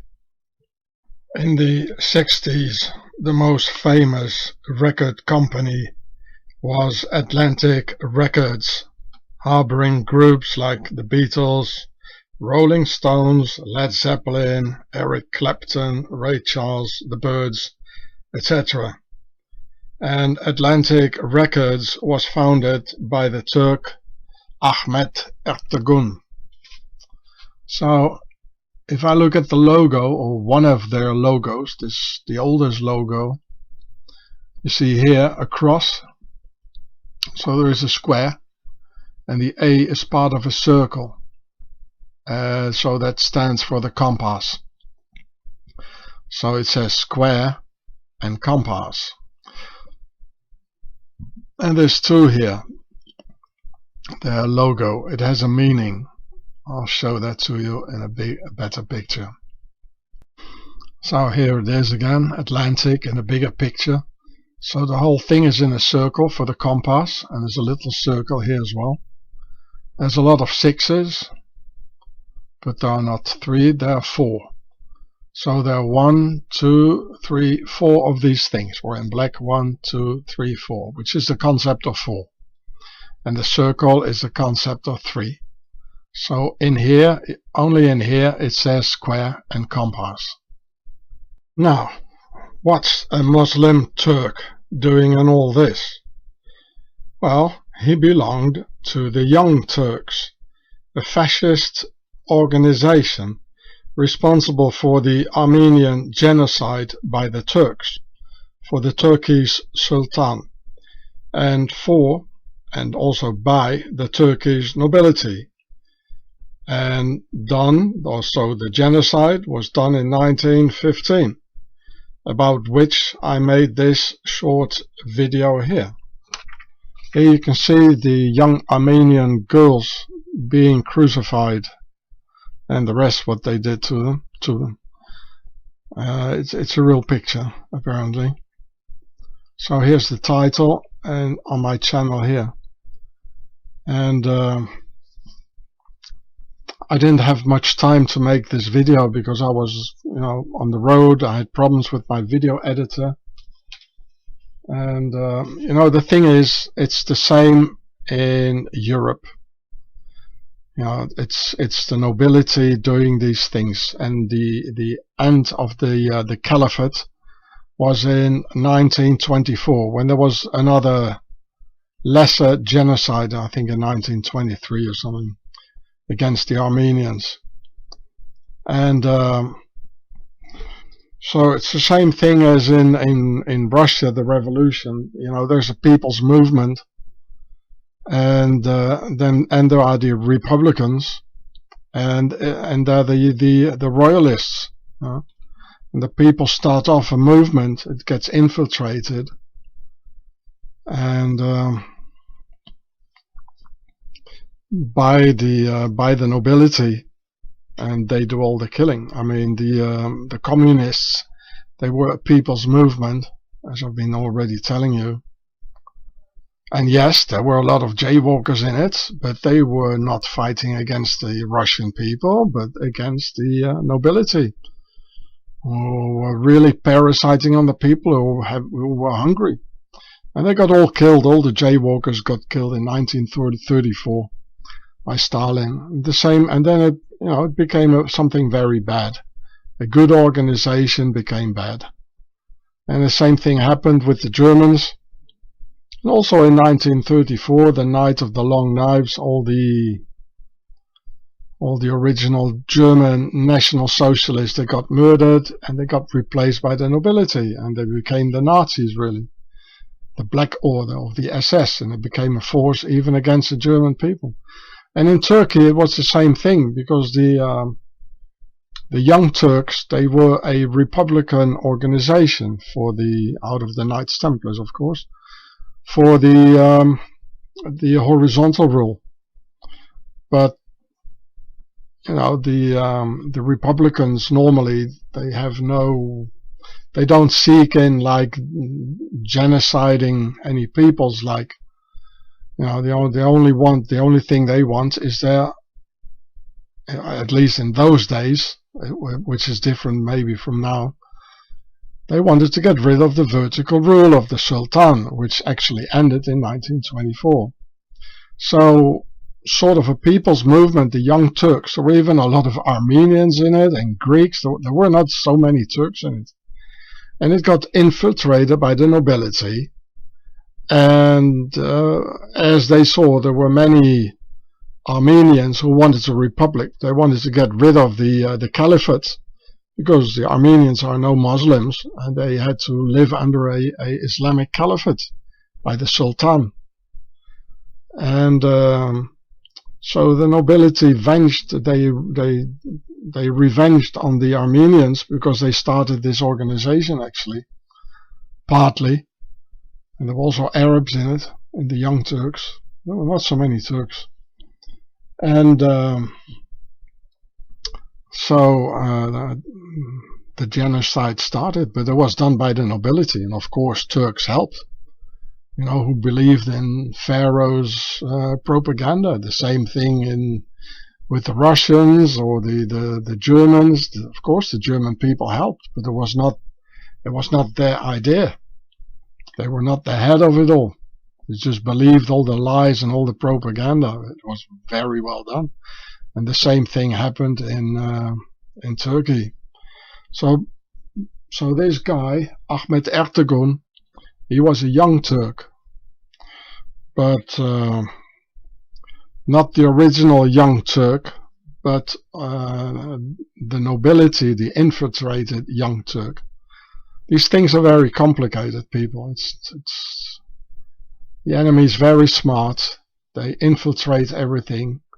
They turn organizations around, you know, good organizations from the beginning, who become very dangerous, very lethal, very genocidal, etc. So we can speak of at least 2 or 3 sorts of Young Turks here. It's the same with nationalists, or people call them Nazis, but there are different types of Nazis, you know.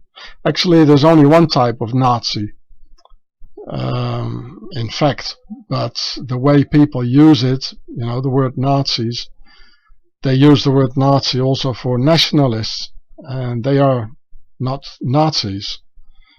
It's a different thing. And with the communists, it's the same thing. So this is very complicated. So well, go watch this video here. But I didn't have so much time, you know. I only did it in 11 minutes, but I could have taken 2 hours, you know, because the subject is very complicated. So here's an article, The Young Turks and the Armenian Genocide. So the Young Turks were the perpetrators of the Armenian genocide. But as I told you, it's more complicated than just that. Because, well, in the first place, the ones who got genocided, they were not there. They are not here anymore to tell the real story, what happened.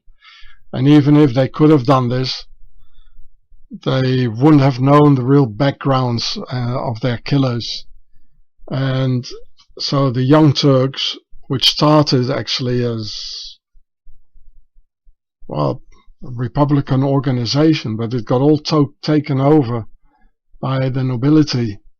And of course it's all related to the Knights Templars, because the Young Turks, they wanted the horizontal rule, and the Templars, they are behind it.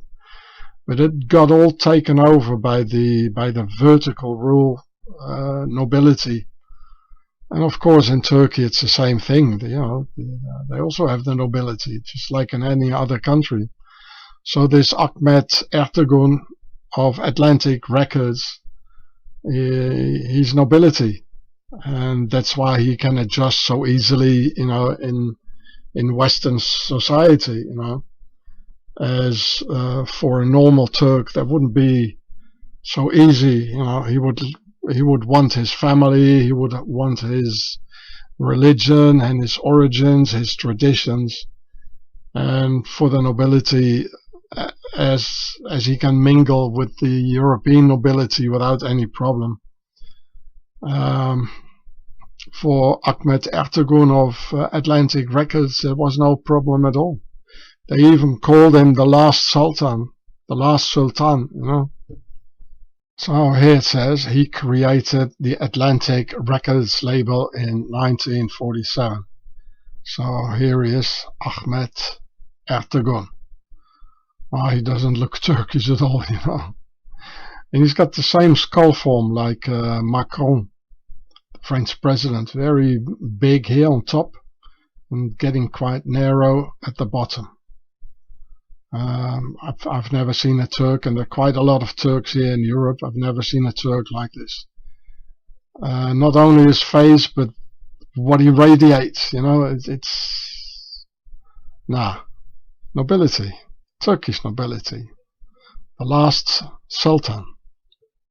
There he is, Ahmet Ertegun, or Ahmet Ertegun. Ertegun was the co-founder and president of Atlantic Records. There you go. There he is, picture of him.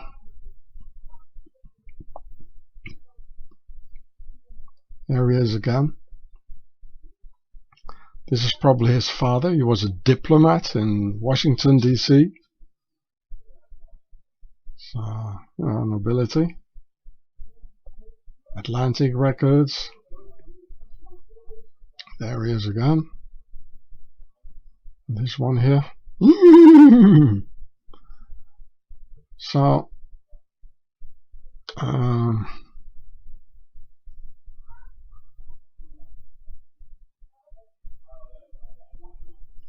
and here, this is what he said.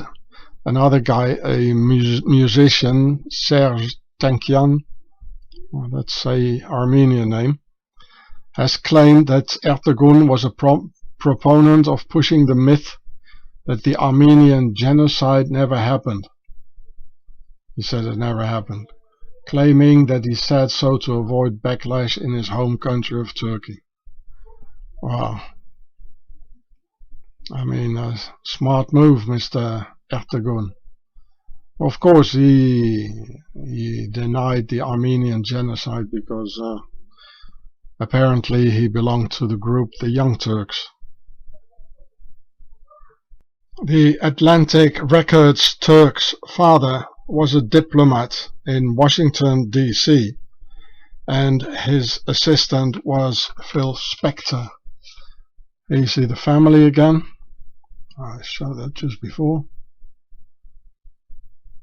And here it says in 1935, Ahmed and his family moved to Washington, D.C. with his father Munir Ertegun, who was appointed as the ambassador of the Republic of Turkey.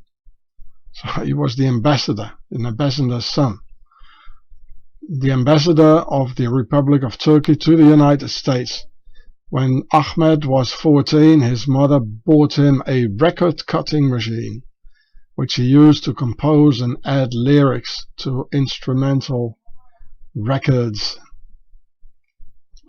And here, in November of the same year, 1944, Munir Ertegun, so the ambassador, he died. And in 1946, President Harry Truman ordered the battleship, the USS Missouri, to return his body to Turkey as a demonstration of friendship between the US and Turkey. Well, see, this is the nobility, amongst each other. They show this respect. I mean, how is it possible that a Islamic country like Turkey is in the NATO? Well, this is only because the Turks are the slaves of their nobility, we are the slaves of our nobility, and they just do whatever they want, you know. It's the lords who have a military alliance, and because these lords of Turkey, as you can see here, they are very much appreciated by the lords of the United States, so they take the ship, the USS Missouri, and bring his body back home. And this has nothing to do with the Turkish people or the European people. The Young Turks are a killer organization under the control of the Templar Octagon. So that's why these Turks and Atlantic Records could play a role in the Pentagon's hippie movement, social engineering.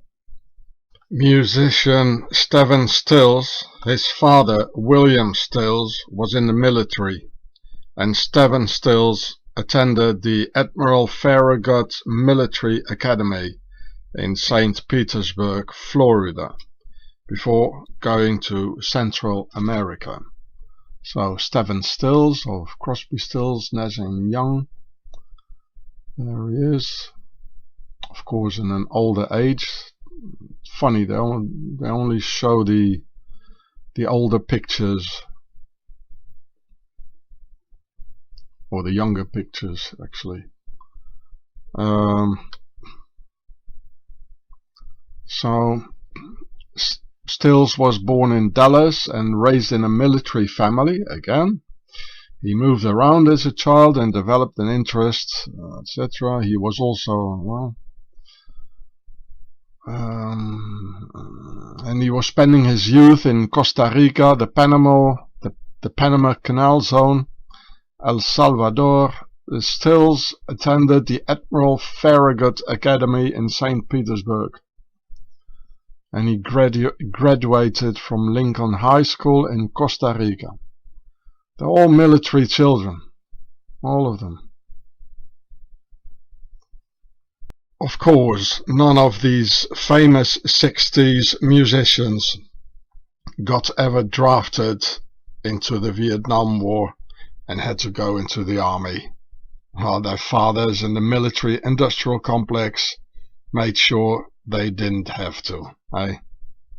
The music and cinema industry is a huge military psyop to steer the public through Pharaoh's social engineering. Therefore, so much military equipment in films like choppers, planes and tanks, helped by the military industrial complex. Where else did they get the permission so easily for Hollywood to use the Pentagon's latest military material in all those Hollywood videos? Huh? Hell, I go in the army because I had such a good time in the film war movie with 60s music, identifying myself being a hero. Funny enough, music has always been an integrated part of modern Republican armies in order to boost the morale and to divert from dying, making war a happy thing. All being part of the big lie of Pharaoh, who have analyzed our minds and feelings in this big scam. Just think of bagpipes, army brass bands and army drummers. So it's really not that far-fetched. From bagpipes and army brass bands to the 60 musics, and that the Pentagon number 27 is behind the 60s music, also called Vietnam War music, for a smooth dying process and lullaby for soldiers to go to sleep. The long sleep, that is. Just follow the number 27 Pied Piper either into death or into drugs. The military-industrial complex is octagon of the Nazi Templars, so music and film industry is octagon of the Nazi Templars, where in their films their police always win, and it's respected to go into the army, the only way to become a real man. In reality, just fighting Pharaoh's geostrategical wars for them. You bleed and die while they fill up their pockets and get filthy rich. Therefore, none of those filthy rich 60s musicians ever got drafted for Vietnam. You get it? Watch my film Warrior vs. Soldier, which you can see here, and I'll send you the text if you want that. So here is Warrior vs. Soldier on my channel Gatsefrats, and here you can read, I wrote underneath, mothers, raise your children as warriors so the pharaohs can't snatch them and make soldiers out of them. So I'm reading here a text what the difference is between a warrior and a soldier. I made this almost 10 years ago. The army is owned by the elite, by their state, and by Pharaoh's nobility, who also own the media. The hippie music was entirely uplifted by the media, by big money, and by record companies. The 60s PSYOP, psychological operation to drown and choke the Vietnam War horrors with abundant glamour and happy tunes of hope while creating new drug addicts. Therefore, the reason of the Vietnam War. Opium. Here, I read it for you. The drug use by American soldiers reached epidemic proportions in the late 1960s. The Department of Defense survey, 1971. Marijuana, hash, 50% use, 14% every day. Heroin, 29% use. Psychedelics, LSD and speed, 39% use. Before 1968, marijuana use was largely ignored by the army. Widespread publicity led to a comprehensive program to eradicate its use. Arrests for marijuana possession reached as many as 1,000 weekly. So they had another means as well, by punishing the people. It was the attempt of the US military command to suppress the use of marijuana that caused the switch to heroin as well as methamphetamines, barbiturates, psychedelics. By mid-1971, Army medical officers were estimating that about 10 to 15% of the lower-ranking enlisted men serving in Vietnam were heroin users. 10 to 15% were heroin users. So first they make people to addict to drugs, and then they say, oh yeah, no, we are clean, the state, we don't want it, and we're going to punish them because it's not good, while they are at the source of it all,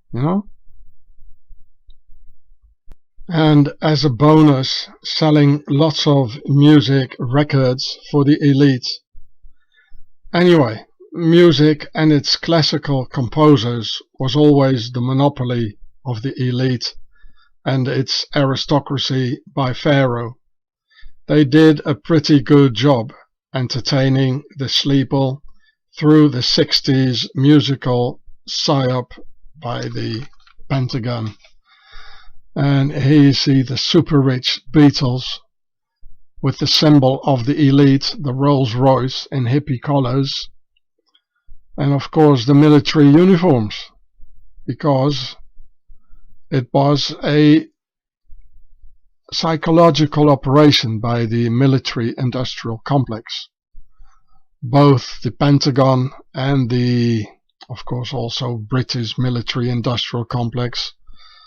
Well, anyway, the United States belongs to the British nobility. It still does.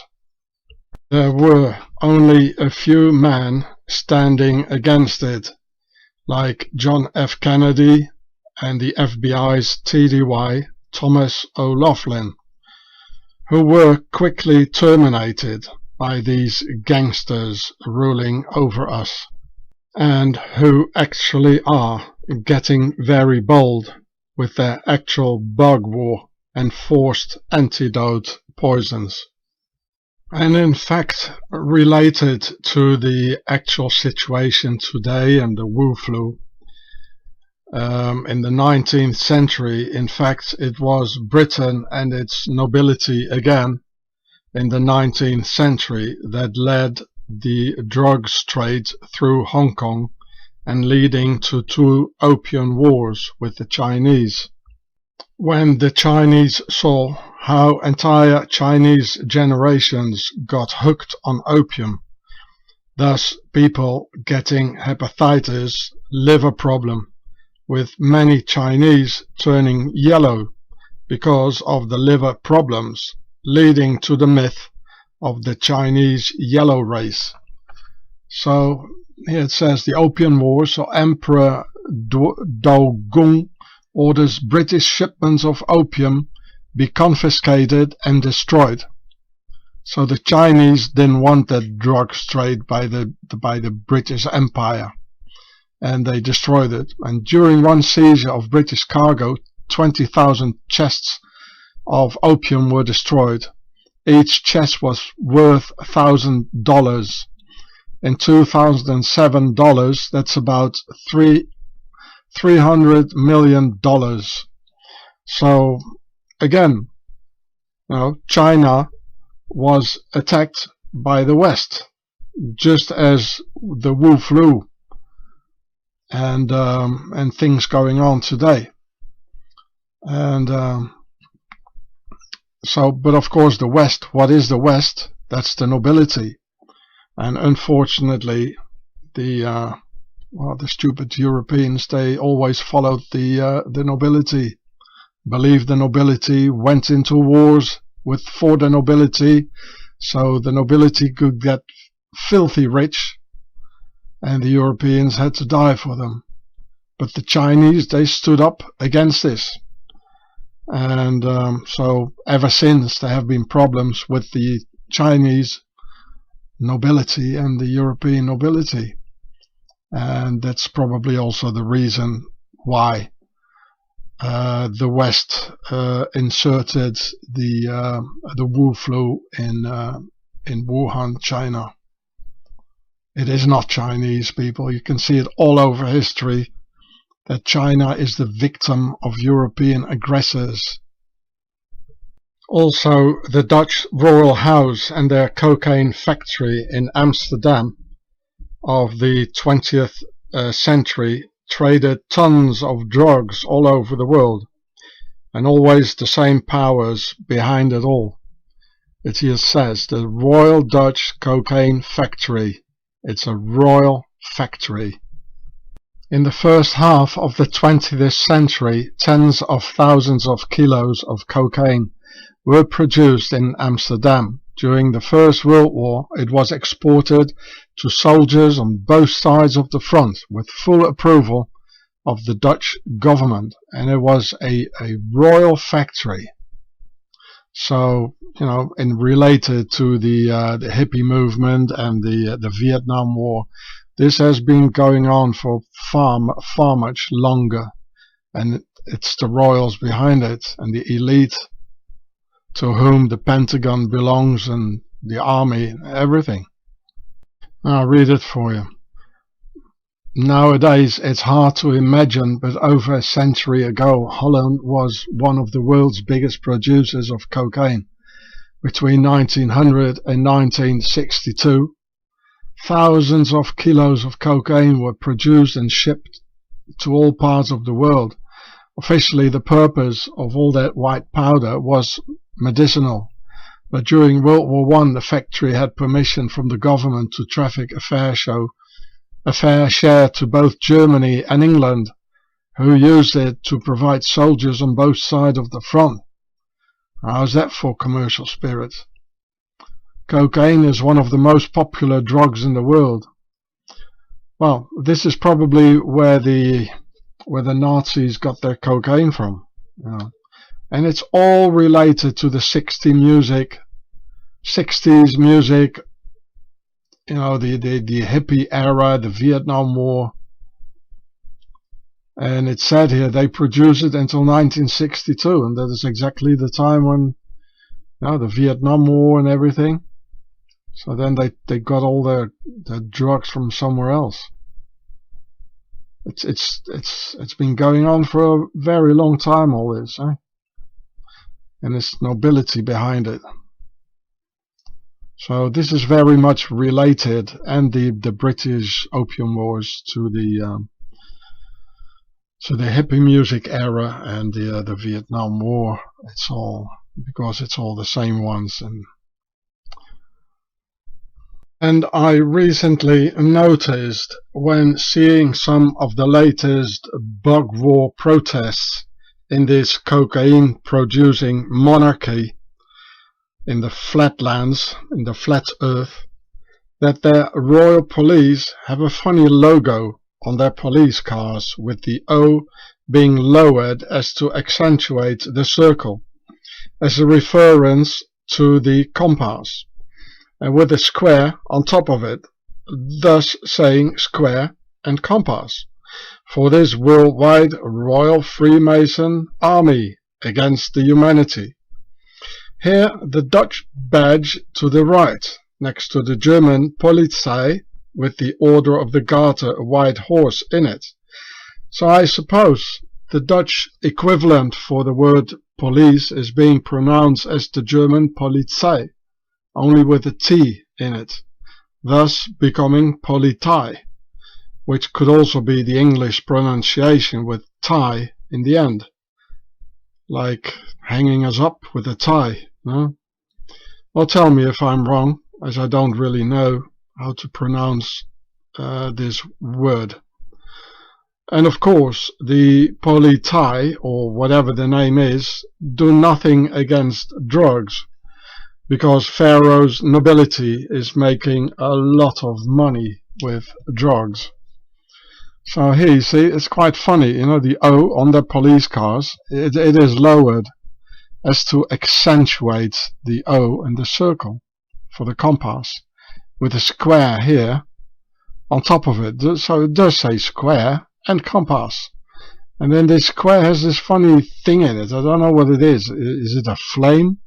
But anyway, the flame has 4 parts for the concept of 4. 1, 2, 3, 4.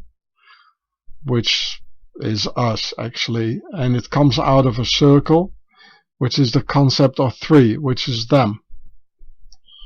So all what we are, you might say, we have learned, we have been taught by them. You know, the Germanic people couldn't even read nor write when these pharaohs came. So maybe that's why the concept of 4, like coming out of this circle. So, but anyway, it does say here square and compass on all their police cars, or all their Politei cars, or whatever the pronunciation of the word is.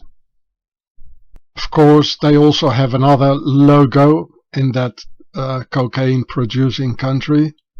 It says the Dutch police logo, and it is in a octagon here, with a sort of 8 things coming out of the circle here.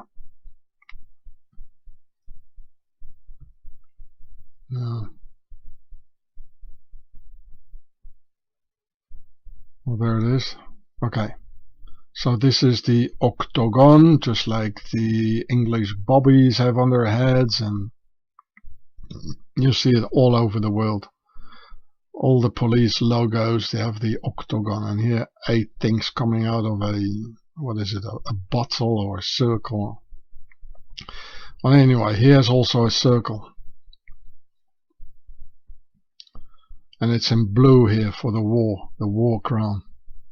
A war against humanity for this worldwide blue army. And here you can see it once more in Wikipedia. The National Police Corps. With this Freemason logo here. Yes, square and compass. Because they all take their orders from the Freemasons who come out of the military order of the Knights Templars, and this is also a military corps. It all comes out of the Knights Templars, and who belonged all to the nobility. So, and here apparently how it's being attached to the wall of one of their police stations in Flat Earth. The same square and compass logo here. And the interesting thing is, it has, of course, all in blue for the war crown. It has here as well a square for the concept of 4. There are 4 corners in it, 1, 2, 3, 4. And there are 3 squares for the concept of 3, which is, so it says a double time, it says again, square and compass for the concept of 4 and the concept of 3. So they're a bit overdoing it in that country, I suppose. And apparently in this very peculiar part of the world, they also have a special detachment in the police for this here.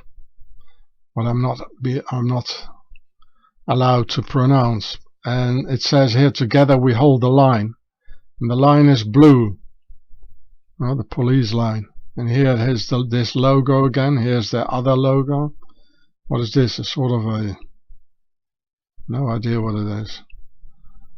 And with the bug here, Pharaoh's Bug War. Well, what's funny, why does it say in English? It's quite funny because apparently they don't have English as a national language, do they now? Maybe someone can tell me if English is the national language there, or second language maybe. I didn't think it was. Some other US example of how Pharaoh's crime syndicate is attached to the US government and its corrupt Freemason authorities in a symbiotic relationship with the Mafia is the prohibition from 1920 to 1933 in order to get more money for a bottle of alcohol. So the corrupt Freemason government forbade alcohol to be sold. So Pharaoh's various crime syndicates could sell alcohol like 50 times the regular price, giving a lot of pocket money for Pharaoh's ever and ever more increasing descendants. And the alcohol smugglers got, of course, 100% protection from the corrupt US police, who are just an aggressive private army of, by, and for the elite. I'll read it for you. Prohibition made the Mafia. Prohibition made the Mafia. And the police and the authorities, they knew this very well. They knew this beforehand. Exactly the same as today with the drugs. And today with the bug war. And the medical dictatorship. The government is the Mafia. There's just a legal Mafia. And this is the illegal Mafia. But they work together. And it all started because of the Knights Templars in Sicily. The US police only eliminated the competition when ordinary people started to sell moonshine and smuggle alcohol themselves. Exactly the same situation with today's drugs. History repeats itself as usual. It says the war on alcohol, prohibition, and the rise of the American state. So they use this as a pretext, the criminality, the crime around the alcohol, moonshine, and smuggling, etc., to have more money for the authorities. So this is how they used these government gangsters. They used the prohibition and the mafia, which are their own men, to give pretext to the rise of the American state. More money, we need more police, we need more Tommy guns. This is what they always do. In Germany, they use the same thing, like with the Baader-Meinhof and the Rote Armee-Fraktion, the RAF, German terrorists. To have more police, to have more Heckler and Koch machine, submachine pistols, etc., etc., etc. They always do this. And now they use the same thing with the bug wars. More police, we need more, it's always the same.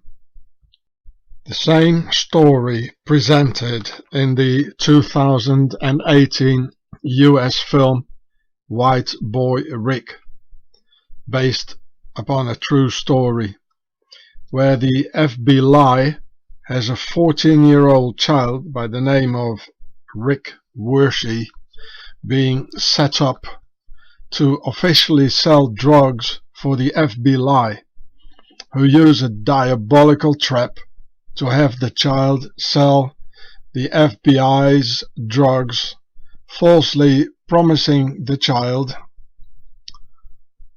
that they would protect him and his dad. Therefore, the FBI, as the boy got sentenced to life in a high security prison, so he couldn't speak about politicians, like the mayor of Detroit being heavily implicated in the affair. The child did a 30-year stretch and had his life destroyed by believing and trusting the FBI. So here you see another example how the authorities are the real drug dealers and they work together with the mafia. There's loads of examples of this. Very good film. Matthew McConaughey here plays very well, and there he was. Very great actor. I like the film because it was based upon a true story, so you can learn something, and it fits in the narrative. Authorities are corrupt. They are the drug dealers. People, the only way to get rid of crime, drugs, pedophilia, wars, corruption, murder, and Satanism is to get rid of the police, to get rid of the politicians and their media and their judiciary.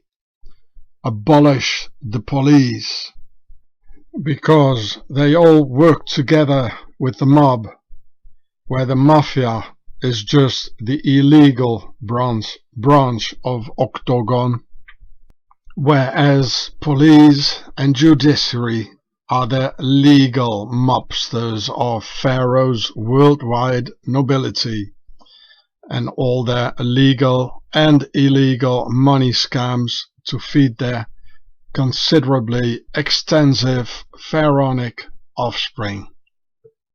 No justice, no peace, abolish the police. It's been enough now. Just get rid of these gangsters. Here you can see Ohio here, where there are many Swiss Americans.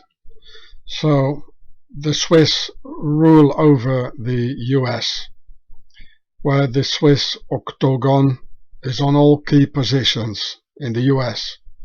And in some US states this is more obvious than in others, like the state of Ohio, having one of the highest densities of Swiss Americans in the US, with in 2007 86,147 Swiss in Ohio, where in 2007 there were 11 million people altogether, of whom SwiSSy representing 1% of the Ohio population, which means that on every 100 persons there's one SwiSSy, and usually going for all key positions like politics, judiciary, and, of course, police.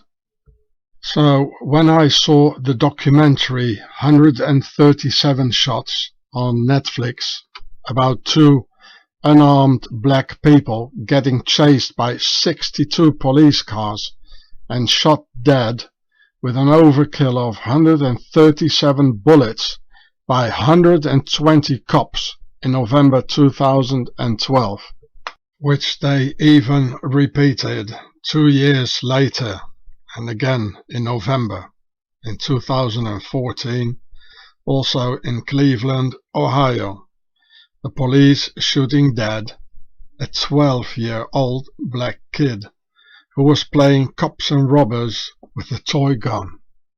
I recognized the typical Swiss fingerprint over these police crimes and their judiciary backup in crime through the enormous amount of Swiss Americans in Cleveland, Ohio.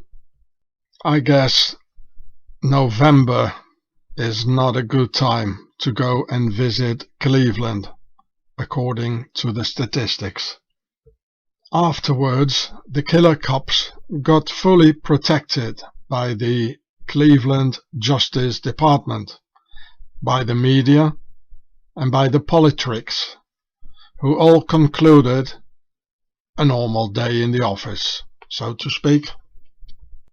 And then, when I heard the killer cops acting as victims of it all, I recognized SwiSSy descendants here, doing exactly the same things in Ohio, America, as they do in Switzerland, where it is totally normal, when everyone agrees, to kill unarmed people for no reason at all, and lock the innocent up for many years, in such an organized manner, like a pack of wolves holding together for the final kill, all together with a total and shocking lack of conscience, similar to the Nazis at the Nuremberg trials of 1945.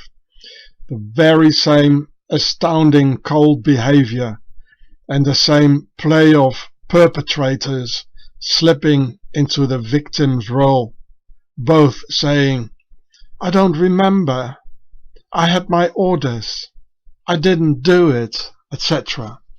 Same thing in Nuremberg, same thing the Swiss do, and the very same thing I saw happening in Ohio at the trials and how the whole thing got covered up. No wonder, because this is the very same bloodline. Nazis, Swiss American killer cops in Cleveland, and Switzerland, the land of Tsar. What happened in Cleveland is happening every week in Switzerland, of Swiss Nazi killer cops shooting down some immigrant, and then being judged as a normal day at the office, and that the Swiss cop had such a difficult line of work making victims out of the perpetrators. Swiss cops even crossed the border into France, where they shot an unarmed white French family man with wife and 3-month-old son next to him in the car, with 18 bullets in his back. This is the European equivalent of 137 shots. 18 shots in the back. So I went and see the father, because I'm quite disgusted by these sort of things, and always perpetrated by the Swiss. And I interviewed the father, and put the video. I made this video about it on my channel, Gatsefrats. Yeah. Then the 3 Swiss killer cops got acquitted in a French court twice, just as in Cleveland and in Swaziland. Swiss killer cops have license to kill, no matter where they are in the world, whether it be in France or in Cleveland, and of course in Swaziland. And this was a real cinema film made about this affair, and the title is Mike. It's a film by Lars Bloemers. I think it's a German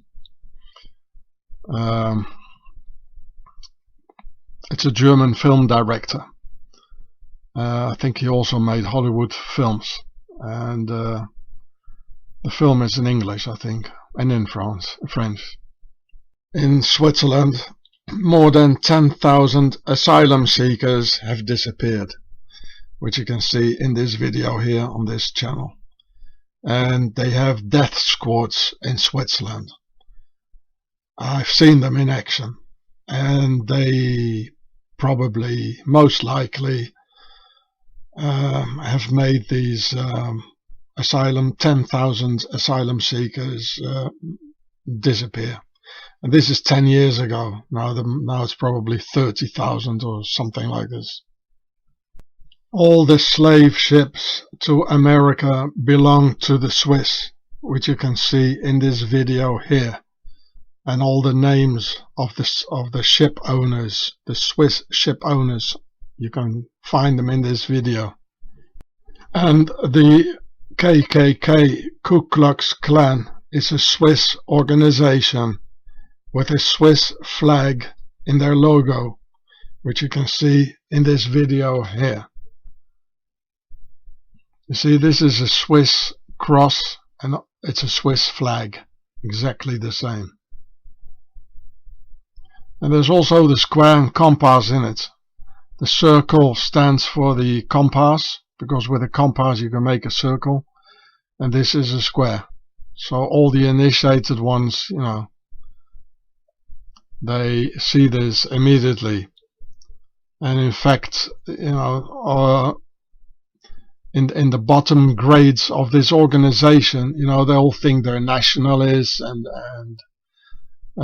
in favor for the white race and all that. But in the end, they don't even know that the Ku Klux Klan is being ruled by a occult organization called the Freemasons, who come out of the Knights Templars. So here's the title, and you can find it in this channel here. This is a good Arab who was living in Switzerland. He copied my video because otherwise you couldn't have seen it anymore, as YouTube deleted my entire channel with 300 videos. And the Swiss, they pushed really hard, you know, to have this video disappear. Look, here it says, Fraternal Order of Police. And he knows exactly what it all means. So the police is an international crime syndicate who get their orders from another crime organization called the Freemasons, who come out of the Knights Templars from Switzerland, the land of Sar, their head office of organized crime in the Alps. Now look, it says the square and compass with the G, Police Masonic Fellowcraft Club, Ohio. The police is completely, it's full of Freemasons. And so Templars, then Freemasons, and who are everywhere, in the police, everywhere. The police is full of Freemasons, and and it comes out of a military order called the Knights Templars, and who come out of Switzerland. It says here, police Masonic fellowcraft. It's like witchcraft, a craft. Right? So, if in order to understand the killer cops in Cleveland, Ohio, and the 137 shots and gunning down a 12-year-old kid, if you don't understand the relation here, Police Masonic Fellowcraft Club, Ohio, you will never understand it. And if you don't understand where the Masons come from, that they come out of the Knights Templars, you will not understand these murders. And if you don't understand, that the Masons come out of the Knights Templars and that they come out of Switzerland, and Ohio has a 1% Swiss Americans living there who all go for the key positions, you will never understand these murders. So, you have to relate it all and know the history. And you can find it in my videos. It says, Ohio, where SwiSSy murdered these innocent people. It says the square and compass, state highway patrol. And here it says Masonic trooper. They are Masonic troopers. And they all think, they are Knights Templars and have a license to kill. Well, they do have a license to kill. I mean, remember that picture of Trump standing in front of the police fraternal organization or whatever it said. And these are all premeditated murders. It was not even an accident. It's premeditated. 137 bullets, that's premeditated. And look, it's all Freemason police. It belongs to the Freemasons. Here, square and compass, Alabama trooper, Alaska, all square and compass. Each one of them has square and compass in it. Here, Connecticut State Police, square and compass. Colorado State Patrol, square and compass. Here, Illinois, square and compass. Indiana State Police, square and compass. They all have it. And this is the square and compass, state of Hawaii. So, yeah, Kansas patrols, square and compass. Here, square and compass. Kentucky Police, Louisiana State Police, square and compass. It's everywhere. Each one of them. New Hampshire, square and compass. These are the ones behind the murder. And it all comes out of Switzerland originally. So now you know who are the ones behind this murder. See, 137 bullets, through the window here, murdering innocent, unarmed people, just like that. And this is happening in Switzerland, every week. And altogether, there are 1 million Swiss Americans in the US, and they have taken over all key positions, because Switzerland is the base of the Knights Templars. And for that, you must see all these videos, like the Swiss Beast, Home of the Devil. It will take you some time, but you will understand what really happened in Cleveland, Ohio. You can find the whole story here in Wikipedia.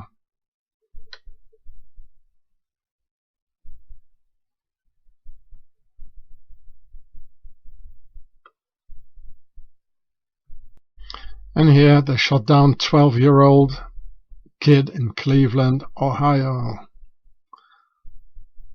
What did I see there? A lot of occult-looking statues there, eh? Looks like a pharaoh there. And here, Lehmann, that's a typical Swiss name, eh? Lehmann. Very Swiss. I heard that name in Switzerland. And this one too, Garnbeck. It's also Swiss German. And you know, the kids, they can't even play with the toy gun anymore. They can't play cowboys and Indians, you know, they get shot by the police. But okay, they can have a like a gender bender operation, you know, no problem. 12 years old, change your gender, you know, have an operation, no problem. But don't play with the toy gun, you know. Or they can have Pharaoh's poison in their veins. That's okay for the authorities, but don't play cowboys and Indians or something. Don't be a kid.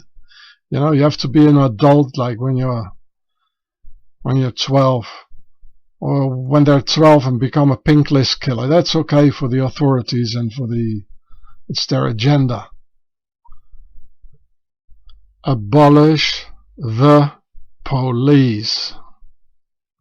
As you all know, the intel I give you here is unique and nowhere else to be found in the world, neither in books nor in films and documentaries.